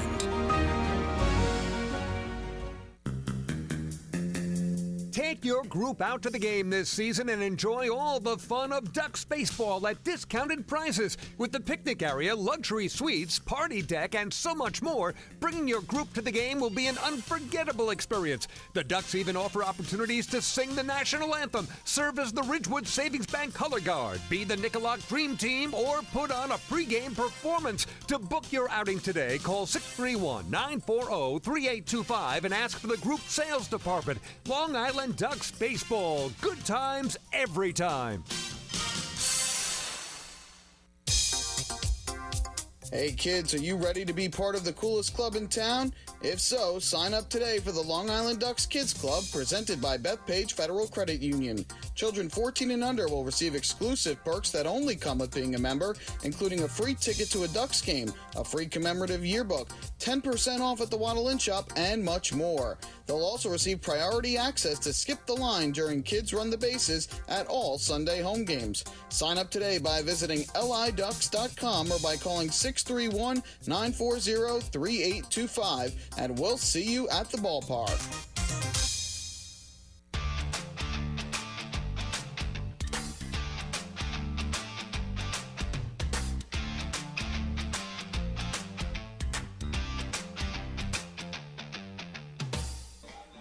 To the 7th inning we go. The Ducks trailing the Barnstormers 8-3. A reminder that this 2022 season of Ducks baseball is presented by Catholic Health, and with a talented roster full of Major League experience and exciting promotions every night, a day at the ballpark is truly a good time every time. Tickets are on sale for all Ducks home games. You can get your tickets by visiting the Fairfield Properties Ballpark box office, by going online to liducks.com, and by calling 631-940-TIXX. Ducks will call upon their third reliever, 4th pitcher of the night. It'll be left-hander Tyler Webb, who takes over after a rocky inning in the 6th from Matt Vogel in his Ducks debut for 2022, his second stint with Long Island. We'll give you his final line in a moment, but Vogel is done after 1 inning. Tyler Webb is now in the ball game, and he will start things off by facing Anthony Perrone, who lines the first pitch up the middle into center field for a base hit. So a rude greeting for Webb by Perrone, who's on for the 3rd time tonight. He's got 2 hits, an RBI, a run, and a walk. So Peroni gets aboard on the first pitch of the 7th, and that'll bring up the right fielder, Jacob Barfield. So Vogel goes 1 inning in relief for Long Island, and he allows 2 runs, both earned on a hit and 3 walks, strikes out 2. After 39 pitches in the game, 22 of them for strikes.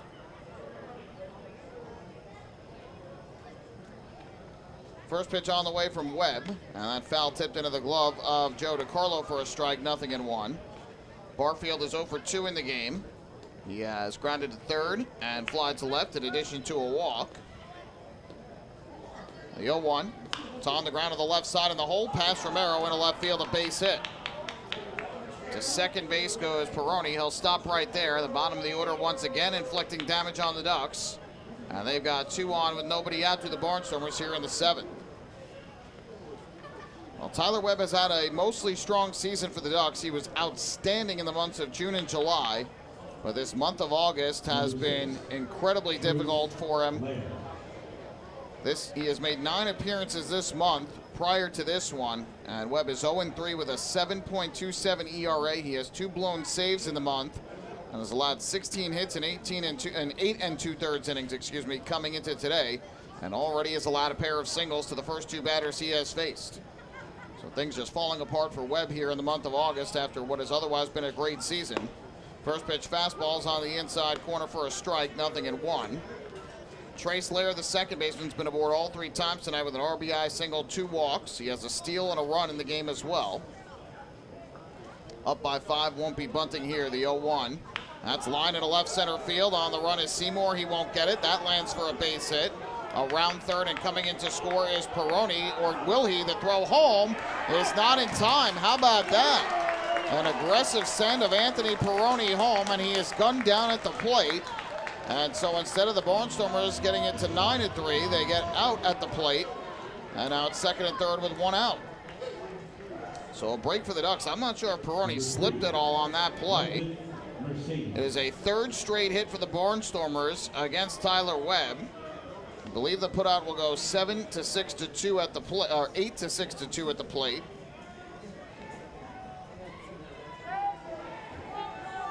But moving to third on the throw is Barfield, and to second on the throw is Lair. So it's now Barfield at third, Lair at second. Lair now with 2 hits and 2 walks in the game, but denied a second RBI on the good relay. Infield is in. First pitch to Mercedes. He smacks it foul to the dugout on the first base side. 0-1.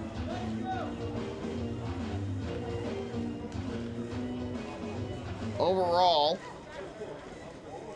Tyler Webb this year, coming into the game tonight, is 2-5 with a 2.98 ERA in 45 appearances. He has 12 saves, but 5 blown saves on the year.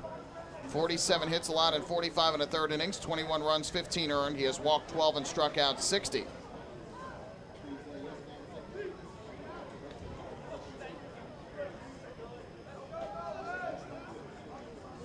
Looked like Peroni initially was going to stop at third, then went to go, and that's why he was thrown out.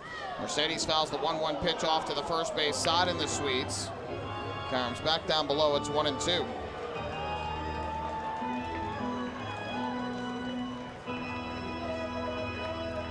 Mercedes in the game, 1 for 4. His only hit was a single back in the 3rd inning and later scored in the inning. Aside from that, 3 outs all in the air. Infield is in all the way around for the Ducks. And Webb's 1-2 is swung on and popped in the air, foul to the first base side, out of play. Do it again at a ball and 2 strikes. And the struggles that Webb is facing in August, very shocking given what he did in the months of June and July. He combined to make 22 appearances in those 2 months and allowed just 1 run, which is in a game against Lexington on July 12th. 1 run on 3 hits in 1 inning. Every other appearance in those 2 months, no runs. This one grounded towards second. Runner coming home. Mazzilli's throw to the plate, and it is in time for the out.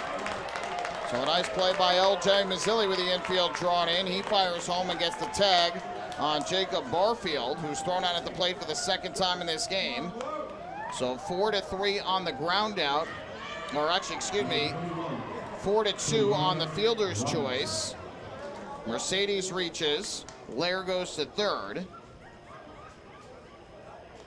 The Barnstormers have their second runner of the inning thrown out at home plate. Now with runners at first and third and 2 men down, up will step Trayvon Robinson. Throw over to first to check on Mercedes, who is back. Mercedes has good speed, 14 steals and 17 attempts this year, so would not be shocked to see him go.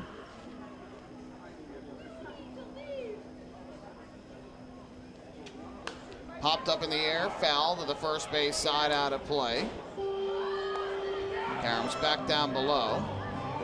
The count goes to 0-1.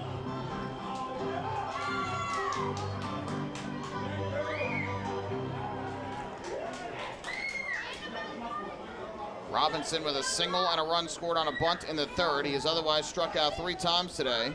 The 0-1 smacked fair inside the bag at third. That's going to go down the left field line. Lair will come in to score. Mercedes goes to third. He's going to stop right there. And in at second with an RBI double is Trayvon Robinson. Webb's struggles continue, and the Barnstormers now lead at 9-3.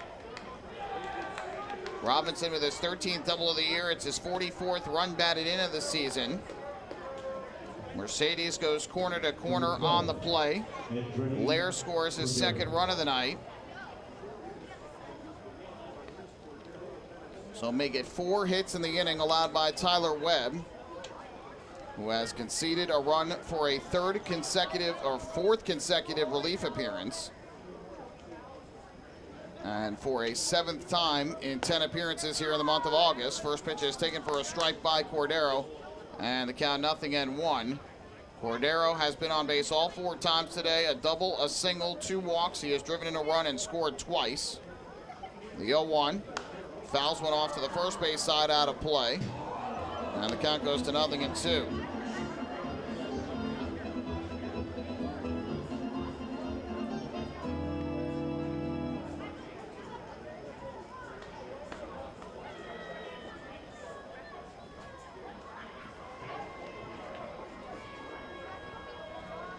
0-2 on the way, and that is fisted to the right side over the leaping try of Castro into right field, a base hit. Mercedes will score, Robinson will score, Andretti Cordero now will race for second as the ball gets away from Castro.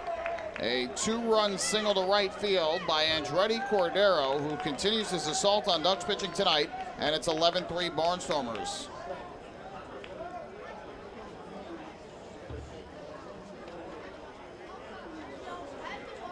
So Cordero with 3 hits and 3 RBIs now for the ball game. Number 39. He is up to 106 runs batted in on the season. And they will charge an error to Matt Chamberlain in right on the poor throw into Carlos Castro that got away from him and allowed Cordero to take second base. First error of the ball game for either side. First pitch fastball is taken for a strike at the knees, and the count goes to 0-1.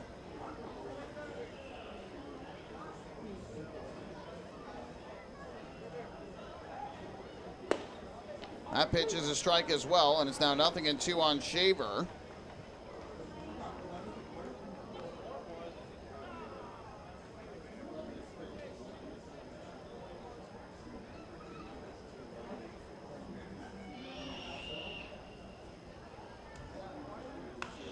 Shaver here fouls one back to the screen behind home plate. Shaver tonight has driven in 3 runs as well. He has a 2-run triple that came in the 6th against Vogel, and a sac fly to center in the 3rd that brought home Robinson. So the Barnstormers, who at one point led it 6-0, had it cut to 6-3, and they have now scored 5 unanswered runs since that point.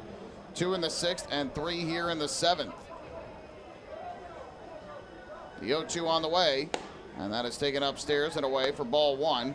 And now Webb having a very long inning. He's been pounding the strike zone. I'll give him credit with that. 18 pitches in the inning, or 19 pitches, 17 of them for strikes. But the Barnstormers are feasting on his pitching here to the tune of 3 runs on 5 hits.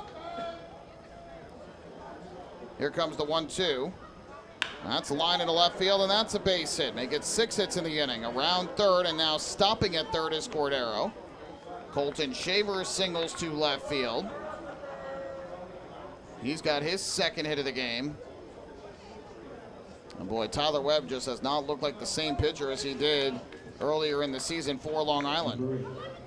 Anderson Feliz.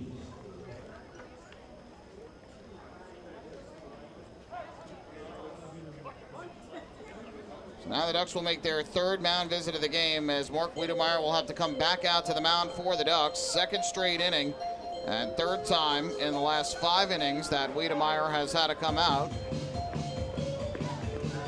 As the Ducks bullpen has faltered here tonight. Chaz Sywin was very good in his 2 1/3 innings, but Matt Vogel with a rocky inning in the 6th. And then here in the 7th, Tyler Webb has continued to struggle on the mound for the Flock. So Wiedemeyer will try and settle down his left-hander, who has given up 3 runs in the inning on 6 hits. Could have been worse, too, if not for a couple runners getting thrown out at the plate in the inning. He's given up 6 hits. The only batter that did not get a hit was Melvin Mercedes, who reached on the fielder's choice.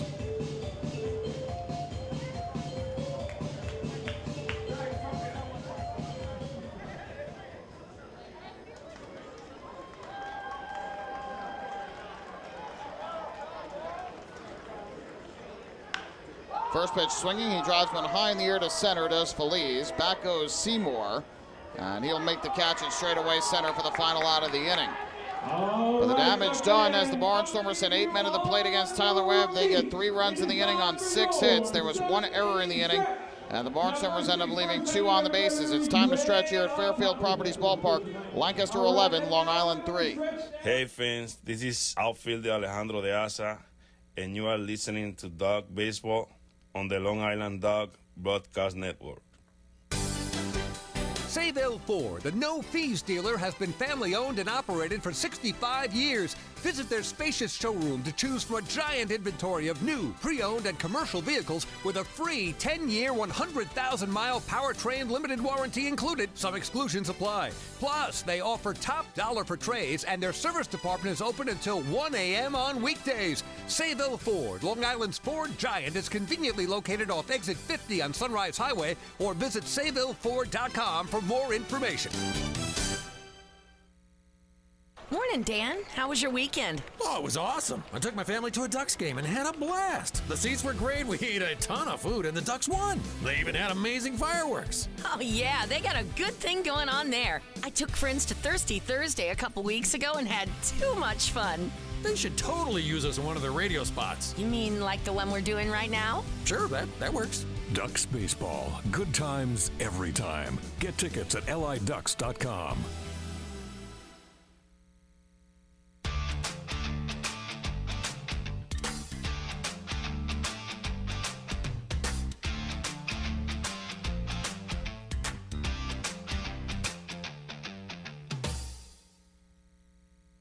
Well, it has been a tough night for the Ducks after the wild walk-off win in yesterday's series opener. The Ducks' 3rd win in the last 4 games. Long Island has had a tough night tonight starting before the game, when Akil Morris was scratched from his start due to a stiff neck. Rafael Monsione had to go start instead, and he struggled on the mound as he lasted just 2 2/3 innings, giving up 6 runs. The Ducks did close to within 6-3, but it has been all Barnstormers again since that point, scoring 2 in the 6th off of Matt Vogel, 3 in the 7th off of Tyler Webb, who has allowed multiple runs for the 3rd straight appearance. And so the Ducks now trail by 8. We head to the bottom of the 7th. I believe Brandon Sittinger is back out there on the mound for the Barnstormers. And his first pitch is taken low for a ball, 1-0 on Seymour. It is indeed Sittinger, who tossed a scoreless inning, 24 pitches worth in the 6th. He allowed a single to DiCarlo, but that was it. The 1-0, and that is taken for a strike at the knees to even up the count at 1-1. Seymour tripled and scored in the 3rd inning, but aside from that has grounded to short and struck out swinging. Also had a tough play in center field on that 2-run triple by Shaver. 1-1 is a fastball that misses outside. That'll move the count to 2-1 on Seymour, who will be followed by Mazzilli and De Aza.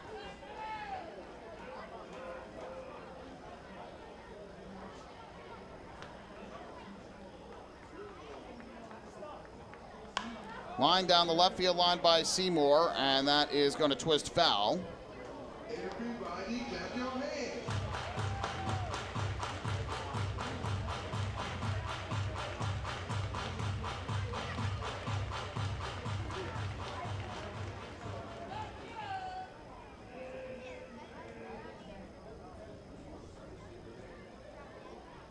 Be a 2-ball, 2-strike pitch coming up.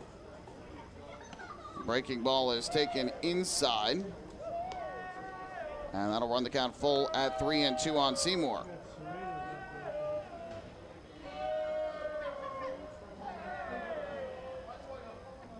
Sittinger gets the sign and comes set. Here comes the payoff pitch. And Seymour chops one on the ground to second base. It's gobbled up there by Lair. Throw on to first in time for the out. Seymour now 1 for 4. And there's the first out here in the bottom of the 7th. Number 13, L.J. Mazzilli.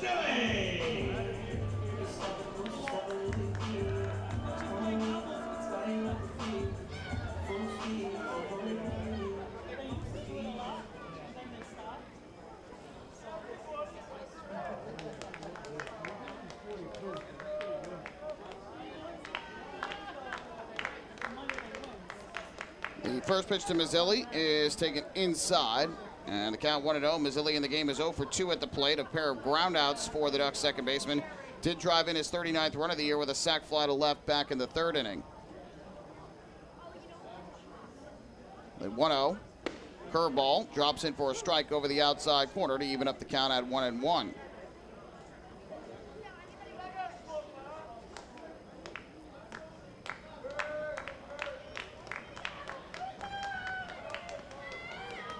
The 1-1 delivery. Mazzilli swings and fouls one off to the first base side out of play. Karam's back down below from the suite level, and the count moves to 1-2.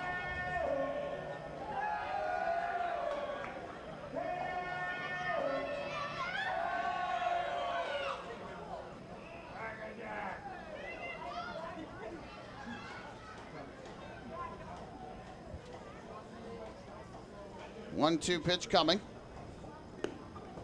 And the slider is taken downstairs, blocked at home plate by the catcher, Peroni. 2-2 on Mazzilli. On the out-of-town scoreboard, again, Gastonia and High Point ended up splitting their doubleheader today. The Honey Hunters a 2-0 win in Game 1. Anderson, the victory, improved to 12-4. Stem, the loss, fell to 5-6. Castro and Holderbach with the RBIs for Gastonia. 2-2. Fastball taken. That one just missed the inside corner. Good-looking pitch from Sittinger, but did not get the call from Carmona. It's 3-2. High Point countered with an 8-7 win in Game 2 despite scoring. They came back, scored 6 in the 7th to take the lead, only to give up 2 in the bottom of the 7th for Gastonia to tie it. But High Point scored in the top of the 8th and kept Gastonia off the scoreboard in the bottom of the 8th to win. 3-2 breaking ball popped up in the air, foul, third base side. Cordero to the stands, will run out of room. And we'll do it again at 3-2. Dole got the win to improve to 5-1. Balaguer, the loss, fell to 0-3. Higgins picked up his 2nd save of the year. For the Rockers, Logan Morrison, his 12th home run of the year. Quincy Lattimore, his 18th of the season. Honey Hunters had 3 RBIs from Roman and 2 from Castro to lead them, despite the loss.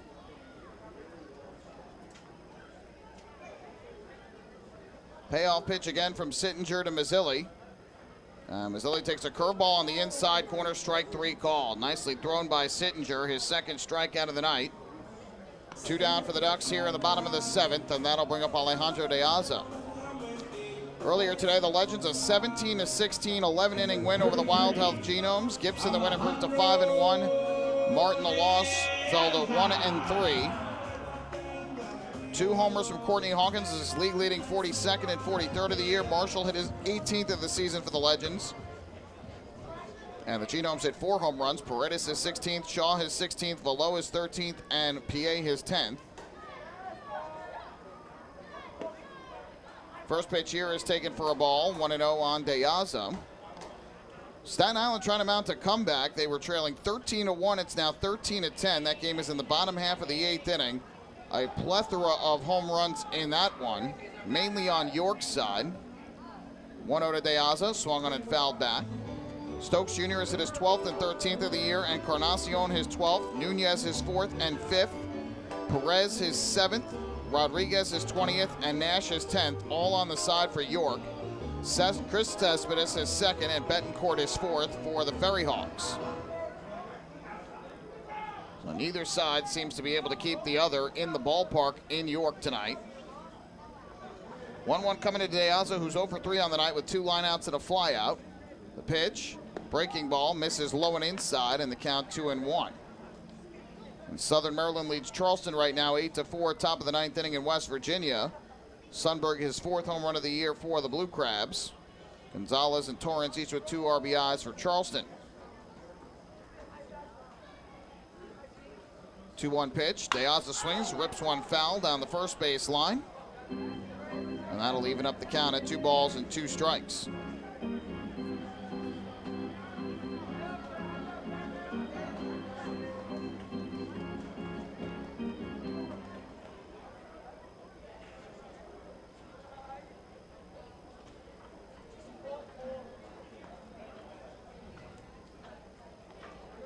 De Aza must have broken his bat on that line drive. He goes back to the first base dugout to get a new piece of lumber. Now will make his way back up to the plate again with his struggles and with Cordero's big night. Cordero has overtaken the lead in batting in the Atlantic League this year.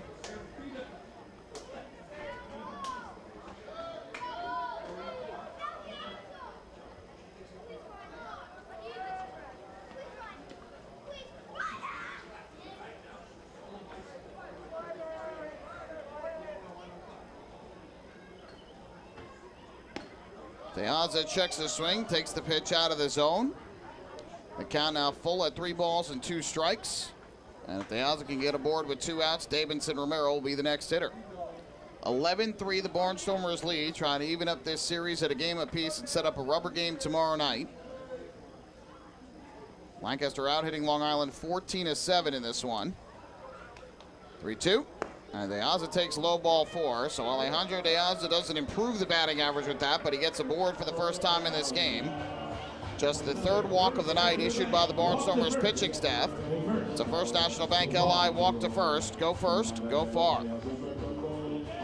Number 24, Davidson Romero. A thriller at Citi Field, but the Mets find a way to hang on and defeat the Dodgers 2-1 tonight. Jacob deGrom, 7 innings, 9 strikeouts, gets the win to improve to 4-1. Anderson, the loss fell to 13-3. Diaz, his 29th save of the year. Starling Marte with his 16th home run of the season for the Mets. Mookie Betts, his 32nd of the year for the Dodgers. Swing and a miss by Romero at the first offering from Sittinger for strike 1. Yankees and Angels just underway out in Anaheim. No score bottom of the first. Cole against Sandoval, the pitching matchup at Angels Stadium. De Aza takes his lead, held on at first by Shaver. The 0-1. And that breaking ball drops in at the knees for a strike. 0-2 on Romero, who tonight has grounded to short, singled and scored, and walked. Red Bulls defeat Montreal 1-0 on the goal from Lewis Morgan. And New York City FC is trailing DC United 2-1 in the 79th minute in other MLS action. So that's your look at the out-of-town scoreboard here in the bottom of the 7th inning. Ducks down by 8. They have had their struggles all season long with the Barnstormers, who are 10-6 against the Ducks this year. Long Island's been much better here on Long Island than they were in Lancaster. They won just 1 of 9 meetings at Clipper Magazine Stadium this season. 1-2. And that one is taken low. Excuse me, it was 0-2. Now it's 1-2.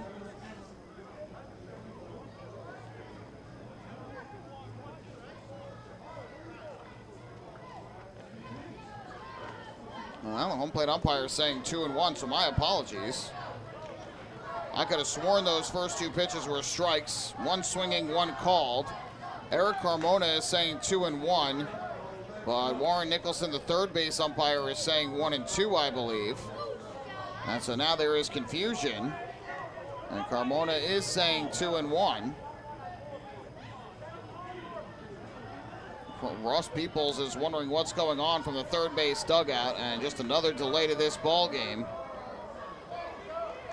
So I'm guessing they're saying the first pitch of the at-bat was a ball. And so the count is 2-1.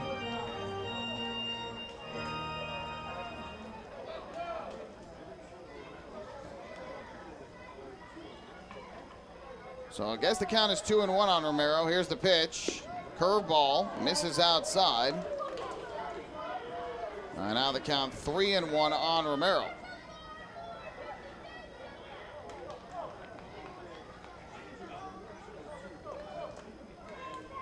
Sittinger walks Romero, or Romero gets on anyway. Kevin Watley is waiting on the on-deck circle. He would pinch it for Tyler Webb in the pitcher's spot. High pop-up in the air to left center off the bat of Romero. The center fielder, Mercedes, moving in on it. He'll make the catch, and that will retire the side. So Ducks draw a 2-out walk against Sittinger in the 7th, but nothing further. They leave a man on base. Their 7th left on tonight. We head to the 8th inning here, and now Brandon Sittinger must have been thrown out of the game. He was having a discussion with Eric Carmona, the home plate umpire, and now having to get pulled away from Carmona as he makes his way back to the third base dugout.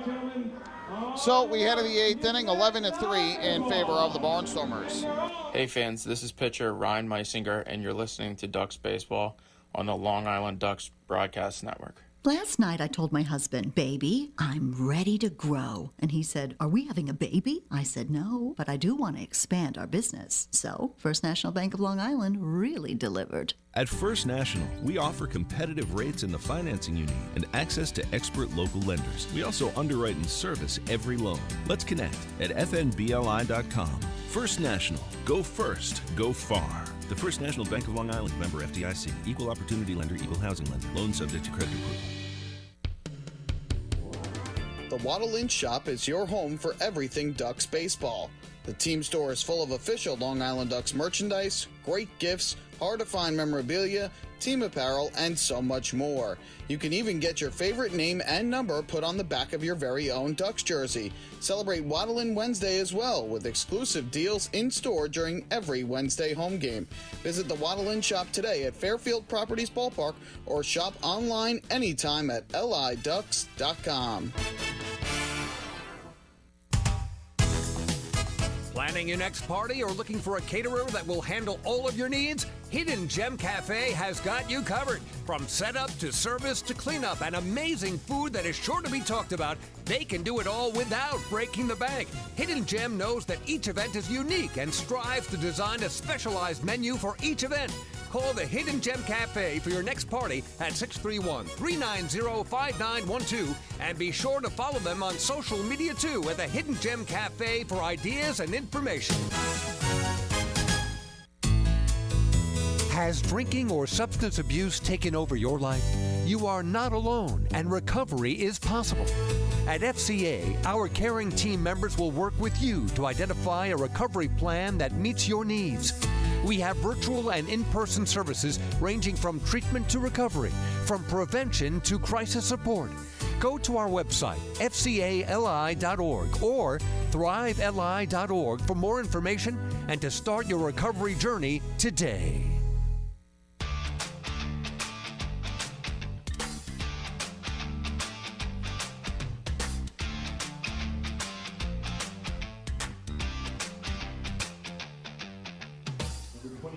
It is 11-3 Barnstormers. We go to the 8th inning. Ducks made a double switch. Into the ball game is right-handed pitcher Patrick Quinn. He will take over on the mound after a tough inning in the 7th by Tyler Webb.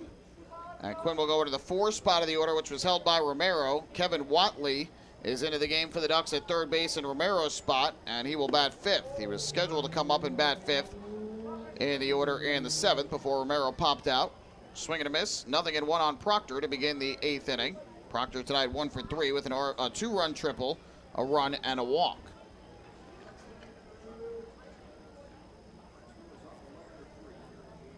Here comes Quinn's 0-1. Fires home. Fastball is taken on the outside corner, 0-2. Quinn made his professional debut here last night in the 8th inning, taking over after 2 scoreless innings of relief from Jose. And he retired the bottom of the order in order.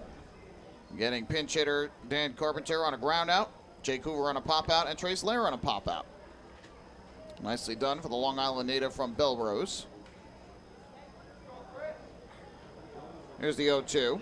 It's popped in the air, foul, third base side out of play. Technically, Belrose is not part of Nassau or Suffolk County. I believe that is Queens, but still very close to Nassau County. So somewhat of a Long Island native. Tyler Webb goes 1 inning in the 7th. He allows 3 runs all earned on 6 hits. No walks or strikeouts. He did pound the strike zone. 19 of his 21 pitches were for strikes, but the Barnstormers were all over him. 6 hits in the inning, including 5 singles and a double from Robinson. The 0-2 coming up. That's hit on the ground to first base. Backing up is Castro. Ball eats him up. He recovers, flips to Quinn. The ball goes off the glove of Quinn. Down to second base. Here comes the throw, and Frias can't get it. And that trickles in a shallow left field. But Proctor tripped up at second base, and safe there will be Proctor. Substitution announcement.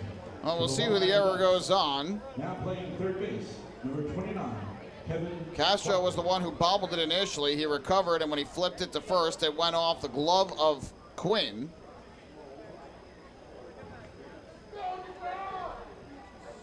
Number 2, Anthony Perot.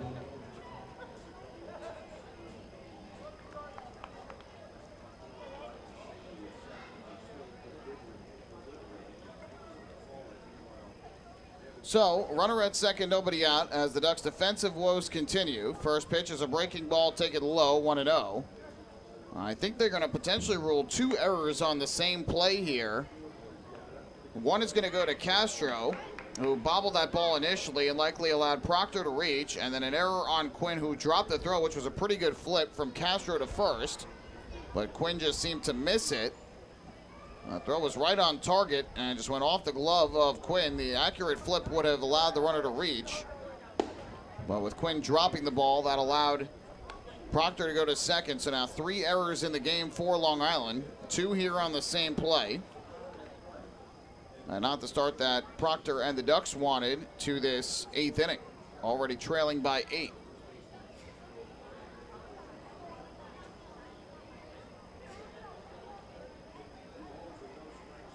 Quinn's 2-0. Peroni swings, pops it up in the air to first. Carlos Castro settling under it.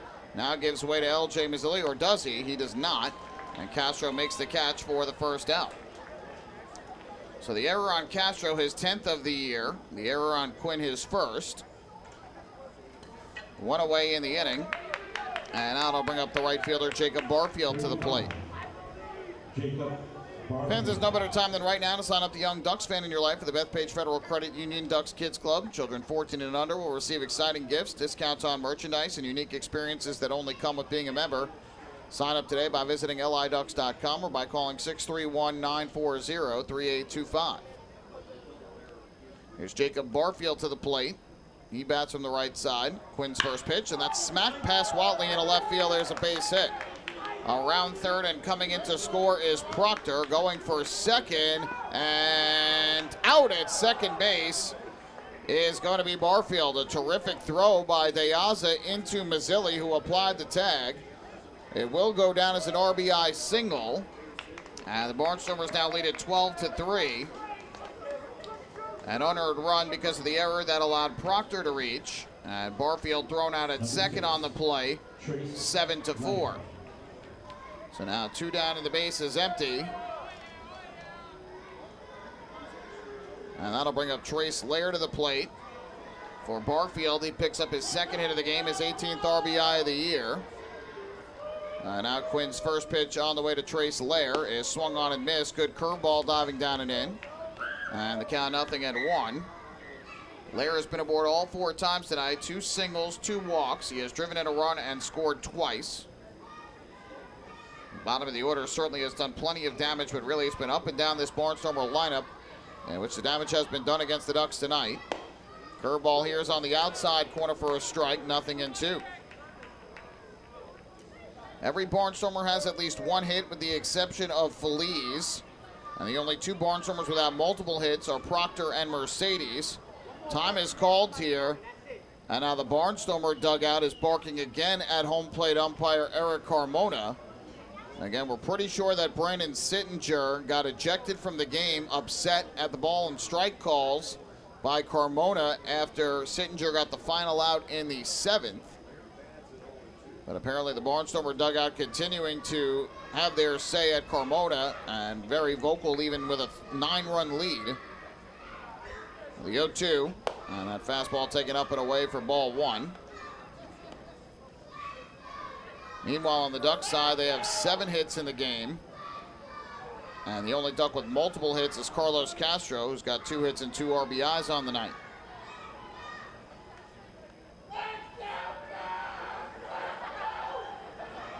Quinn's 1-2 to Lair. They swung on and missed, strike 3. Good curveball down in the dirt. DeCarlo will throw over to first in time for the out. So Quinn picks up his first professional strikeout. 2-3 on the putout. That'll retire the side. Barnstormers get an unearned run on a hit and 2 Ducks errors. Nobody left on base. We go to the bottom half of the 8th inning. Barnstormers 12 and the Ducks 3. Hey fans, this is Mark Wiedemeyer, pitching coach for the Long Island Ducks, and you're listening to Ducks Baseball on the Long Island Ducks Broadcast Network. Planning your next party or looking for a caterer that will handle all of your needs? Hidden Gem Cafe has got you covered. From setup to service to cleanup and amazing food that is sure to be talked about, they can do it all without breaking the bank. Hidden Gem knows that each event is unique and strives to design a specialized menu for each event. Call the Hidden Gem Cafe for your next party at 631-390-5912 and be sure to follow them on social media too at the Hidden Gem Cafe for ideas and information. Can't get enough of the Long Island Ducks? Well, now you can get even more inside info on your favorite hometown team through Facebook and Twitter. The Ducks are constantly updating fans through social media with scores, transactions, ballpark promotions, and much more. You can even win great prizes. All you'll need to do is make a free account on Facebook and Twitter, and then visit us at facebook.com/LIDucks and twitter.com/LIDucks. Think you're Long Island's biggest Ducks fan? Get connected now. Sayville Ford, the no-fees dealer, has been family-owned and operated for 65 years. Visit their spacious showroom to choose from a giant inventory of new, pre-owned, and commercial vehicles with a free 10-year, 100,000-mile powertrain limited warranty included. Some exclusions apply. Plus, they offer top dollar for trades, and their service department is open until 1 a.m. on weekdays. Sayville Ford, Long Island's Ford giant, is conveniently located off exit 50 on Sunrise Highway, or visit SayvilleFord.com for more information.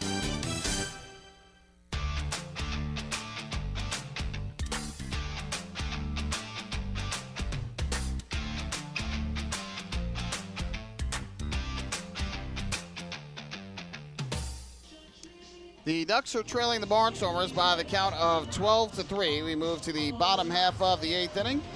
And into the ball game for the Barnstormers is the tall right-hander on the mound.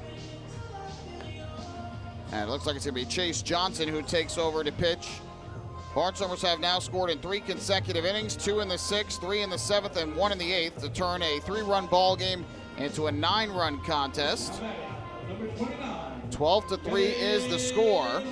And Lancaster looks poised to pick up the victory here tonight to even up this series at a game apiece. And they would keep their pace with the Southern Maryland Blue Crabs, who have already won this evening. So the Barnstormers trying to stay 4 ahead of the Blue Crabs in the North Division standings for the second half. First pitch is taken for a strike by Kevin Watley, and the count 0-1. Watley, the batter, he took over at third base for Romero in the top of the 8th inning. So this is his first at bat of the night. He's hitting 177 with 2 homers and 8 RBIs. The 0-1 from Johnson, swinging a foul tip back behind the plate. And the count quickly 0-2 on Watley, who has been struggling at the plate for the Ducks. Sittinger goes 2 innings in relief. He allows 1 hit, no runs, walked 1, and struck out 2 before he got ejected from the ball game by the home plate umpire on his way back to the dugout. I believe he got ejected at least. The 0-2, and Watley is swinging a miss, strike 3 as he goes down swinging. That's the 7th strikeout for the Barnstormer pitching staff tonight. 1 away here in the 8th, and that'll bring up Carlos Castro. Sittinger finished with 48 pitches, 28 for strikes. Number 44, Carlos Castro. So one away here in the 8th, and that'll bring up Carlos Castro, who has been the bright spot offensively for the Ducks tonight. He's got 2 hits and 3 at-bats this evening, including a single to center in the 2nd and a 2-run double in the 3rd.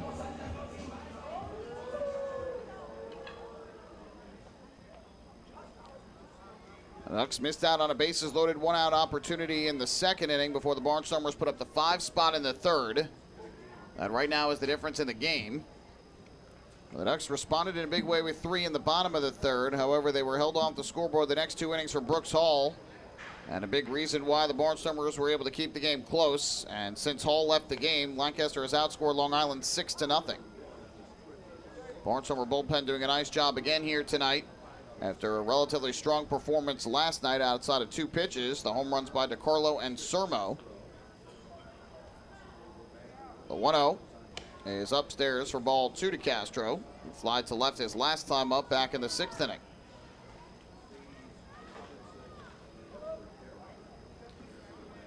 And every game is final in the Atlantic League except for one, as Staten Island has come back and they have now tied York 13-13 in the top of the 9th inning out at Peoples Bank Park. 2-0 is low, 3-0. And a wild one between 2 teams who both will in all likelihood miss the postseason this year. But certainly playing for every win they can get. And I'll tell you what, the Ducks, in some cases you could say they're in a great position because they have 9 games remaining against the Ferry Hawks, who right now have the worst record in the Atlantic League. But they have played the Ducks tough. They've won 11 games in 25 against the Ducks this year. Long Island leads the Battle of the Belt 14-11.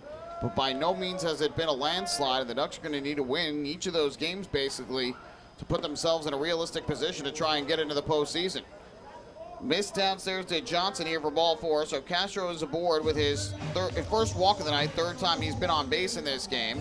It's the 4th walk given up by the Barnstormer pitching staff, and it's a First National Bank LI walk to first, go far. Number 2, Joe DiCarlo. So now Joe DiCarlo will come up to the plate to bat for Long Island. Celebrating another First National Bank LI walk to first, go far. For Johnson, this is his 43rd appearance of the year. He's made 3 starts, 2-7, a 4.58 ERA, 8 holds and 1 save. First pitch breaking ball is taken on the outside corner for a strike. 0-1 on DiCarlo, who's had 2 hits tonight, a pair of singles and a strikeout looking, but has never been able to advance past first base. This one is skied in the air foul off to the first base side, out of play.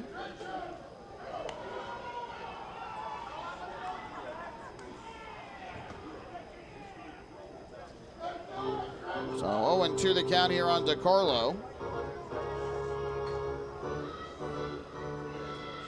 He'll be followed by Vladimir Frias, who waits on deck. Johnson gets the sign and comes set. And the 0-2 is taken low for ball 1. Johnson in his 53 innings has allowed 48 hits, 37 runs, 27 of which are earned. He has walked 33 and struck out 54.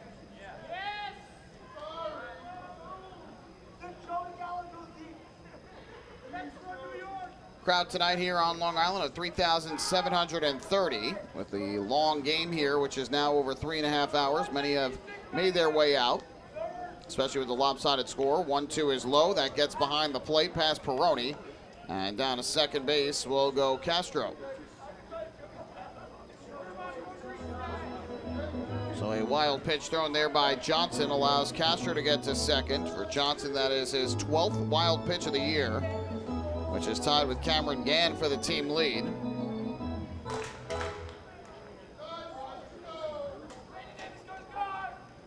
So now the Ducks with a runner in scoring position and 1 out. 2-2 coming from Johnson to DiCarlo. The kick and the pitch. That's low and outside, 3-2. DiCarlo has found his power stroke of late. He's now up to 6 home runs on the year. He's homered in 3 of his last 4 games and has also homered in 4 of his last 7 coming into play tonight. Has homers in back-to-back games, hitting one in the series finale against Charleston on Sunday and the series opener here against the Barnstormers last night. 3-2, and DiCarlo a line drive down the right field line, but foul. Stayed back on it, drove it the other way, but ultimately pushes the ball foul. And we'll do it once again with a count full. Joe Iorio will get the start tomorrow for the Ducks. He's 9-4 on the year with a 4.64 ERA. He'll be opposed by fellow righty Oscar De La Cruz, who is 8-2 with a 4.22 earned run average. Good pitching matchup on the mound for what appears like will be the rubber game of this three-game series. Payoff pitch coming to DeCarlo. And he's swinging at a ground ball toward short. Feliz gobbles it up. His throw on to first is in time for the out. So after the walk of the wild pitch, DeCarlo is retired. 2 away here in the 8th. And up will step the shortstop, Vladimir Frias, to the plate. Your PC Richardson, whistle player of the game. Number 1, Vladimir Frias. So up steps Vladimir Frias for Long Island, who is 0 for 3 at the plate tonight. A strikeout, a flyout, and a pop-out in his 3 trips up to home. First pitch on the way. And Frias hits a ground ball to short. Feliz fields that one. His throw on to first is in time for the out. And that will retire the side in the 8th. No runs, no hits for the Ducks. They pick up a walk. They leave their 8th man on base. To the 9th inning we go here in the middle game of this 3-game set. It's the Barnstormers 12 and the Ducks 3. Hey fans, this is pitcher Chris Cepeda. You're listening to Ducks Baseball on the Long Island Ducks Broadcast Network. PSCG Long Island wants you to know how to save energy and money in your home. Did you know energy-efficient appliances can use up to 25% less energy? Here's how to save. PSCG Long Island offers money-saving rebates when you purchase Energy Star appliances. Discover how a little energy efficiency know-how can mean savings in your home. Find more energy efficiency tips, tools, and money-saving rebates at pscgliny.com/save money. Has drinking or substance abuse taken over your life? You are not alone, and recovery is possible. At FCA, our caring team members will work with you to identify a recovery plan that meets your needs. We have virtual and in-person services ranging from treatment to recovery, from prevention to crisis support. Go to our website, fcali.org or thriveli.org for more information and to start your recovery journey today.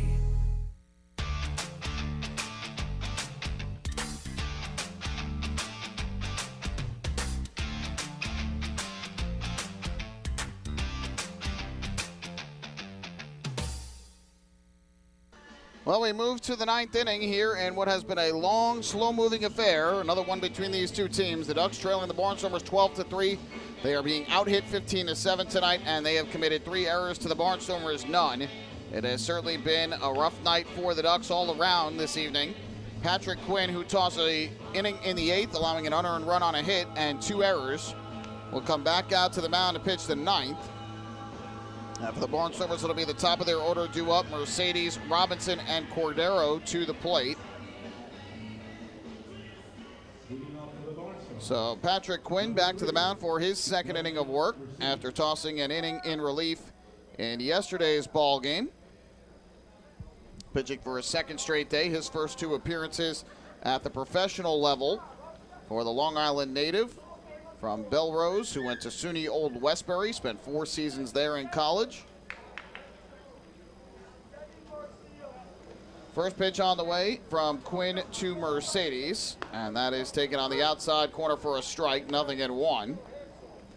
Mercedes in the ball game is 1 for 5, a single back in the 3rd. He has scored twice in the ball game.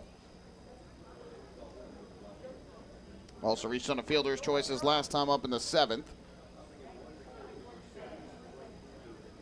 0-1, and that misses down and in to even up the count at 1 ball and 1 strike.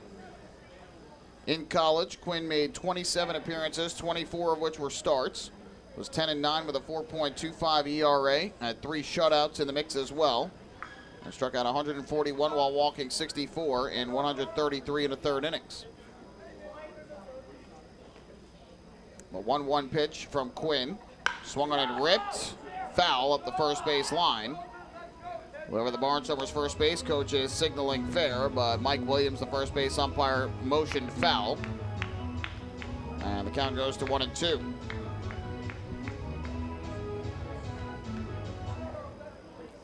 So again, we'll have another 6:35 start tomorrow for the series finale. Pre-game show will be at 6:20. And, of course, come on out to the ballpark to enjoy the ball game. We have a giveaway tomorrow. Seat cushions are going to go out to the first 1,000 fans, courtesy of the Bristol Assisted Living. Quinn misses down and away 2-2. And it'll also be a wind down Thursday presented by Lemonade Stand at Main and Vine, where you can head up to the Duck Club Restaurant and Bar, which is normally reserved for season ticket and suite holders, and get a chance to enjoy some wine samples, courtesy of Lemonade Stand at Main and Vine. 2-2 pitch from Quinn. That misses upstairs. And the count now full at 3-2.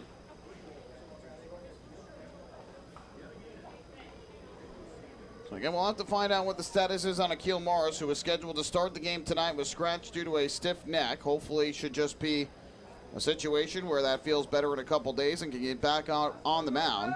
Ducks are already down 2 starters in Meisinger and Tarpley.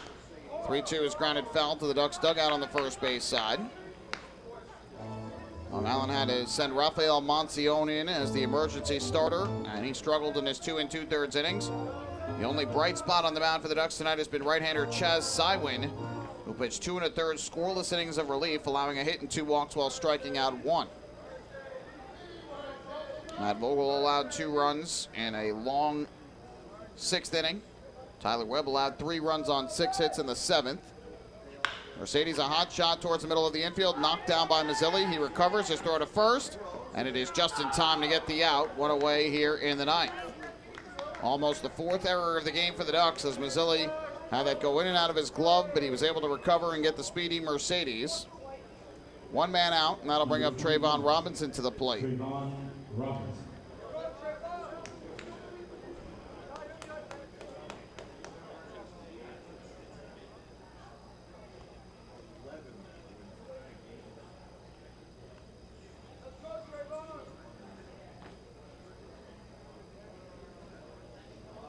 First pitch on the way is taken on the outside corner for a strike. 0-1 on Robinson, who has 2 hits and 5 at-bats tonight, including a bunt single in the 3rd and RBI double in the 7th. He has scored twice in the game, and aside from that has the hat trick. 3 strikeouts on the night. 1 swinging, 2 looking. Here's the 0-1. Breaking ball taken at the belt for a strike. And Robinson quickly behind it, 0-2. So if the Barnstormers get the win, they'll improve to 11-6 against the Ducks this year. Long Island has the advantage at home, 5-3, if this score holds. And they still have the all-time advantage in the series. It'd be 170-163, including a 90-74 mark here at Fairfield Properties Ballpark. But right now, all that historical data is irrelevant. The Ducks need to find a way to get wins here after tonight. Just 17 games remaining for the flock. And they're on the outside looking into the postseason. 1-2. There's a broken bat flare behind the mound. Racing it is Frias. He can't get it. Fields on a hop. Throws to first. And the throw pulls Robinson off the bag. Almost a terrific play for Vladimir Frias. But right spot for Robinson. Past the mound in front of Frias. It'll be an infield single for Trayvon Robinson, his 3rd hit of the night. A throw from Frias did pull Castro off the bag, but by no means is that an easy play whatsoever. Frias had to field out on the bare hand and throw off balance to first just to try and get him. So now here's Andretti Cordero, who has certainly helped his cause in terms of trying to win the Atlantic League batting title. He's got 3 hits and 2 walks on the night. His batting average up to .338, while Diaz has fallen to .336. First pitch on the way to Cordero, and he swings and misses at a frisbee slider from the right-hander Quinn, 0-1.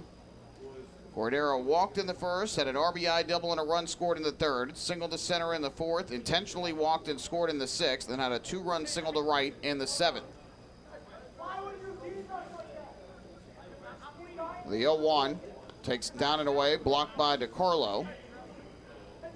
Cordero now up to 106 runs batted in on the season. That leads the Atlantic League and is a franchise single-season record.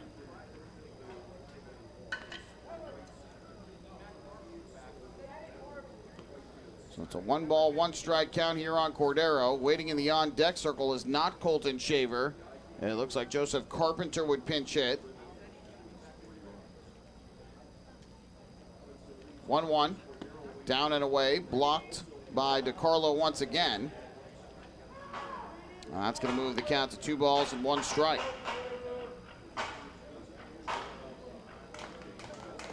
The Ducks certainly have some high-leverage relievers who have succeeded with the team this year in Jose and Matt Caracity. Vladimir Pinto has looked good since he's come to Long Island, but aside from that, either some struggles or inexperience in those big roles. Line of third, caught by Watley. His throw back to first. It hits the runner. And so Robinson will be safe at first base. So it ends up just being a line out for Cordero, who's finally retired tonight by the Ducks pitching staff. Now, Watley seemed to hesitate initially on that throw over before Castro got to the bag. And when he threw it back over there, the throw looked like it hit the backside of Robinson sliding back in. Number 33, Joseph Carpenter.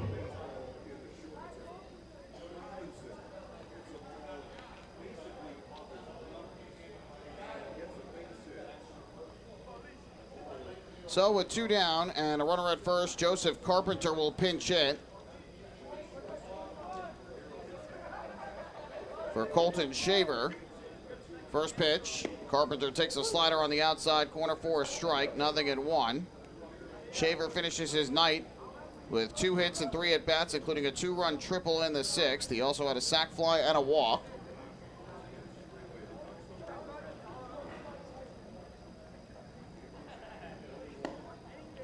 That pitch taken for a ball. Now that's going to even up the count at 1 ball and 1 strike.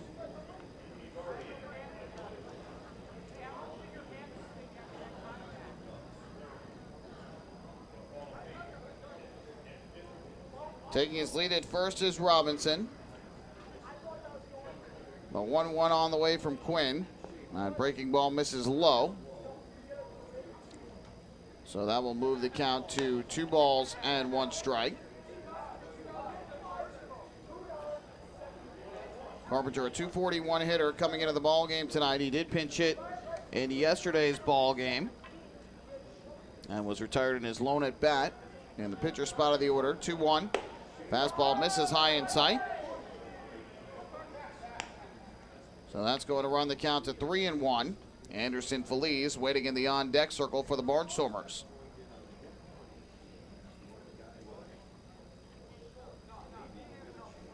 Barnstormers are out hitting the Ducks now 16-7 in this ball game.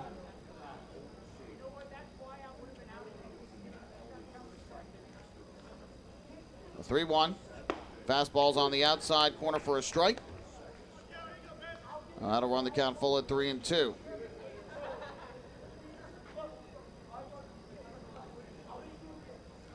Three balls, 2 strikes, 2 outs here in the top of the 9th inning. 1 on for Lancaster. Quinn trying to get through a 2nd inning out of the bullpen. Here comes the payoff pitch. And it is swung on and popped up in the air to right.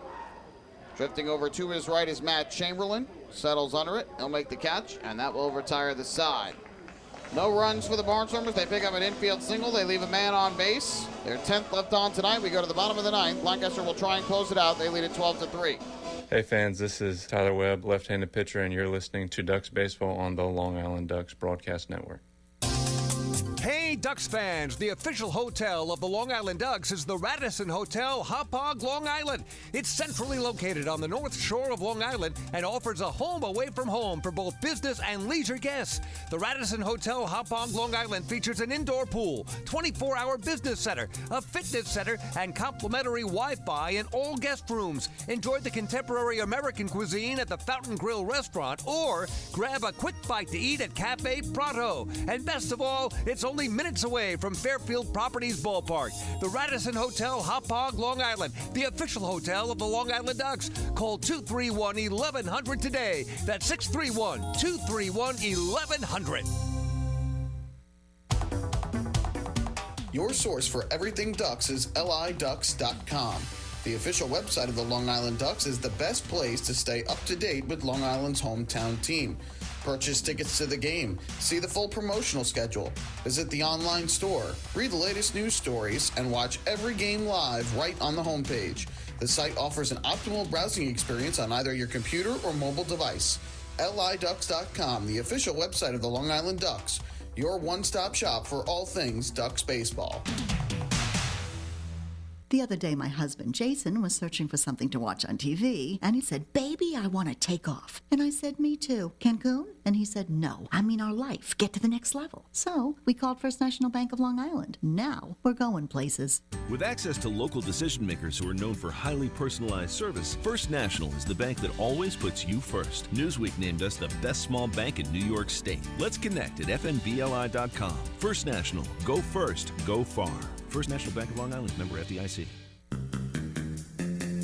Take your group out to the game this season and enjoy all the fun of Ducks baseball at discounted prices with the picnic area, luxury suites, party deck, and so much more. Bringing your group to the game will be an unforgettable experience. The Ducks even offer opportunities to sing the national anthem, serve as the Ridgewood Savings Bank color guard, be the Nickolock Dream Team, or put on a pregame performance. To book your outing today, call 631-940-3825 and ask for the group sales department. Long Island Ducks baseball. Good times every time.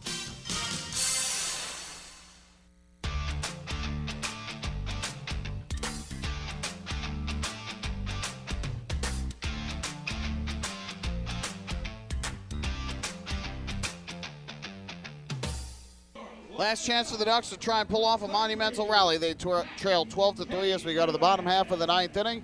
The lone lefty in the Barnstormer bullpen has come into the game. That's Cam Boozer. He will try and close this one out. And for the Ducks, it'll be 9-1-2 in their batting order. Chamberlain, Seymour, and Mazzilli. They'll try and ignite a rally here for the flock. They have trailed ever since they fell behind 1-0 in the top half of the second inning. There are 3 runs all coming in the bottom of the third. First pitch fastball misses the inside corner, 4-1. Long Island at the time closed the gap from 6-0 to 6-3. But failed to get any closer, and the Barnstormers ended up with 2 runs in the 6th, 3 in the 7th, and 1 in the 8th to blow this game wide open. 1-0, and Chamberlain takes another pitch up and out of the zone. Boozer in after a scoreless inning in the 8th from Chase Johnson, who allowed 1 walk to Carlos Castro, struck out 1 and threw 1 wild pitch. 15 pitches, 8 for strikes for the lefty. Here comes a 2-0. Pitch is taken on the inside corner for a strike, 2-1. Chamberlain popped out foul to first in the second. He grounded out to short in the 4th and struck out looking in the 6th. He and Frias both hitless tonight and have yet to get on base in the game. L.J. Mazzilli also has not gotten on. He's 0 for 3 with a sac fly. 2-1, chopped on the ground foul to the first base side.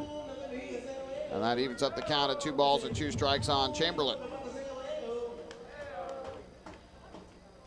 Of course, after the final out, we'll have our post-game show for you where we recap this ball game and hand out the player of the game honors. And then take one final look at the out-of-town scores before we wrap things up for the night.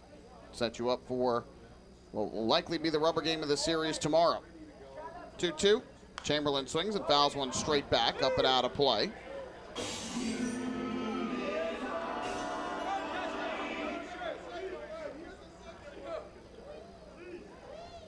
So we'll do it once again at 2-2. Boozer stands on the mound at 6'3", 225 pounds, a 30-year-old southpaw from Seattle, Washington. Called strike 3. Matt Chamberlain goes down looking. Second time he has struck out looking in the game. The first strikeout for Boozer, and the 8th for the Barnstormer pitching staff. 32. 1 man out. And that'll bring up Anthony Seymour to the plate as he'll make his 5th plate appearance of the night. He's 1 for 4.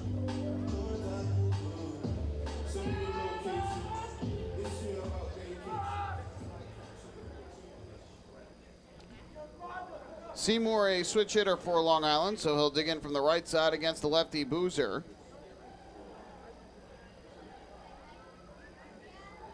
First pitch on the way home. Seymour takes a strike at the knees, 0-1.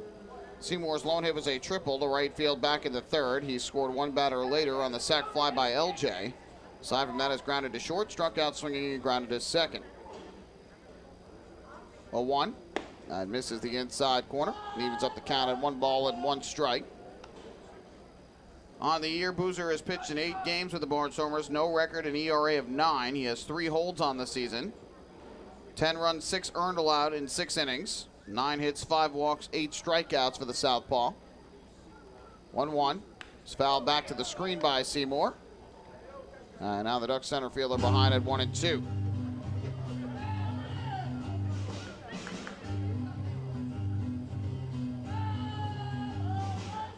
3-hour, 47-minute time of game currently here at Fairfield Properties Ballpark. All the offense and pitching changes. It has been another slow-moving affair between these two teams. 1-2. Fastball misses up and away. And that'll even up the count at 2 balls and 2 strikes. LJ Mazzilli waiting in the on-deck circle for the Ducks.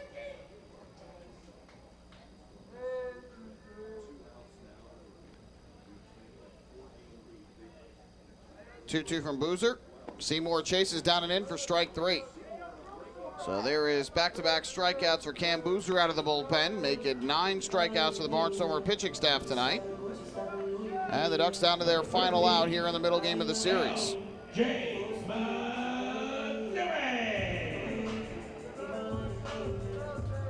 to be a matchup of right-handers tomorrow. Joe Iorio for the Ducks, Oscar De La Cruz for the Barnstormers. Those two both didn't face their opposition last week when the Ducks were at Lancaster to take on the Barnstormers, a series which Lancaster swept.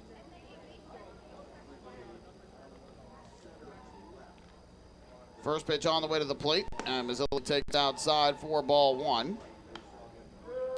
Mazzilli 0 for 3 in the game with a ground out to short, a ground out to first, and a strikeout looking. He did drive in a run with a sac fly to left in the third.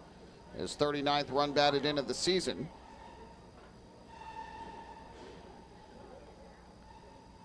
Here's the 1-0.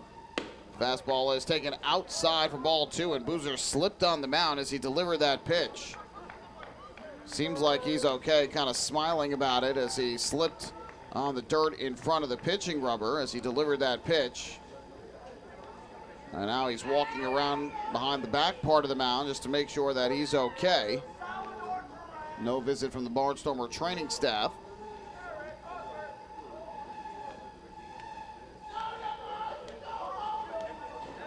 There's 2 balls and no strikes on Mazzilli. Boozer comes set, deals to the plate. Mazzilli takes. The fastball catches the outside corner for a strike. And that'll run the count to 2-1.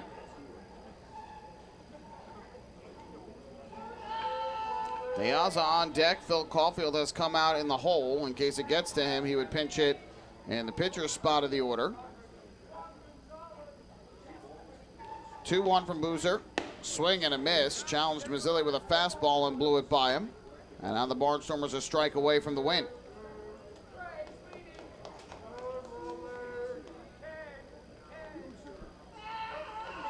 Two balls, 2 strikes, 2 outs. Bottom of the 9th inning here at Fairfield Properties Ballpark. The Ducks trailing the Barnstormers 12-3. Boozer comes set. 2-2 pitch. Swinging a line drive in right field, and that'll get down for a base hit. So LJ Mazzilli keeps the ball game alive with a 2-out single to right. The Ducks' 8th hit of the night, the first for Mazzilli. So now a runner at first base with 2 down, and that'll bring up Alejandro Deaza to the plate. 33, Alejandro Deaza. So Deaza gets a chance to bat for the flock here. With 2 down in the inning, Deaza drew a walk his last time up. Currently trails Andretti Cordero by 2 points in the batting race. So a chance for him to try and inch closer with a base hit.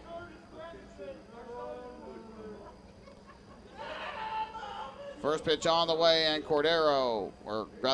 Deaza takes low for ball 1, and taking second on defensive indifference is LJ Mazzilli.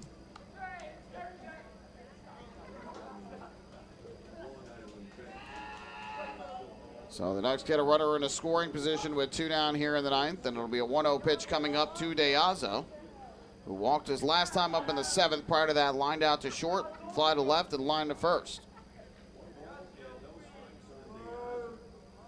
Here comes the 1-0 from Boozer. DeAzo, ground ball foul up the first base line. That'll even up the count at 1 ball and 1 strike.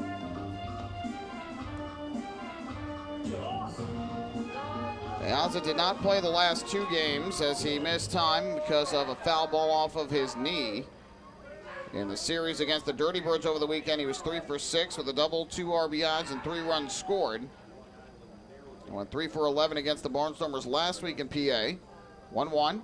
Curveball on the outside corner for a strike. And that will run the count to 1-2. So once again, the Barnstormers are strike 3 away from the win here on this Wednesday night. Ducks have really struggled on this day of the week this year. It's by far their worst day of the week out of any. They're about to fall to 5-13 if they cannot rally in this game on Wednesday. They have at least 8 wins every other day of the week except for Monday. They've only played 2 games on a Monday this year. They're 1-1, but they will be playing next Monday on Labor Day in York. All 3 Monday games are holidays that they've played: Memorial Day, Labor Day, and the 4th of July. 2-2 from Boozer to DeAzo. Swing and a miss for strike 3. Cam Boozer strikes out the side here in the 9th inning. This ball game is over, and the Lancaster Barnstormers rough up the Long Island Ducks tonight by the final count of 12-3 as they even up this series at 1 game apiece.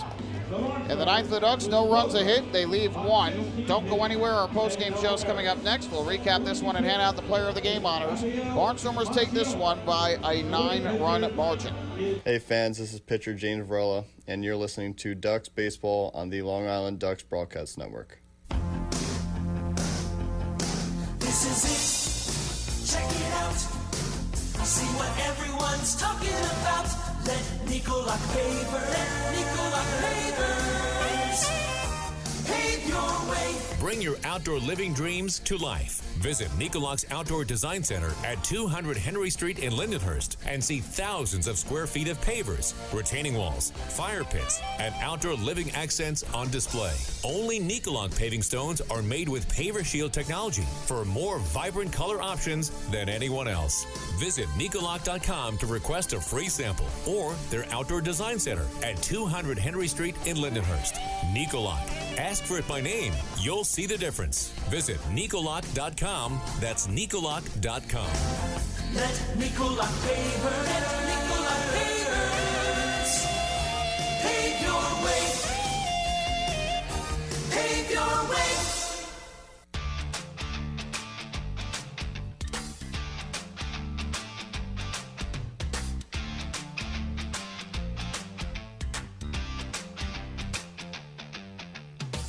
Back here at Fairfield Properties Ballpark on this Wednesday night, where the Long Island Ducks roughed up 12-3 against the Lancaster Barnstormers. Barnstormers scored early and often in this one. The Ducks had all 3 of their runs come in the 3rd inning. Let's recap this game for you. Again, if you just joined us, Akil Morris was scheduled to start tonight's ball game for the Ducks, but was scratched due to a stiff neck. And so Rafael Monsione ended up making the start.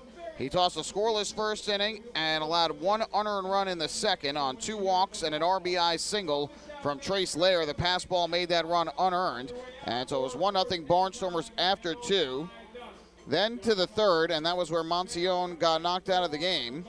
In the 3rd inning, the Barnstormers put up 5 runs, and they took a 6-0 lead. They sent 10 men to the plate in the inning. An RBI double by Andretti Cordero, a sac fly by Colton Shaver, a 2-run triple by Chris Proctor, and an RBI double by Anthony Peroni did the damage and gave the Barnstormers a 6-0 lead. The Ducks immediately responded, though. They scored 3 times in the bottom half of the 3rd inning, sending 7 men to the plate against Brooks Hall, and that closed the gap to 6-3.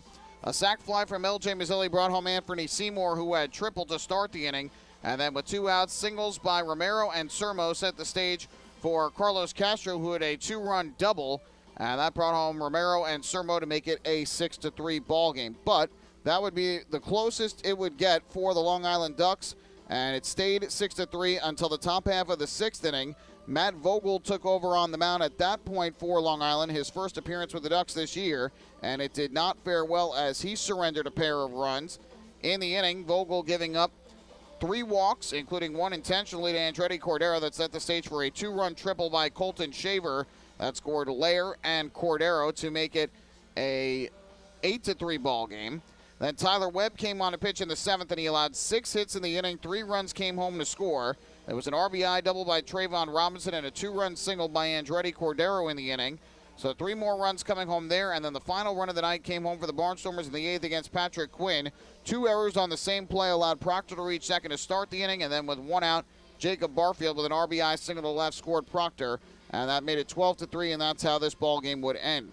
Final totals from the game: 12 runs, 16 hits, no errors for the Barnstormers. They left 10 men on base. Lancaster was 10 for 17 with runners in scoring position in this one. For the Ducks, 3 runs, 8 hits, 3 errors. They left 9. The winning pitcher, Brooks Hall, gets the victory to improve to 4-1. He allowed 3 runs on 6 hits and 2 walks over 5 innings while striking out 4. Rafael Monsione takes the loss. He allowed 6 runs, 5 earned on 6 hits and 5 walks in just 2 2/3 innings. Struck out 1, no save in the game. It took 3 hours and 53 minutes here tonight in front of a crowd of 3,730. Time to hand out tonight's Player of the Game honors. There were several contributors on the Barnstormers side who could certainly take credit for it, but tonight we'll give it to Andretti Cordero, the league leader in batting, who was 3 for 4 at the plate with a double. He drove in 3 runs. He scored twice and drew 2 walks. He was all over the place for the Barnstormers tonight, and he is our Player of the Game. On the out-of-town scored a doubleheader split earlier today between the Honey Hunters and the Rockers. Gastonia took game 1 2-0. Anderson, the win, improved to 12-4. Stem, the loss, fell to 5-6. The RBIs for Gastonia from Castro and Holderbach. Game 2, though, a much more wild one. The Rockers scored 6 in the 7th to take the lead. Gastonia tied it in the bottom of the 7th, but the Rockers score in the 8th to win it 8-7. Dull, the win, improved to 5-1. Balaguer, the loss, fell to 0-3, and Higgins, his 2nd save of the season. And for the Rockers, home runs from Logan Morrison is 12th and Quincy Lattimore is 18th. So in the end, the Ducks end up losing a half game of ground on the Rockers in the standings atop the wild card race. They are now 4.5 games in back of High Point for the top wild card spot. Meanwhile, the Ducks did keep ground with the Wild Health Genomes, who lost in 11 innings to the Lexington Legends today, 17-16 the final there. Gibson, the win, improved to 5-1. Martin, the loss, fell to 1-3. For the Legends, they were led by Courtney Hawkins, his 42nd and 43rd home runs of the year. Marshall hit his 18th. 4 home runs for the Genomes. Paredes his 16th, Shaw his 16th, Below his 13th, and PA his 10th. Final in Charleston, West Virginia, the Blue Crabs defeat the Dirty Birds 8-4. Herrera, the win, improved to 1-2. Chambly, the loss, fell to 1-4. Sundberg, his 4th home run of the season to lead the way for the Blue Crabs. Gonzalez and Torrance each had 2 RBIs for Charleston. And a wild one in York. Staten Island has come back. They at one point trailed by the count of 13-1. They now lead it 15-13 in the bottom half of the 10th inning. Lots of home runs in this one for York. 12th and 13th of the year for Stokes Jr., 12th for Encarnacion, 4th and 5th of the year for Nunez, 7th for Perez, 20th for Rodriguez, and 10th for Nash. And for Staten Island, Chris Cespedes hit his 2nd, and Javier Betancourt hit his 4th. So that's the Atlantic League out-of-town scoreboard. Mets win 2-1 at Citi Field over the Dodgers tonight. DeGrom, the win, improved to 4-1. Anderson, the loss, fell to 13-3. And Diaz, his 29th save of the year. For the Mets, Marte, his 16th home run. For the Dodgers, Betts, his 32nd of the year. Yankees and Angels are scoreless through 4 innings out in Anaheim. It's Cole against Sandoval, the pitching matchup in that one. Red Bulls a 1-0 win north of the border in Montreal on a goal from Lewis Morgan. And New York City FC with a 2-1 loss against DC United. So that'll do it for the out-of-town scoreboard. This series will conclude tomorrow with the rubber game of the 3-game set. Our pregame show will get underway at 6:20. First pitch 6:35. It'll be a matchup of right-handers on the mound. For the Ducks, it'll be Joe Iorio, who is 9-4 on the year with a 4.64 ERA. And for the Barnstormers, it'll be Oscar De La Cruz, who comes in 8-2 with a 4.22 earned run average. That'll do it for us here at Fairfield Properties Ballpark on this Wednesday night. Again, the final, the Lancaster Barnstormers 12 and the Long Island Ducks 3. We invite you to join us for our next Ducks broadcast, which will be tomorrow night when these two teams meet for the rubber game of the 3-game set. Our pregame show will get underway at 6:20, the first pitch at 6:35, and you can follow all the action right here on the Long Island Ducks Broadcast Network. My name is Michael Pollack. Thank you so very much for spending your Wednesday night with me. Hope you enjoyed the broadcast. Have a great rest of your night, and we will do it all over again tomorrow evening for the series finale. Good night and so long from Central Islip, New York.